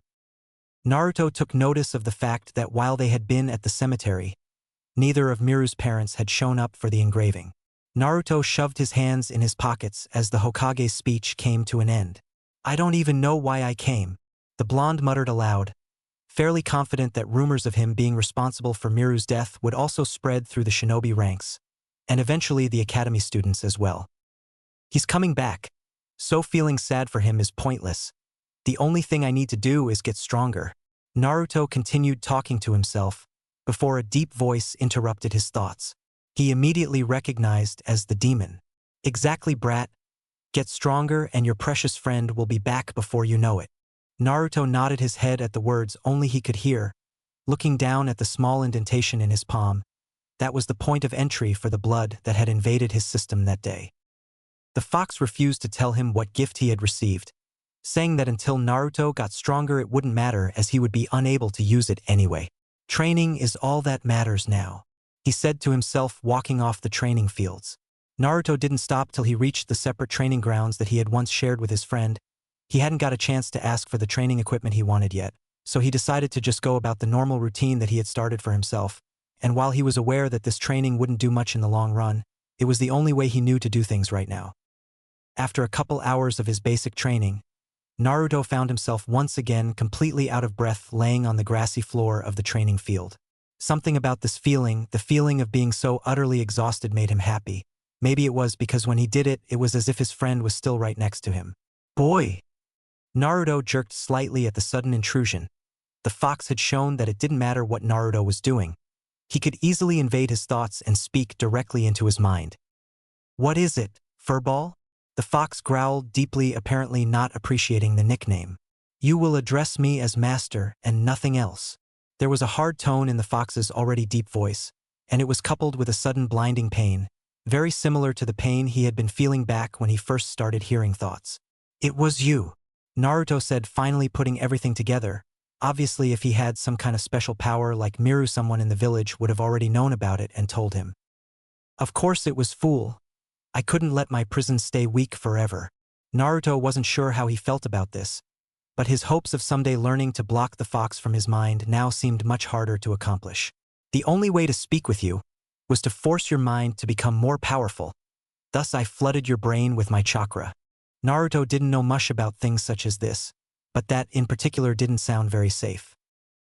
Wait, are you the reason I can't use chakra? The fox laughed in its creepy way. You really are a fool. Why would I do something so pointless? Your inability to properly form chakra is a direct result of the fourth Hokage's own foolishness. Naruto was definitely interested in knowing more about his chakra, but wasn't sure if he could believe everything the fox said. That foolish man didn't pay enough attention, making it easy to infect you. Infect? What does that mean? The fox laughed again. Right before this village's precious hero managed to reseal me in your tiny body, I was able to give you a little gift of my own. Naruto was a little hesitant but couldn't stop himself from asking. What do you mean, what gift? Naruto got a flash of the monstrous creature smiling. A gift that any human would, and has killed for. Naruto gulped audibly, a strange kind of fear welling up inside of him. What are you talking about? Naruto's voice cracked as he asked the question, the palms of his hands sweating a bit. He would have been lying had he said he wasn't scared of the fox's answer. It's obvious, isn't it? I made you into one of my kind. Naruto almost choked on the air as he took in the fox's information. I made you into a chakra being, a demon just like me. It was the best course of action after all. I have already spent more than enough of my time as a prisoner, trapped inside of a human body. You mean I'm not human? Naruto's heart was racing. He almost felt like his chest would explode. Did you really think you were? The fox let out another laugh, this one somehow darker and more sinister than the others. The second you tried to use chakra, your body was flooded with demonic energy, changing your very being into something entirely different. The fox enjoyed the panic that Naruto was experiencing, but decided he needed to calm down lest serious damage be done to his body on account of the demonic chakra that began to leak out unconsciously. Settle down, boy. Naruto jumped as the fox's voice rose to be quite loud. You are still at least half human. That didn't help much, but Naruto did start to calm down, mostly because of his energy running low. Now then, we need to get started. Naruto took a moment to catch his breath. Get started what? The fox let out a loud sound that almost sounded like a sigh. This is why I don't like dealing with children. They take so long to catch on. Just tell me, stupid fox. Naruto finally lost his temper, but he was immediately brought back to his knees by the intense pain that pulsated through his head. I said to call me master. The fox growled out. Naruto nodded weakly, trying to block out the pain. Yes, master. It killed him a little inside to call the source of all his misfortune master, but he did it anyway. Good, now I'll teach you. The fox could easily tell how the boy felt about him, but it didn't care as long as the boy did as he was told. The boy could feel however he wished. Teach me what? Naruto was careful to keep any attitude out of his voice, the intense pain already enough to make him lose any disobedience. How to use the gift I've given you, boy. Naruto, taking the fox's instructions, headed back towards the village. Good. For now you'll be targeting civilians. After all, ninja will still be a bit tricky. The word targeting made Naruto a bit uncertain, something the fox could pick up on quickly. Calm yourself. You will not be hurting any of the pathetic creatures. Everything the fox said was filled with an intense hatred so strong that Naruto felt sick to his stomach. Look there. Naruto looked in the direction he could feel the fox was instructing him to. That man, I want you to find out what he's thinking. Unsure but willing to try, Naruto strained as hard as he could, probing into the man's thoughts. He wants to have sukiyaki for dinner. The fox let out a sound similar to that of a sigh, and Naruto took a moment to move into a nearby alley in an attempt to keep himself unnoticed. Are you even trying, boy? You will have to dig deeper than just the surface to find out the man's true secrets. Naruto tried again, putting everything he could muster into the act. It's no use, he said, letting out a haggard breath. You have to reach out with your chakra, force it into the man's body and grab the information you want. Naruto shuddered at the thought of using chakra, the memory of feeling like his body was ripping itself apart, still fairly fresh in his mind. I don't know. Another shock of pain ran through the boy, a slight whimper escaping his lips in the process. Stop hesitating, the fox growled. Your body should be used to the demonic energy at this point, at least enough for this. The fox explained, slightly calmer now. Without any real choice, Naruto went through the exercise that Miru had taught him to access his chakra, and just moments later he could feel the sudden rush of power that he had felt the night before. Over time you will learn to keep your chakra active at all times. Naruto once again reached out with his power, imagining his chakra penetrating the rather bland-looking civilian man's skull. But for now, just focus on activating it when necessary. A sudden rush of information flooded through Naruto's brain, along with emotions that he could tell were not his own. He's angry about something. Naruto clutched his head, trying to sort out all the information. What is he angry about? The fox probed, spurning Naruto forward. His wife. She did something and he's upset. The fox let a malevolent grin spread across his muzzle. What did she do? Naruto kept pushing further and further, beginning to feel the man's anger overpower him, influencing him. She's cheating on him. Naruto wasn't sure what cheating meant, but he could tell that the man was fighting with himself about what he should do. Good. Now let's see if you can add a thought into his simple brain. Naruto had no clue how to go about doing that, and was about to ask before the fox spoke again. Just think real hard about something, and focus on using your chakra to transfer that thought to him. It's easy. Doing as he was told again, Naruto thought about the only thing he could, sending that thought into the man's head. Nothing's happening. Naruto felt like his head would explode any second, and was forced to release the connection he had with the man. Naruto felt the anger fade almost instantaneously, and thought he was left out of breath, and covered in sweat. There was no residual pain from the experience. That will be enough for now, the fox said, with Naruto letting out a sigh of relief. However, every day from this moment on, you must practice this technique. With enough, someday you may even be able to control people. The fox laughed at the prospect of Naruto forcing someone to do something against their will, though on the opposite end Naruto felt sick at the idea. The fox told Naruto that he wouldn't bother him again, until his powers had grown. Not that this bothered the boy in the slightest. Now Naruto wandered the streets, no real direction in mind. He didn't feel like going home, but had nothing else to do at the same time. I wonder what it's like to die, he questioned aloud, Miru's face filled with fear flashing through his memory, along with the last words he had heard the boy speak. After walking for what could have been hours, Naruto found himself atop the Hokage monument overlooking the village. The sun had just begun to set, casting a shadow over the whole village. Most probably would have thought the view to be pretty. Naruto couldn't help but find the shadow slowly creeping along the village to be poetic in a way. For all the bright and shiny smiles that people showed each other, all Naruto ever seemed to see was their shadows, the dark side that everyone had inside of them. Naruto shook his head as though to get rid of the thoughts. He didn't like thinking of people that way. He always tried to focus on the positive. Even though lately the only thing he could be positive about was how much the people in his own village hated the very thought of looking in his general direction. It doesn't matter. Someday they'll see me as a hero, he said aloud to himself, though somewhere another voice deep in his subconscious told him that they wouldn't, that there was no point in trying, that no matter what, the loneliness that took over his life would never truly disappear. Again Naruto's gaze was drawn to the small indent in the palm of his hand, and when he looked at it he couldn't help but think, what does the fox want me to do? He knew that the fox wouldn't tell him, at least not yet. He had made that perfectly clear. Naruto knew that it didn't matter either. No matter the cost he would do it, as long as it meant he could see his friend alive and smiling again. He would do whatever the fox asked of him. Naruto stood there for most of the night. He didn't feel like going back to his apartment. Sure, Yugao would probably be there making dinner as she seemed to do.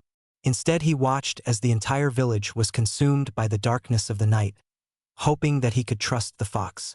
He did eventually go home, though the moon had almost completed its cycle by then. The only thing he wanted was to learn how to get the feelings out, to turn them off. The next day found Naruto sitting through another one of Irika's long-winded lectures, struggling just to keep his eyes open.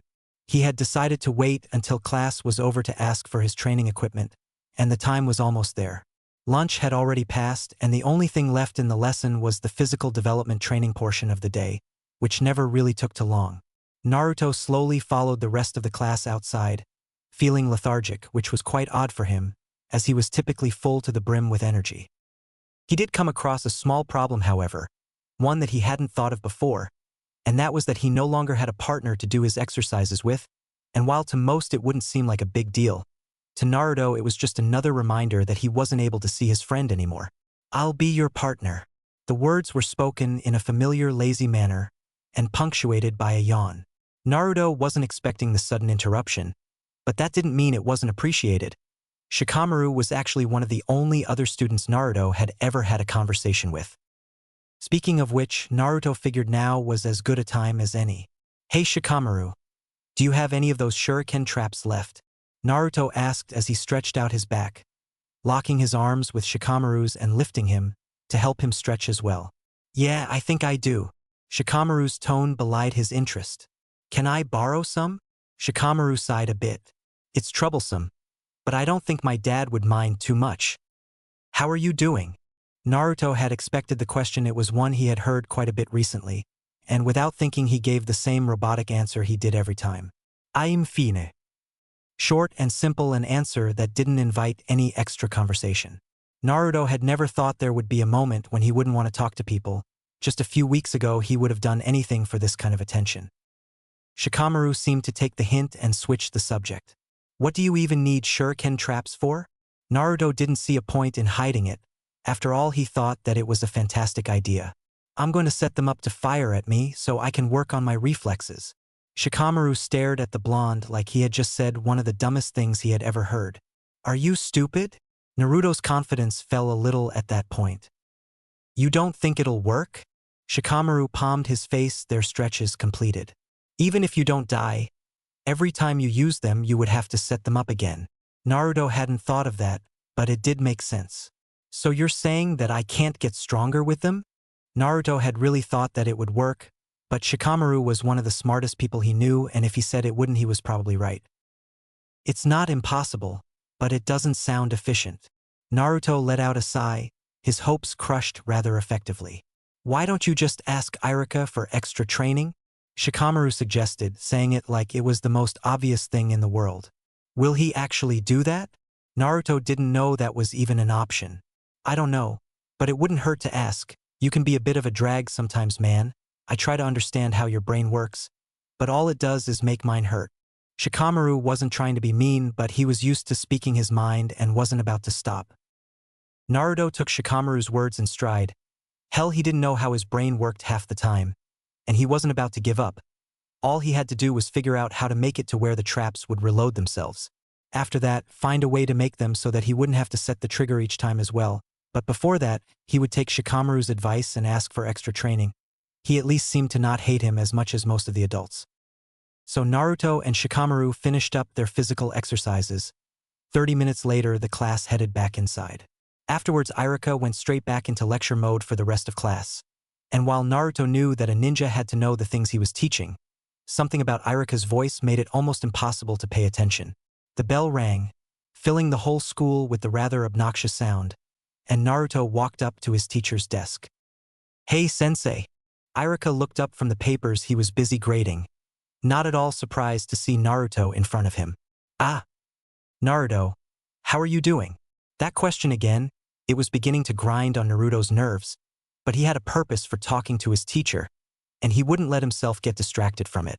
"Do you think I can get some extra training?" Irika let out a sigh, which made Naruto think he might not have been the first one to ask this question. "I can help you with a training regiment, but I can't teach you any jutsu until you make it to the second year." Irika had probably given that answer a countless number of times. "That's fine, as long as it gets me stronger." Naruto answered with that determined look in his eye, something that Irika wasn't used. Usually students only asked for extra training in the hope to learn actual jutsu, and when he would tell them he wasn't allowed to teach them, that they would quickly lose interest. "Seriously? All right, I'll meet you after school tomorrow." Naruto left the academy feeling excited. It was odd that just the thought of getting stronger was enough to fill him with energy. Making his way towards the training grounds, he remembered his promise, so stopping he filled a bottle of water. He wasn't sure how plants worked and hoped that they were still alive, but he figured that if nothing else Mitsuko was watering them as well. Naruto found it strange that the fox had actually not bothered him all day, especially after the day before when he couldn't get the thing to leave him alone. He was finding it easier and easier to get through his workout sessions, something that he wasn't sure was good or bad. After all, it meant that he was actually getting stronger, but it also meant that he would have to start working even harder to keep it up. Before too long, he found himself walking through the humid forest, on his way to Miru's secret garden.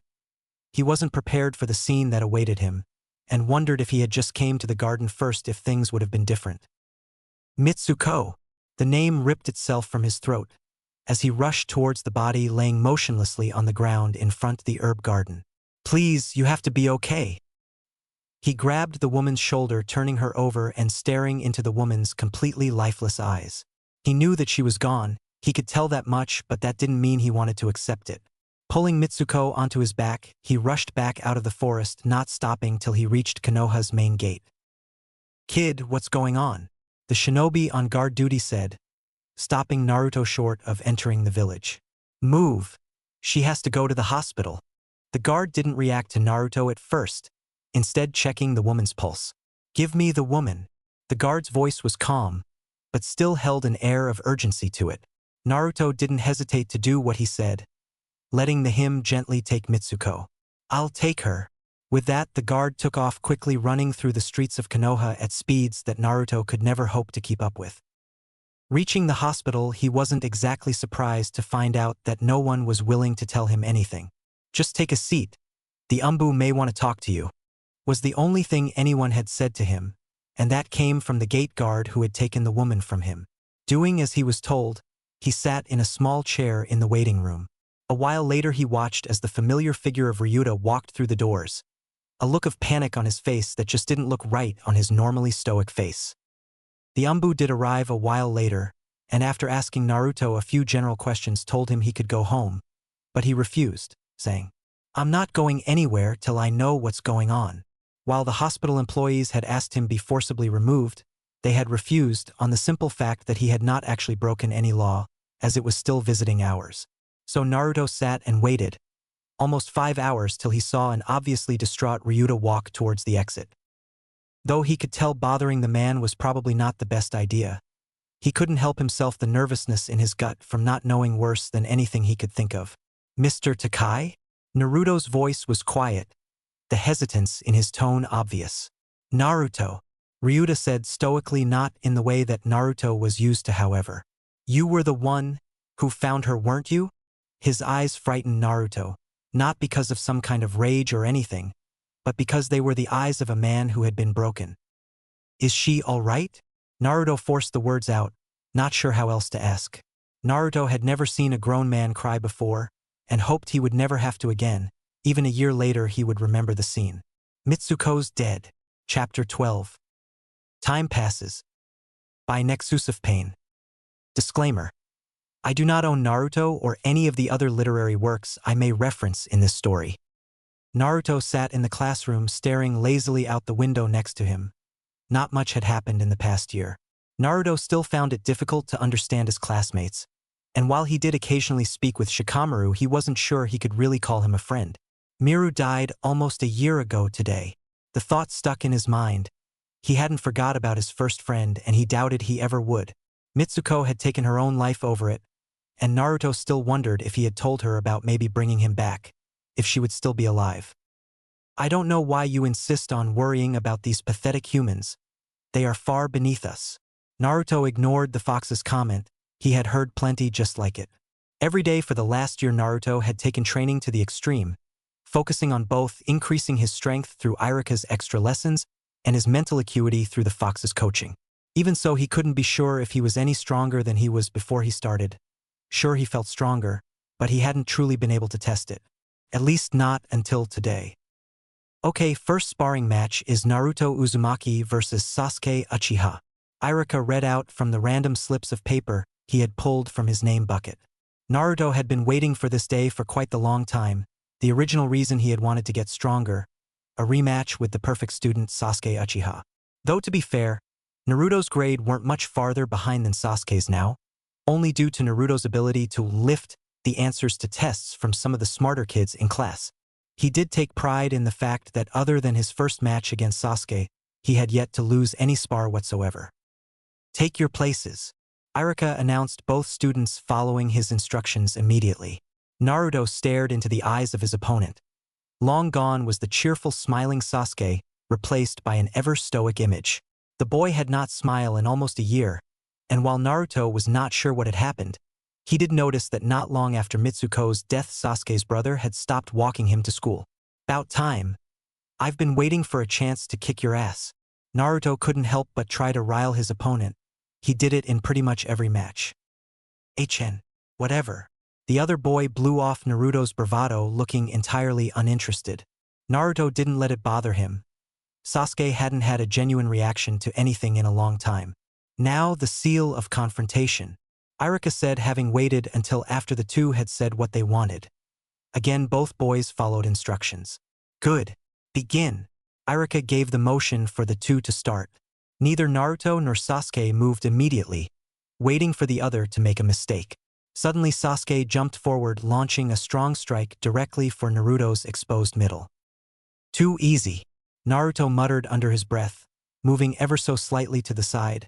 Sasuke's strike missing its target and overextending. Naruto took the moment to quickly knee the dark-haired boy in the side. Sasuke did his best to stay standing, digging his heels into the ground and attempting a follow-up backhand strike that Naruto ducked underneath. Naruto, wanting the fight to last a while, backed up and allowed Sasuke to regain his bearings. Everyone calls you the ace of the academy, and this is the best you can do.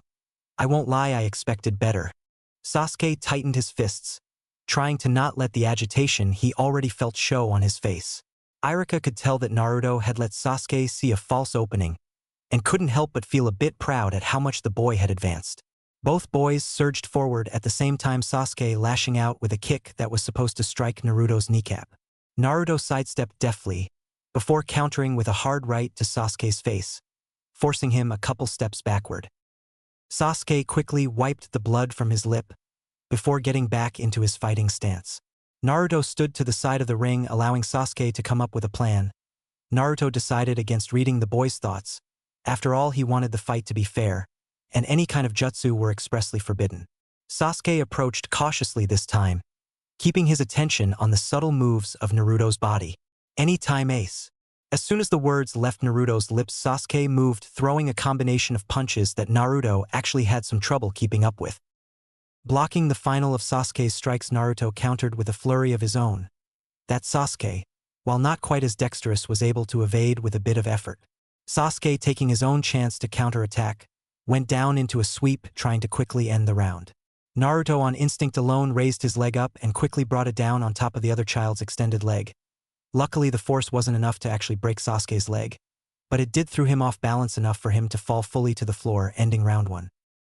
Iruka was surprised at Sasuke's willingness to continue, especially with him now limping.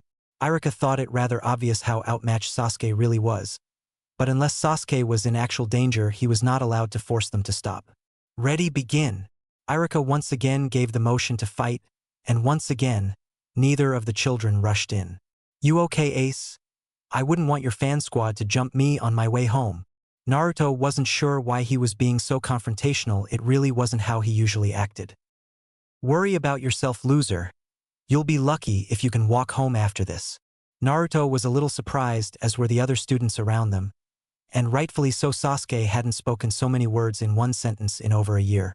You could almost feel the tension in the air at this point, as Sasuke glared heatedly at the blonde, and Naruto just gave a smug grin back. Almost to the point of foaming at the mouth, Sasuke launched himself forward, much faster than before despite his damaged leg. Naruto was actually caught off guard, a stray punch striking his chin. Naruto fought back with his own strikes after that, neither children even bothering to dodge at this point, the fight becoming more of a brawl than a spar. One rather strong punch from Naruto made Sasuke take a step back, his vision blurring. Naruto pressed the advantage with a quick combo to the boy's midsection. Sasuke fought the urge to clutch at his stomach, shaking his head to clear the haze. Naruto, being the nice guy, he was backed up once again to let the boy catch his breath. Sasuke didn't seem happy about it, however. I don't need your pity, loser. Naruto didn't care in the least. It's not pity, Ace. I just want some extra time to beat your face in. Sasuke clenched his teeth, grinding them back and forth. He hadn't ever met someone who was able to infuriate him so easily, and as such wasn't really familiar with being able to control the emotion. In his anger, he rushed forward again, going for a throat jab that was evaded and countered with two-punch combo that stuck Sasuke in the face and more than likely blacked one of his eyes. I won't lose. Sasuke's face was beginning to swell, but even still he continued to fight, lashing out with a series of fast kicks, that Naruto couldn't do much more than dodge. One eventually landed, hitting Naruto square in the chest, forcing the blonde backwards. Naruto grinned.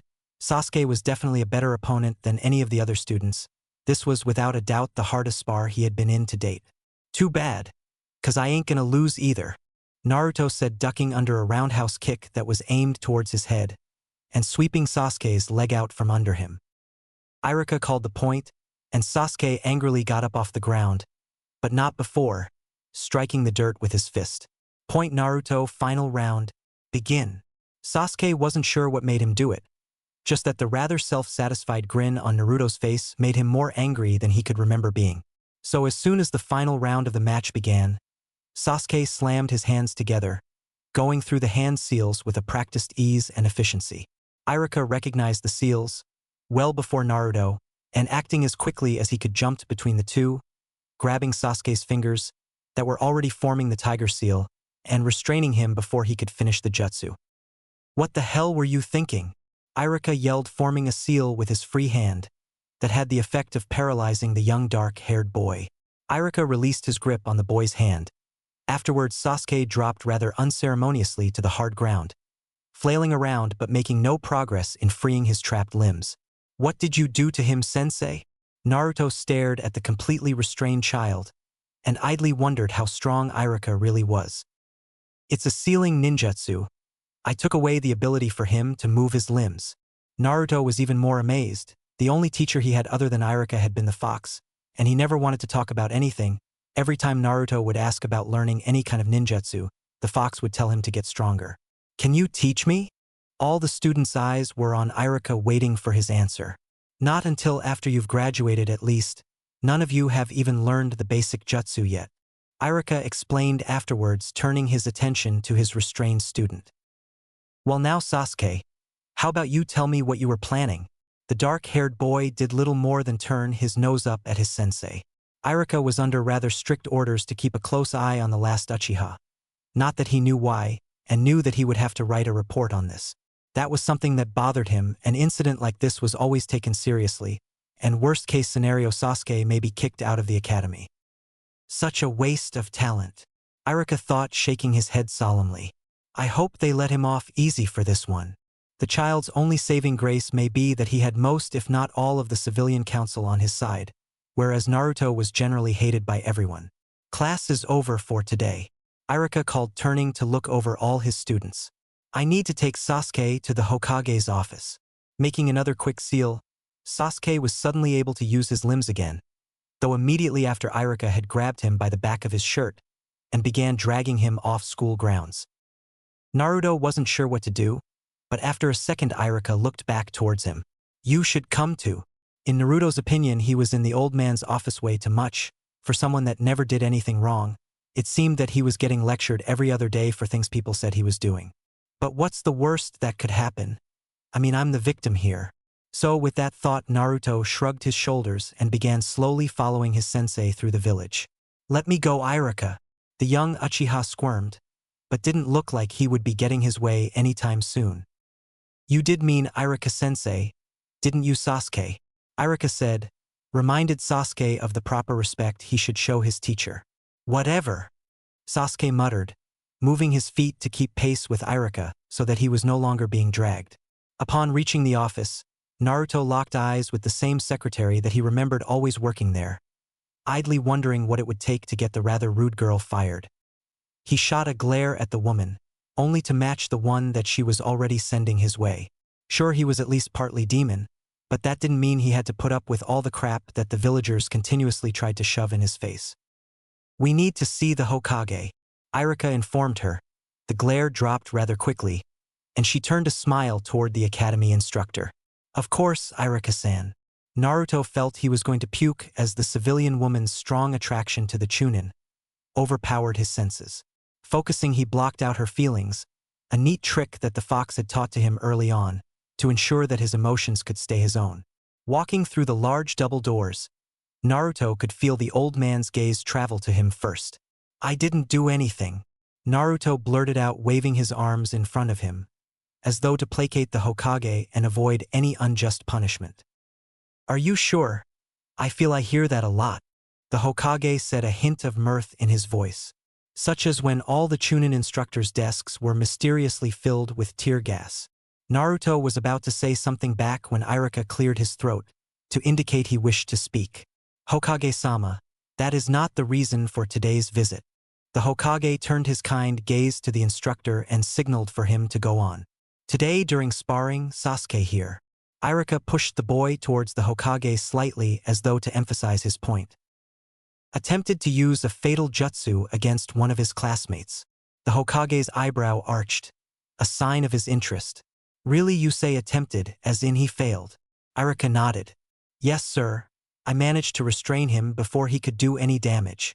The Hokage reached into the top drawer of his desk, pulling out his old pipe, before filling it with tobacco, or at least what Irika hoped was tobacco. I see. So do you have any proof of what jutsu he planned to use? Irika seemed stumped by the question, while the Hokage lit a match and held it to the pipe, the stench of tobacco filling the small room. Well, no, but I know the seals he used.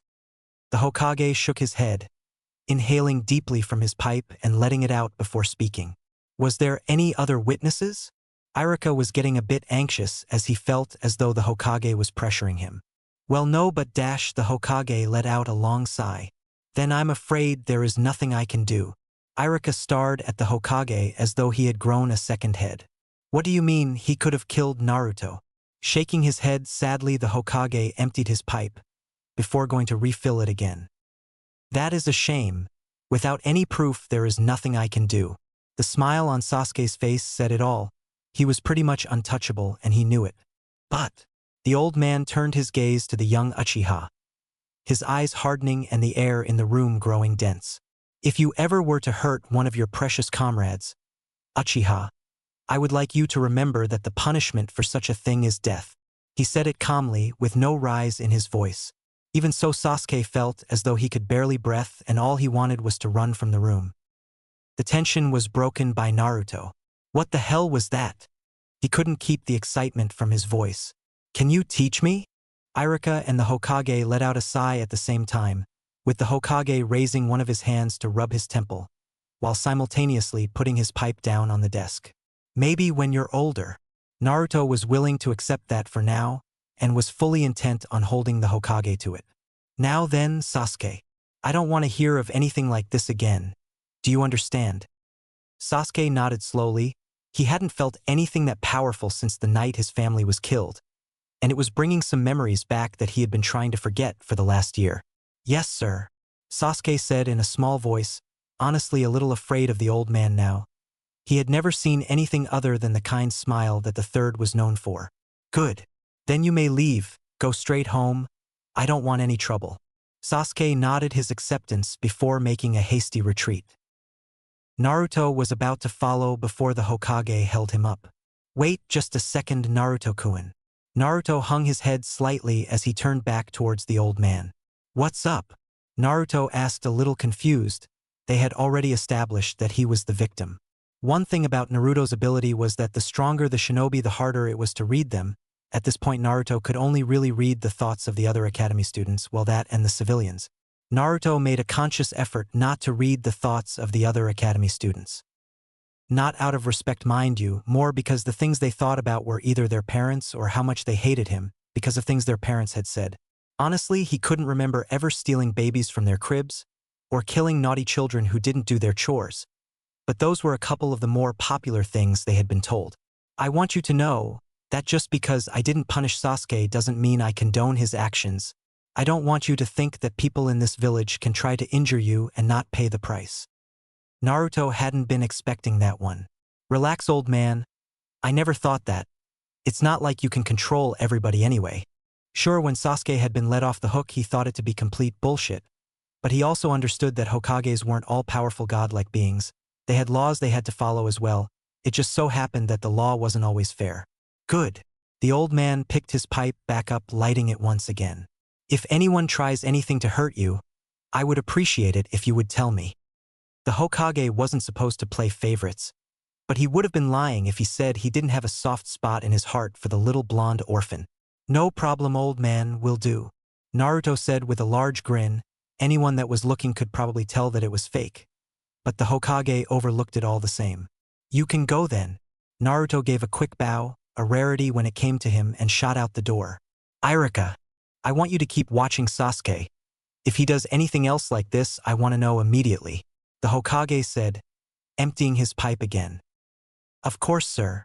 With that, Irika also took his leave, allowing the Hokage to be alone. I wish I knew what to do.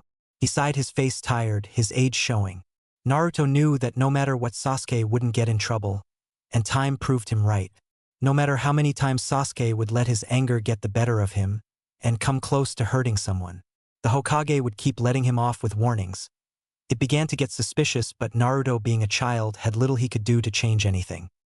Almost 3 years have passed since then, and Naruto still kept mostly to himself. He wasn't completely ostracized from his classmates anymore, but the majority still didn't like him. Shikamaru had become the closest thing he could call a friend in this time, others being people he met through the lazy boy, such as Chuji Akimichi, a rather large child with a bit of an anger problem when it came to his weight, and Kiba Inuzuka, a boy with an ego that easily rivaled Sasuke, but on the plus side of being a generally nice person unlike said Uchiha. After 4 full years of training, Naruto was fairly confident in his abilities. At this point, he was easily able to read the thoughts of even Chunin-level shinobi and push thoughts on genin. The fox hadn't taught him much more than that, but what he had was invaluable in Naruto's opinion. After all, if it weren't for his mind reading, he wouldn't do nearly as well on the written tests. Naruto was always careful, however, to only read the first layer of thoughts when it came to his classmates. Not only was he entirely uninterested in their private lives, he didn't like knowing what people actually thought of him. He was happy living in blissful ignorance. Naruto had still not gotten the fox's approval when it came to whatever had to be done to resurrect his now long-dead friend. Even after all these years, however, Naruto had not lost any of the drive to do so. It's my final year starting today, Naruto said as he left his small rundown apartment. Naruto had done a few things to spruce the place up over the years, including painting the interior a light orange color. Something that Yugao had commented burned her eyes, whatever that meant. Naruto actually enjoyed the color personally. Speaking of Yugao, about a year ago, the Hokage decided that Naruto no longer needed a full-time bodyguard. As such, Yugao was re-entered into the normal Umbu Corps. She would still try to visit as much as possible, but Naruto understood how busy she was. It had actually been almost a month since he had last seen her at this point. Don't get too excited, kid. The fox rumbled in the back of his skull. While not friends, his tenant and him were at least on better terms. After all, you barely managed to pass the finals last year. The fox loved reminding him of such things. But he wasn't wrong. Last year's exam had included having to perform the clone jutsu, the only jutsu of the 3 that Naruto seemed completely incapable of doing. He knew why, of course, but that didn't mean he had any way to counter it, and increasing his chakra control to a point suitable was almost like asking him to walk on water.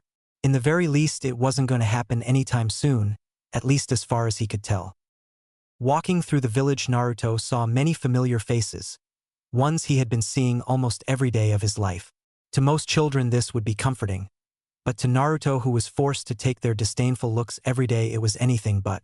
Ever since that day, Irika hadn't let Naruto and Sasuke spar, something about it being too dangerous. Either way, Naruto thought it was unfair. No matter how many other students whose faces he smashed into the ground, nothing felt quite as good as bringing the Uchiha to his knees. Naruto caught a glimpse of a familiar pineapple-like hairstyle and ran ahead to catch up to his kind of friend. Hey, Shikamaru! Naruto yelled, causing the boy to stop and turn his way. How can you have so much energy in the mornings? The lazy boy sighed, and simultaneously yawned somehow. And I can't believe how little energy you have, especially after all this training we've been through. Shikamaru just shrugged in response, leaving no real room for Naruto to keep the conversation going. As such, the rest of their walk was in silence. Naruto did notice one thing as they reached the academy, however. Hey, where's Chuji? Naruto looked around. Normally, the large boy was quick to join Shikamaru on the way to school, but Naruto hadn't seen hide nor hair of the boy. It's troublesome, but he said there were some clan things he had to do today. I think that the school let him have the first day off. Naruto nodded. He supposed that it made sense, though he didn't have a clue about anything to do with the clans. It's not like everyone doesn't already know everybody anyway. Shikamaru nodded his head to Naruto's statement. Yeah, no one would be able to enter the academy in the final year anyway. They had no idea how wrong they were. Welcome, class. We have a new student joining our class today, Irika said from his position standing behind his desk. Almost as if on cue, a young girl that looked just slightly younger than any of them entered, a large book under one arm. My name is Mikomi. She didn't specify if it was her first or last name, just walking over to the empty seat beside Naruto and sitting down. Chapter 13. New Student. By Nexus Pain. Disclaimer. I do not own Naruto or any of the other literary works I may reference in this story.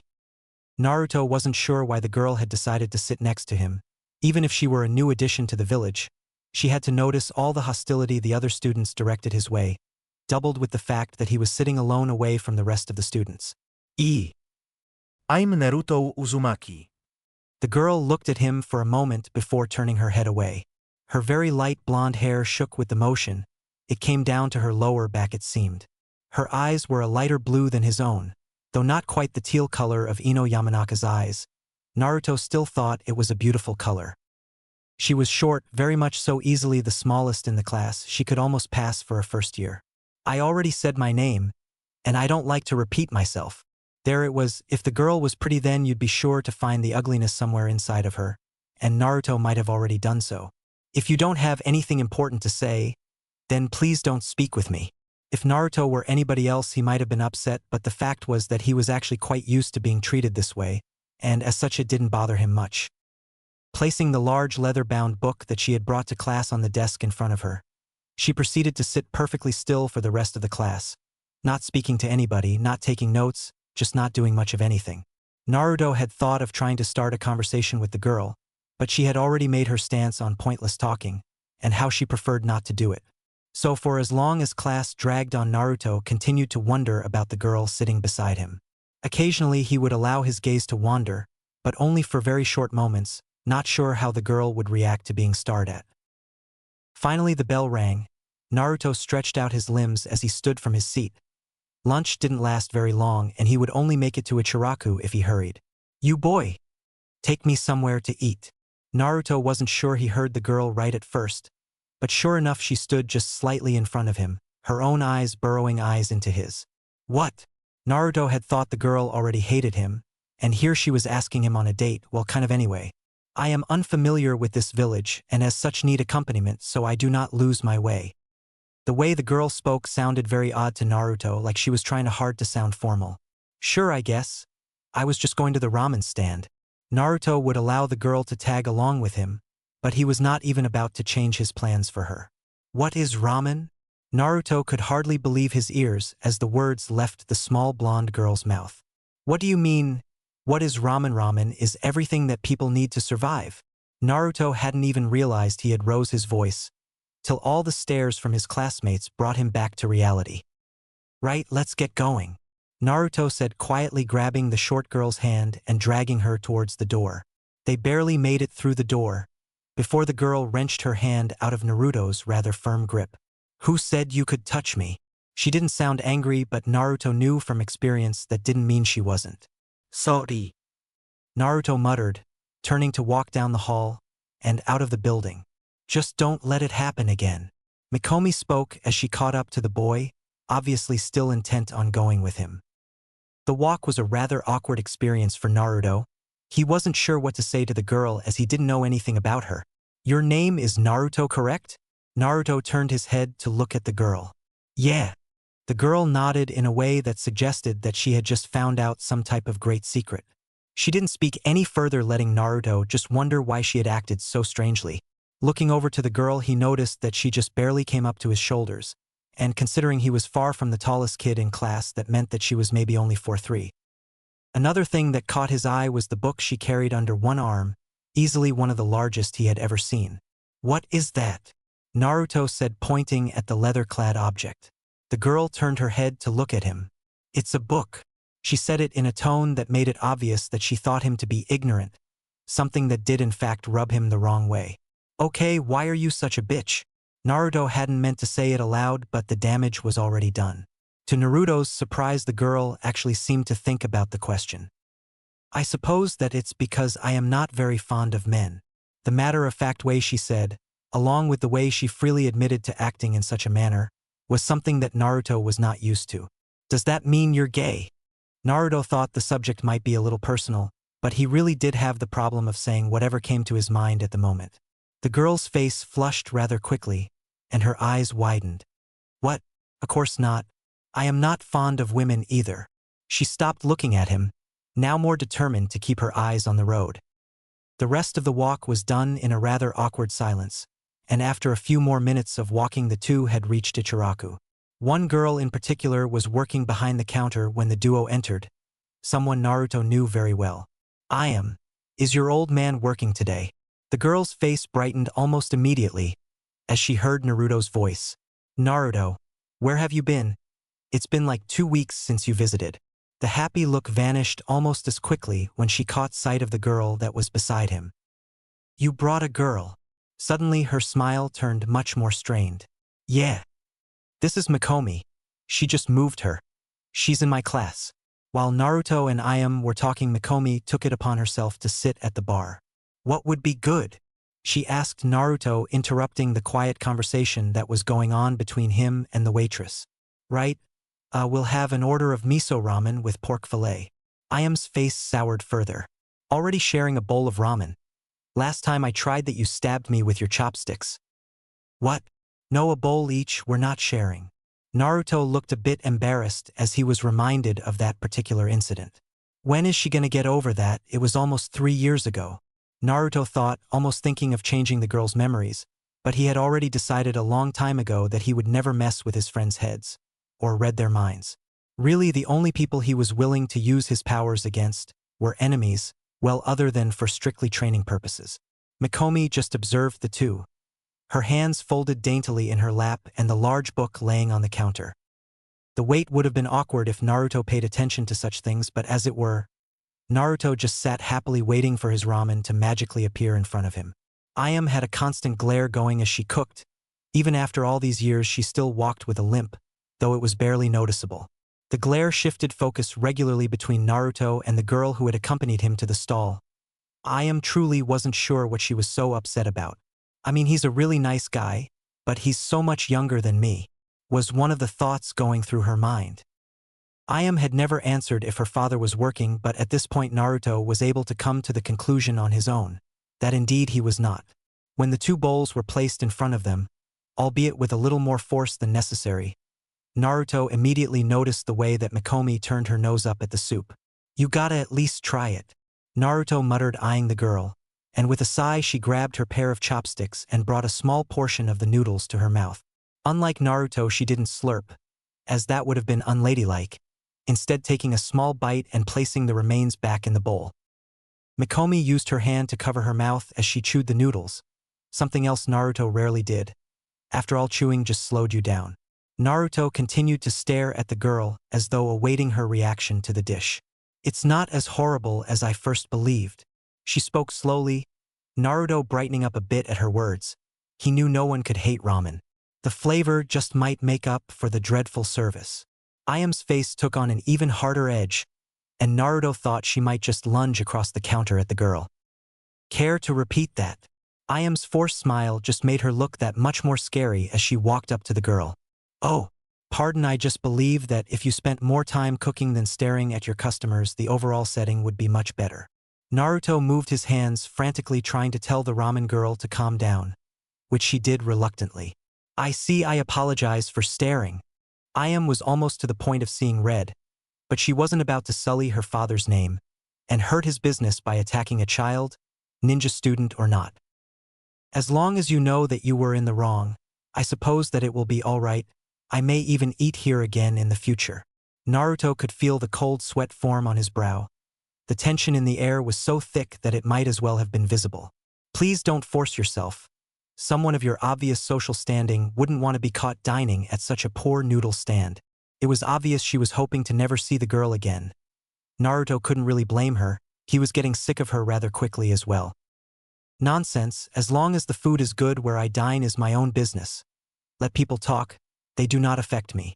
The girl just couldn't take a hint, and Naruto, looking at the clock over the stove behind Ayam, noticed that lunch was almost over. Mikomi, we need to get going. Naruto quickly downed the rest of his bowl before throwing enough change on the table to pay for both of their meals, something he hadn't planned to do at first, but now that he was in a hurry didn't see the point in not. Really? I guess the saying time flies when you're having fun does have some meaning after all. The girl giggled, standing up, leaving her barely touched ramen on the counter.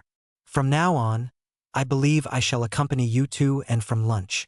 Naruto wasn't exactly thrilled with the idea, and from the look on her face neither was Ayam. But Naruto was much too nice of a person to stop her. Whatever, let's get going, we're gonna be late, Naruto said, grabbing her hand again, pulling her away from the stand. I said not to touch me. The girl yanked her hand away from him again. I said not to touch me without permission. Naruto got a glint in his eye. Really? And what would it take to get your permission? The suggestive way Naruto spoke seemed to go straight over the short girl's head, which he figured was pretty normal. Please stay at least 3 meters away from me while we walk. This girl needed a serious attitude adjustment, something Naruto actually specialized in. Whatever you say, princess. The girl must not have understood the sarcasm in his voice, at least not with the way she smiled. It wasn't long before the two reached their destination. Only moments before the bell rang had they managed to take their seat. Naruto only ever paid half attention to his classmates, but out of the corner of his eye he did manage to catch a peculiar dark-haired girl staring at him. This wasn't the first time either. Over the years he would catch her gaze occasionally. This was different, however. The way she was staring at the blonde girl he had walked in with did little to hide the intense dislike for the girl that Naruto was sure the Hyuga, if he remembered correctly, felt towards their newest classmate. Naruto sent a small wave towards the girl, who quickly lost the intense look in her eyes and began staring at the ground. Something Naruto believed she did regularly, not that he was positive. As previously stated, he normally tried to pay as little attention to his classmates as possible. Naruto went up to his normal seat in the back of the room, opposite side of where the window was situated, a spot that no one else wanted, the easiest way to assure he would be left to his own devices. The girl, of course, sat down directly beside him as she had done earlier. Class passed slowly, with Naruto barely paying any attention whatsoever. Everything Iruka-sensei was going over was just a review of the year before anyway. He was asleep by the time the bell rang, signaling that it was time to head outside for physical exercise. Naruto had long since surpassed what the academy could help him achieve in physical strength, the routine not winding him in the slightest any longer. Of course, as it was a new year, they increased the difficulty, just not enough for it to make much of a difference on the preteen boy. None of it mattered. Naruto would end up getting plenty of exercise later anyway, what with his own personal routine and Iruka-sensei's extra training. Naruto took the time in between his laps around the field to gaze over to the strange new girl.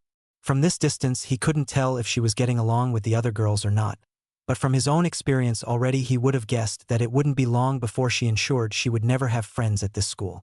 She's fast, he said to himself as the girl began taking laps of her own, easily matching, and then surpassing his own speed. That of course didn't mean much to Naruto. There were plenty of kids faster than him in class. He was more of a strength-based fighter than a speedy one. Is this the best you low-born ninja can do? She offered her snide remark as she passed by him. Is that a challenge? Naruto asked as he increased his speed in order to speak to the girl. No, just an observation. Naruto gave the girl a feral grin, pumping chakra into his legs and pulling ahead of her. As fast as she might be, Naruto was confident he could stay ahead, especially after taking into account her long white dress that almost reached her ankles, and true enough, he pulled half a lap ahead in just moments. Mikomi stared at the blonde boy as he pulled ahead. She really hadn't been challenging him, but if he wanted a race, she was not afraid to give it to him. It became obvious, however, that at her current rate there would be no way to catch up. If she were a different girl, she might have sighed in annoyance, but as it were, she couldn't allow anyone to see her do such a thing. I won't lose to some pathetic little boy, she said under her breath, kicking off her shoes as she ran. With the fresh dirt under her feet, she found it much easier to run, but it still wasn't enough. Naruto was still ahead, running faster than he had in a long time, faster than he ever had in front of the rest of his class. The look of agitation on the girl's face was enough to make Naruto happy. Not that he wasn't still going to beat her. He could hear her whisper under her breath, but he couldn't make out the words, and almost like magic her speed shot up far above what it was just seconds before. Pulling ahead so fast, Naruto wasn't sure what was happening. All he could do was pump more chakra into his legs and hope to keep up. Holy shit, he gasped out, for once the running getting to him, He was putting in everything he had, but it just didn't seem like it was enough. In the end, he was unable to catch her again. And there she stood, a rather satisfied smirk on her face, her shoes long forgotten. Like I said, it wasn't a challenge, were the words she spoke as he approached. However, the look on her face said anything but that. If it wasn't, why are you so happy you won? Naruto pointed out as he walked up to face her. Immediately her smirk dropped and she folded her arms across her chest. I don't know what you could be talking about. Beating someone so obviously below me wouldn't bring me any such emotion. The high and mighty act didn't take long to make a reappearance. Whatever you gotta tell yourself, princess. The girl turned away from him with a huff, not interested in continuing the conversation. Naruto took her walking away as a sign of her admitting defeat and chalked it up to his win. It was obvious to Naruto that she was upset, mainly because when she went inside she had completely forgotten her shoes on the track. Naruto wasn't sure why he was doing it, but with a sigh he walked over, picking up the small white pair of oddly frilly sandals.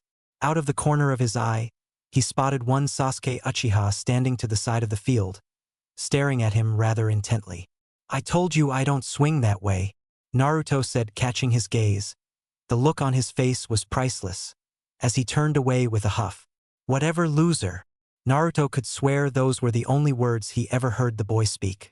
Relax, Ace. Don't take it so personally. I'm sure someday you'll find a nice man to sweep you off your feet. Naruto chuckled at the anger that flashed across the Uchiha's face. Pissing the boy off was one of his favorite pastimes.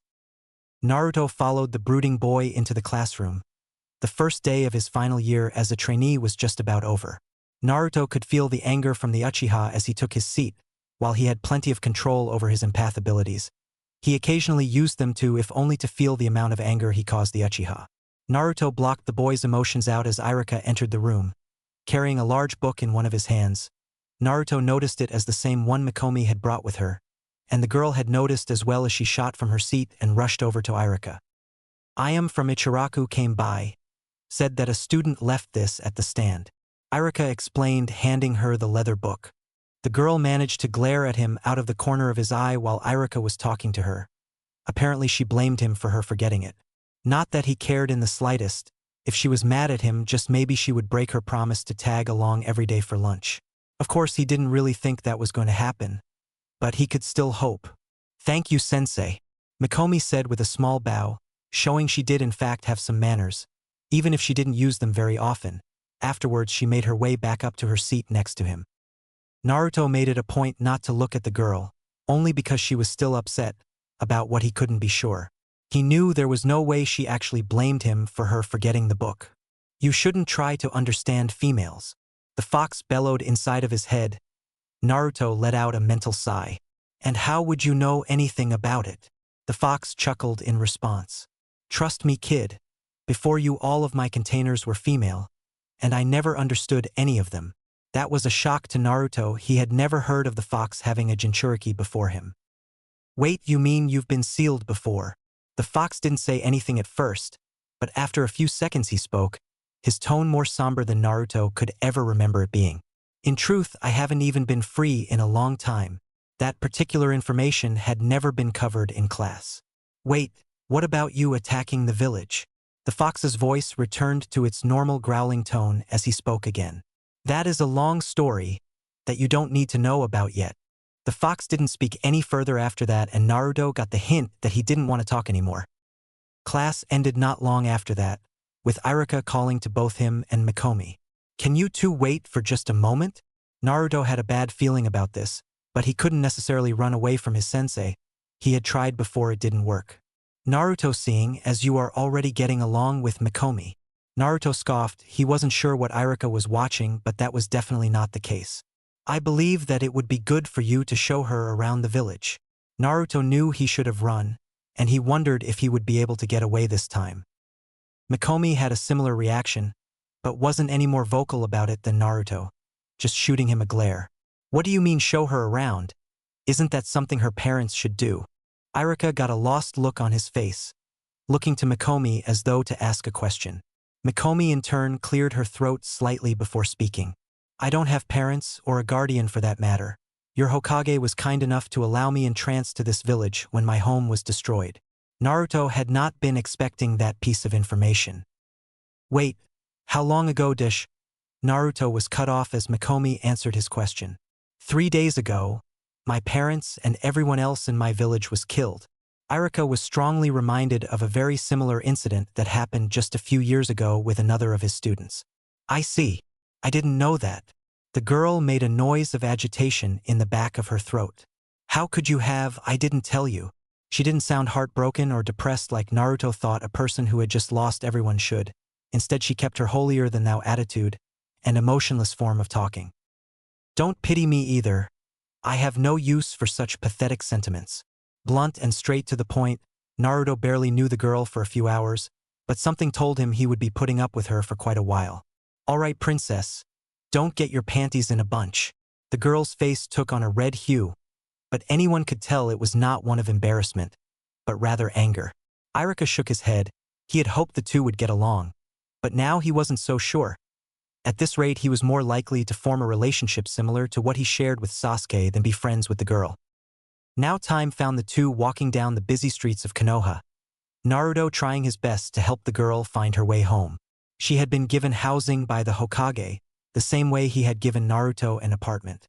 Likely that meant that it wouldn't be anything special, and as Mikomi was of somewhat a higher-class girl, at least that's how she acted, he was sure that whatever apartment she had been given wouldn't be up to her specifications. So, if this is the first time you've been to this place, where have you been staying till today? The Hokage let me stay in a spare room in his mansion. She said it as though it was no big deal, something that made Naruto just a little upset. One of his dreams in life was to be able to stay in that large mansion. Of course, that also coincided with his dream of becoming Hokage. Was it awesome? Naruto couldn't help but ask. The thought of staying there, with what he guessed to be the hundreds of servants the Hokage had, was quite the though.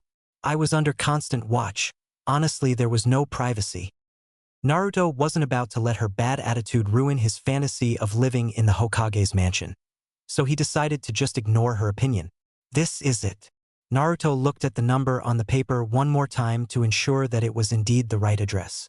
The building actually wasn't too far from his own, though this one seemed in slightly better shape than the one he lived in. I suppose it will do. He could hear the disappointment in her tone. Not that he really cared. Did they already deliver your stuff? Mikomi nodded, before taking a deep breath and grasping the key that Irika had given her before they left the academy. Well, I guess I'll see you tomorrow, Naruto said, waving at the girl's retreating form as she climbed the stairs. She half-turned towards him, not fully, as though to show that it wasn't worth the effort. Yes, tomorrow. Goodbye, Naruto Uzumaki. Naruto awoke that morning not sure if he was excited or annoyed. It had been a couple days since he had met Mikomi. For the past 2 days, she had done little more than order Naruto around like a dog. Not that he made it a habit of listening. Still, her brash and rude behavior was something that was definitely starting to grate his nerves. To make things worse, he had been forced by Irika to promise the girl he would finally give her a tour around the village today. Normally he would tell the teachers to shove it where the sun don't shine. But this was Irika, probably the only instructor he had any respect for. This is definitely going to screw up my training regiment, he thought as he made the long trek towards the academy. Even he couldn't deny, however, that something about Mikomi was appealing, at least aesthetically. As for her personality, it definitely needed some improvement. Of course, the last thing on Naruto's mind at this point in his life was anything romantic. I at least need to be a jonin before I worry about that shit. He shook his head to try to remove the rather random thoughts. It wasn't too long of a walk anymore, or he just got a lot faster since he was a child. Not sure which. As she had the day before, Mikomi stood outside the academy awaiting his arrival. If you wish to truly be a powerful ninja, you should learn to be punctual. Naruto had expected some kind of comment, but as far as he could tell, he was early to class. What the hell are you talking about this time? Naruto said with a sigh. If someone is set to meet you, always arrive before them, she stated in a matter-of-fact way. I didn't ask you to wait for me, Naruto shot back, walking past the short girl. Spinning quickly, the girl followed him into the classroom. Sitting at his normal seat, Mikomi didn't hesitate to sit next to him, carrying her large book and setting it down in front of her. That was another thing that Naruto thought was strange. He had yet to see her do anything other than carry the book around. She was never reading it. Of course, she could just wait till she got home at night, but then why carry it around at all? Mikomi sat primly. Today she was wearing a blue sundress, not exactly ideal for ninja training in Naruto's opinion, but looking down at his bright orange t-shirt, he figured he didn't really have that much room to talk. Good morning, class. Irika entered the class, a stack of papers in one hand. Today we're going to have a short quiz. There was a moment of silence, followed by groans from almost all of the class's occupants. But sensei, we haven't even learned anything this year, came a whine from one of the many upset students. That's why the quiz is on things you learned last year. This statement was followed by another unanimous groan. Relax, it's not difficult. Just need to make sure you at least remember something from last year. Naruto wasn't worried about something like this. Sure, it was more or less a waste of everyone's time, but Naruto's secret weapon always managed to make sure he passed these kinds of things. He waited quietly while the majority of the class complained, and before long the paper was in front of him, flipped face down to ensure that he wouldn't be able to see the questions until the test had begun. Okay, everyone, you may begin. With the call from Irika as one, the students flipped over their test papers and began scanning the questions. Naruto looked at the questions as well. To his surprise, he actually knew a majority of the answers. I guess I did learn something last year, he thought to himself. Looking to the side, he was shocked to see Mikomi completely breezing through the test. Sure, he hadn't thought she would be stupid, but as far as he knew, the ninja academy in her old village focused a lot more on physical training than mental, or that was pretty much what she had told him. That makes things easier. The closer proximity he was to someone, the easier it was to read thoughts, so being right next to someone who knew all the answers off the top of their head was a dream come true for Naruto. Focusing his chakra, he reached out, probing the young girl's mind, just a little. What he figured would be enough to scrap some answers off the top. What the hell? He pushed a little harder, a familiar pinprick sensation tingling the back of his head. No longer did he get the almost unbearably painful headaches. They had been replaced by this new peculiar feeling, unless of course he strained too hard. However, pushing as hard as he dared with any of his other classmates didn't seem to get him anywhere in Mikomi's mind. She's much stronger than I thought. The fox's familiar growl entered into his mind. Naruto tried to ignore him at first, still focusing more on breaking through the girl's defense. It's no use, boy. You should have figured that out by now. Naruto was forced to give up his pursuit when Mikomi looked at him suspiciously out of the corner of his eye. Naruto felt his heart drop and abruptly stopped what he was doing. Could she feel me? I thought that was impossible? Naruto asked the fox, almost on the verge of freaking out. He had done very well at hiding his ability from everyone, and didn't know what he would do if the secret got out now. He could already hear all the accusations that would accompany such a thing, the majority of which would be that he cheated his way through the academy. That wasn't exactly a lie, but it also wasn't the point right now. Naruto's mind couldn't help but go straight to the worst-case scenario, this in point being getting kicked out of the academy and forever banned from becoming a ninja. Relax, boy. The girl knows nothing. Even if she did, she would have no way to prove it. The fox always had a way of calming the boy down. Naruto could already feel his heart rate returning to normal. Whatever the fox had done worked almost like a sedative, allowing Naruto to calm down immediately. Luckily, no drowsiness was involved, and Naruto was able to regain his bearings rather quickly. What happened? Naruto had never had that happen, had never panicked that much before.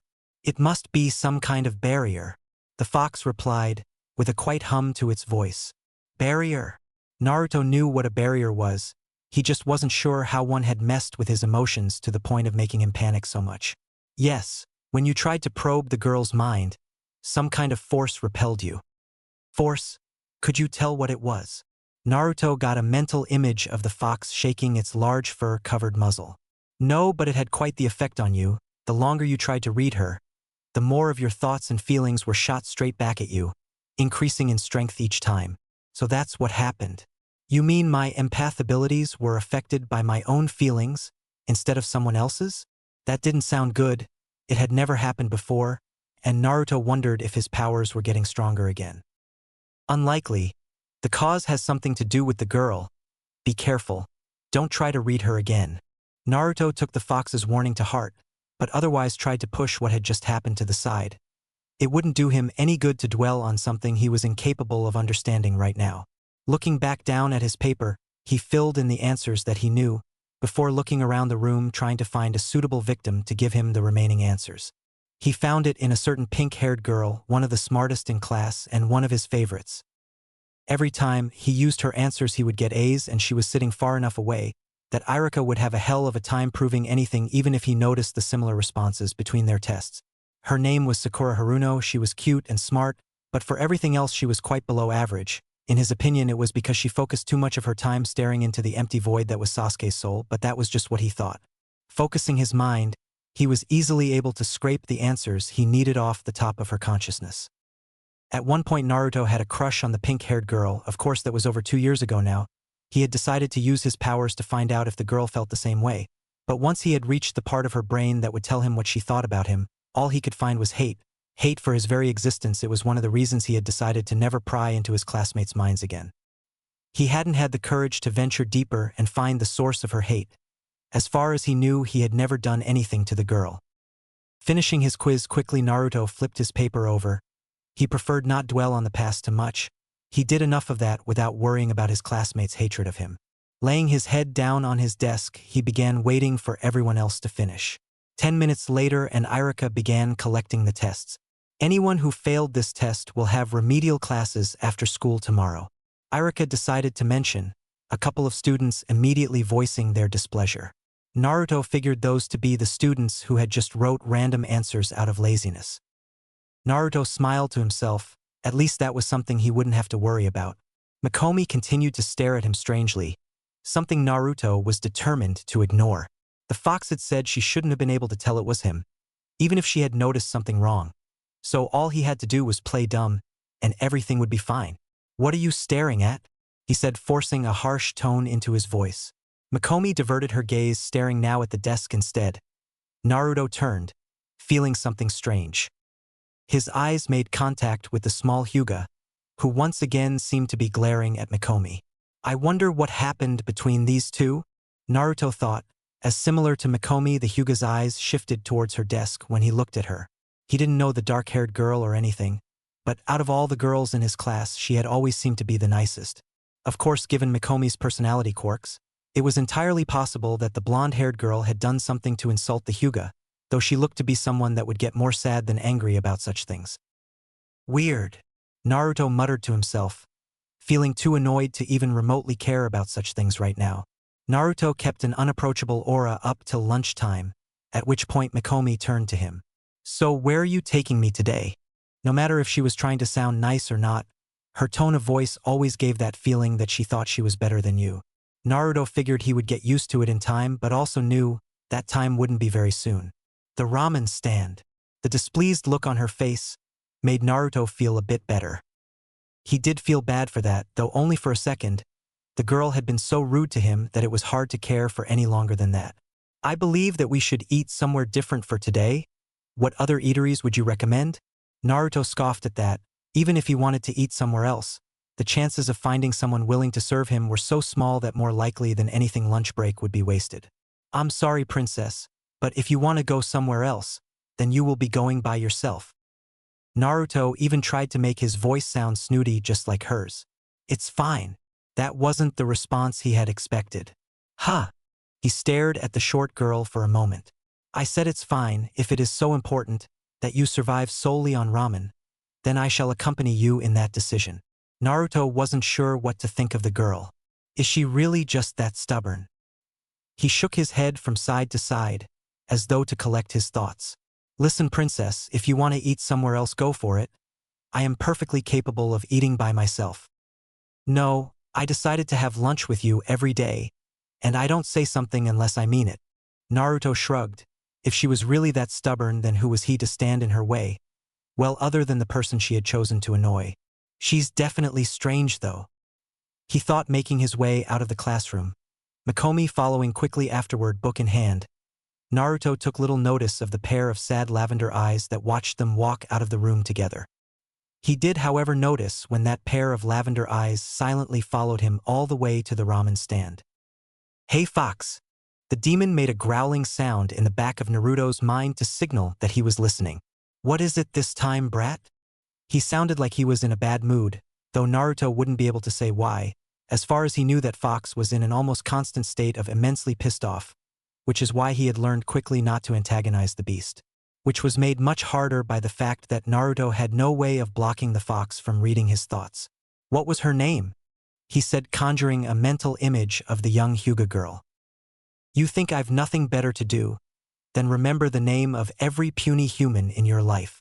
It was a rhetorical question, of course, and Naruto knew this. Didn't stop him from answering, though. You really don't. It's not like you get out much. The Nine Tails didn't take the joke very well, as expressed by the sudden pain that entered Naruto's brain. Naruto felt a shiver go down his spine afterwards. It had actually been a long time since the fox had done something like that. Her name is Hinata. The fox answered. Apparently he really did know Naruto's classmates by name. Naruto turned before entering the curtain that separated the stand's seating area from the road. Hey Hinata! He could have sworn he heard the girl emit a small eep sound from behind the street lamp that somehow managed to completely hide her form. When she didn't immediately reveal herself, Naruto took it upon himself to walk over to her, something the girl either hadn't expected or had hoped wouldn't happen. Do you want to eat with us? This was perfect. Sure, Naruto could see that Hinata didn't care much for Mikomi, but if he was correct, the girl was much too nice to stay that way. The Hyuga girl seemed to be at a lose for words, and Naruto started to wonder if she was feeling well, as her skin became flushed quickly. You all right? He waved one of his hands in front of her face, but all he got was for her to blink slightly. After a good minute of staring at the girl, she slowly nodded her head, just the barest of movements. Naruto took it as an agreement, however, and quickly grabbed the heiress by the hand, and began almost dragging her over to the ramen stand. Now I just need these two to become friends, and this girl will stop bothering me and start bothering you. His thoughts might not have been totally pure, but at this point he just wanted to go back to being able to ignore everyone other than Shikamaru, Choji, and Kiba. A long time ago he would probably have freely embraced the thought of friendship, but now he would rather just not get attached to too many people. Mikomi gave the barest of bows to the short-haired girl, with the pale skin. Hinata, on the other hand, didn't even seem to notice. Her face had turned so flushed that Naruto was actually starting to worry. It didn't help that she looked like she might pass out any time. Realizing that he still had a hold on the girl's hand, he quickly released her. Naruto wasn't sure if being touched was a thing all girls hated or just Mikomi. He couldn't remember I am ever complaining, and Yugao would typically hug him every chance she got. Either way, if Naruto's plan was going to work, he needed to make sure not to anger the pale-eyed girl. What's wrong with your eyes? Are you blind? Naruto could strangle the little blonde girl at this point. She was so tactless it was infuriating. The combination of Naruto releasing her hand and Mikomi's question snapped Hinata out of her stupor. To Naruto's surprise, the anger she showed in class was nowhere to be seen now that the two were face to face. No. Her voice was very soft. This was the very first time he had heard the girl speak aloud, at least that he could remember. Really, how odd. Hinata started to look a little down, as Mikomi continued with the subject. I think they look cool. Naruto jumped in. He was attempting to bring Hinata's mood up, hoping that Mikomi's comments wouldn't make her leave. That didn't mean that his statement was false, though. He really did like the way the Hyuga eyes looked. Something about them was so intense, it was hard to look away. On more than one occasion Naruto had wished he had something similar, only to push those thoughts aside. Hinata let out another strange squeak-like noise at his comment, and he began to wonder if she might be half mouse or something. Really? Again that soft voice escaped her lips. It sounded so fragile that Naruto was starting to feel bad for what he was trying to do. That didn't mean he was going to stop, though. He saw a way out, and this blonde annoyance that was almost constantly insulting him and following him everywhere needed to go somewhere. Naruto had caught on that Mikomi wasn't purposely insulting people, of course, but that didn't make it any less annoying. So Hinata, what do you want to eat? A look of confusion crossed her face momentarily, before her blush returned 3 times as bright as it was before. Is he asking me on a date? Were her thoughts, before she fell over, almost slamming her head onto the hard ground. If it hadn't been for Mikomi's quick reflexes, who caught the girl before Naruto could even make a move. Is she sick? Naruto bent down to feel the young girl's head, and sure enough her forehead was quite warm. Mikomi, however, shook her head in the negative. I do not believe she is ill, though she is quite the odd girl. Either way, Naruto thought he should take her to the hospital, and he voiced his opinion. We should get her to a doctor, just in case. Mikomi made a noise before looking him in the eyes. We should wait. If she does not awaken soon, then you can seek medical expertise. Naruto wasn't sure why they should wait, but he also got the feeling that arguing with the girl would be pointless. Fine. Naruto said, letting out an annoyed-sounding sigh. Something about the girl just made it hard to argue with her, which was why Naruto wasn't trying to. Still, Naruto didn't feel right ordering food until he was sure Hinata was okay. She may not have been his responsibility, but that didn't matter. It was a feeling that Mikomi did not share, however, as she wasted no time ordering. Unlike before, Ayam was nowhere in sight. Tucci was running the stall instead. One bowl of miso ramen with shrimp. Naruto shivered. He wasn't a huge fan of shrimp. Sure, he would eat it if he had to, but he would prefer pork any day. Right away, young lady, Tucci said with a smile, sending a wink towards her. Came off a little creepy, but Mikomi smiled back all the same. Tucci then turned towards Naruto. So you want the regular? Or you want to try something new? Naruto wasn't really focusing and as such didn't reply immediately. Huh. Oh, I'm not sure yet. Tucci blinked in confusion. Naruto was never one to wait to order, but he shrugged and chalked it up to another of the blonde's odd moments. Alright, just tell me when you're ready. Tucci hadn't noticed Hinata, mainly because Naruto had leaned her up against the side of the stand, where he could keep an eye on her, without worrying about her falling off of one of the stools. It was only a few minutes before Mikomi had her ramen set in front of her, and Hinata had yet to stir whatsoever. Naruto was ready to either order or take the girl to the hospital. It didn't matter which one, because at this point it might as well have been torture, watching someone else eat ramen while he had none. Luckily for the boy, he didn't have to wait much longer, as the dark blue-haired girl began to stir. Are you all right? Naruto asked, having left his seat to bend down next to the girl as soon as she showed signs of movement. He was going to be as nice to the girl as possible. The last thing I need is for people to start rumors about me knocking girls out on the road. While that wasn't even close to what happened, he knew that it was extremely possible that someone would say just that, especially from the way people were staring at him right at that moment. Naruto locked eyes with one such person, a woman with long black hair.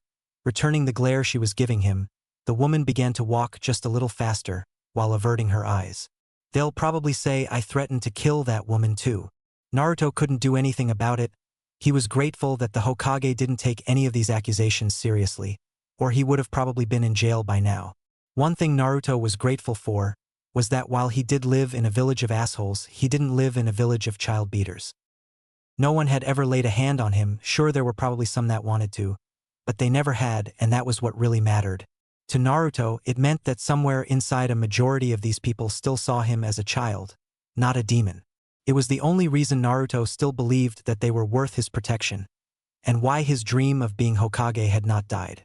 Through all the rumors of him being a murderer, and all the whispers of him being a demon, Naruto believed that they didn't truly believe it, because if they did, there is no way that someone wouldn't have tried to kill him. Hinata stared blankly into the face of the blonde, one that was so close to her own. She must have been too surprised to feel embarrassed. Either that or her brain wasn't working quite yet, seeing as she hadn't been awake for more than a few seconds. Once it had finally registered that she had been asked a question, she whispered out a response. Yes, I'm fine. Her voice was devoid of the stutter that Naruto had thought permanent. Finally noticing who it was that she was staring at, her face exploded in a full-on blush. I mean, the girl was at a loss for words, but Naruto was more concerned with the fact the girl's face had turned red once again. Are you sure? You look kinda, I don't know, sick, I guess. Naruto reached out to feel the girl's head again. Though her being awake this time, her blush deepened. Naruto pulled his hand away quickly. Mikomi, I think she really is sick? Said blonde girl did little more than roll her eyes and continue eating. Fine. The girl struggled to get just those words out, and Naruto didn't look very convinced.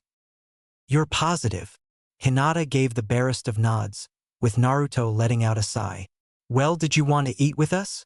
Again, a very small nod was the only answer that was given, but it was enough for Naruto. After all, if he didn't order soon, there would be no way for him to finish eating by the time they had to be back in class.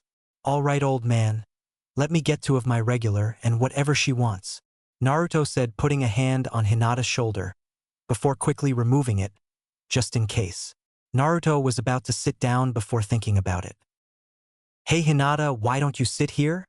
He motioned to the spot next to Mikomi. It was only natural. If he wanted the two to become friends, the first step was to have them sit next to each other. Naruto gave himself a proud nod at the completely foolproof plan he was concocting. Hesitantly, she sat next to the blonde-haired girl. Ashelu, she said lightly, bowing her head in Mikomi's direction. Mikomi sent the girl an innocent smile, something that Naruto couldn't help but feel was out of place on her, at least with the way she typically acted. Now time for phase 2. Get them to be friends.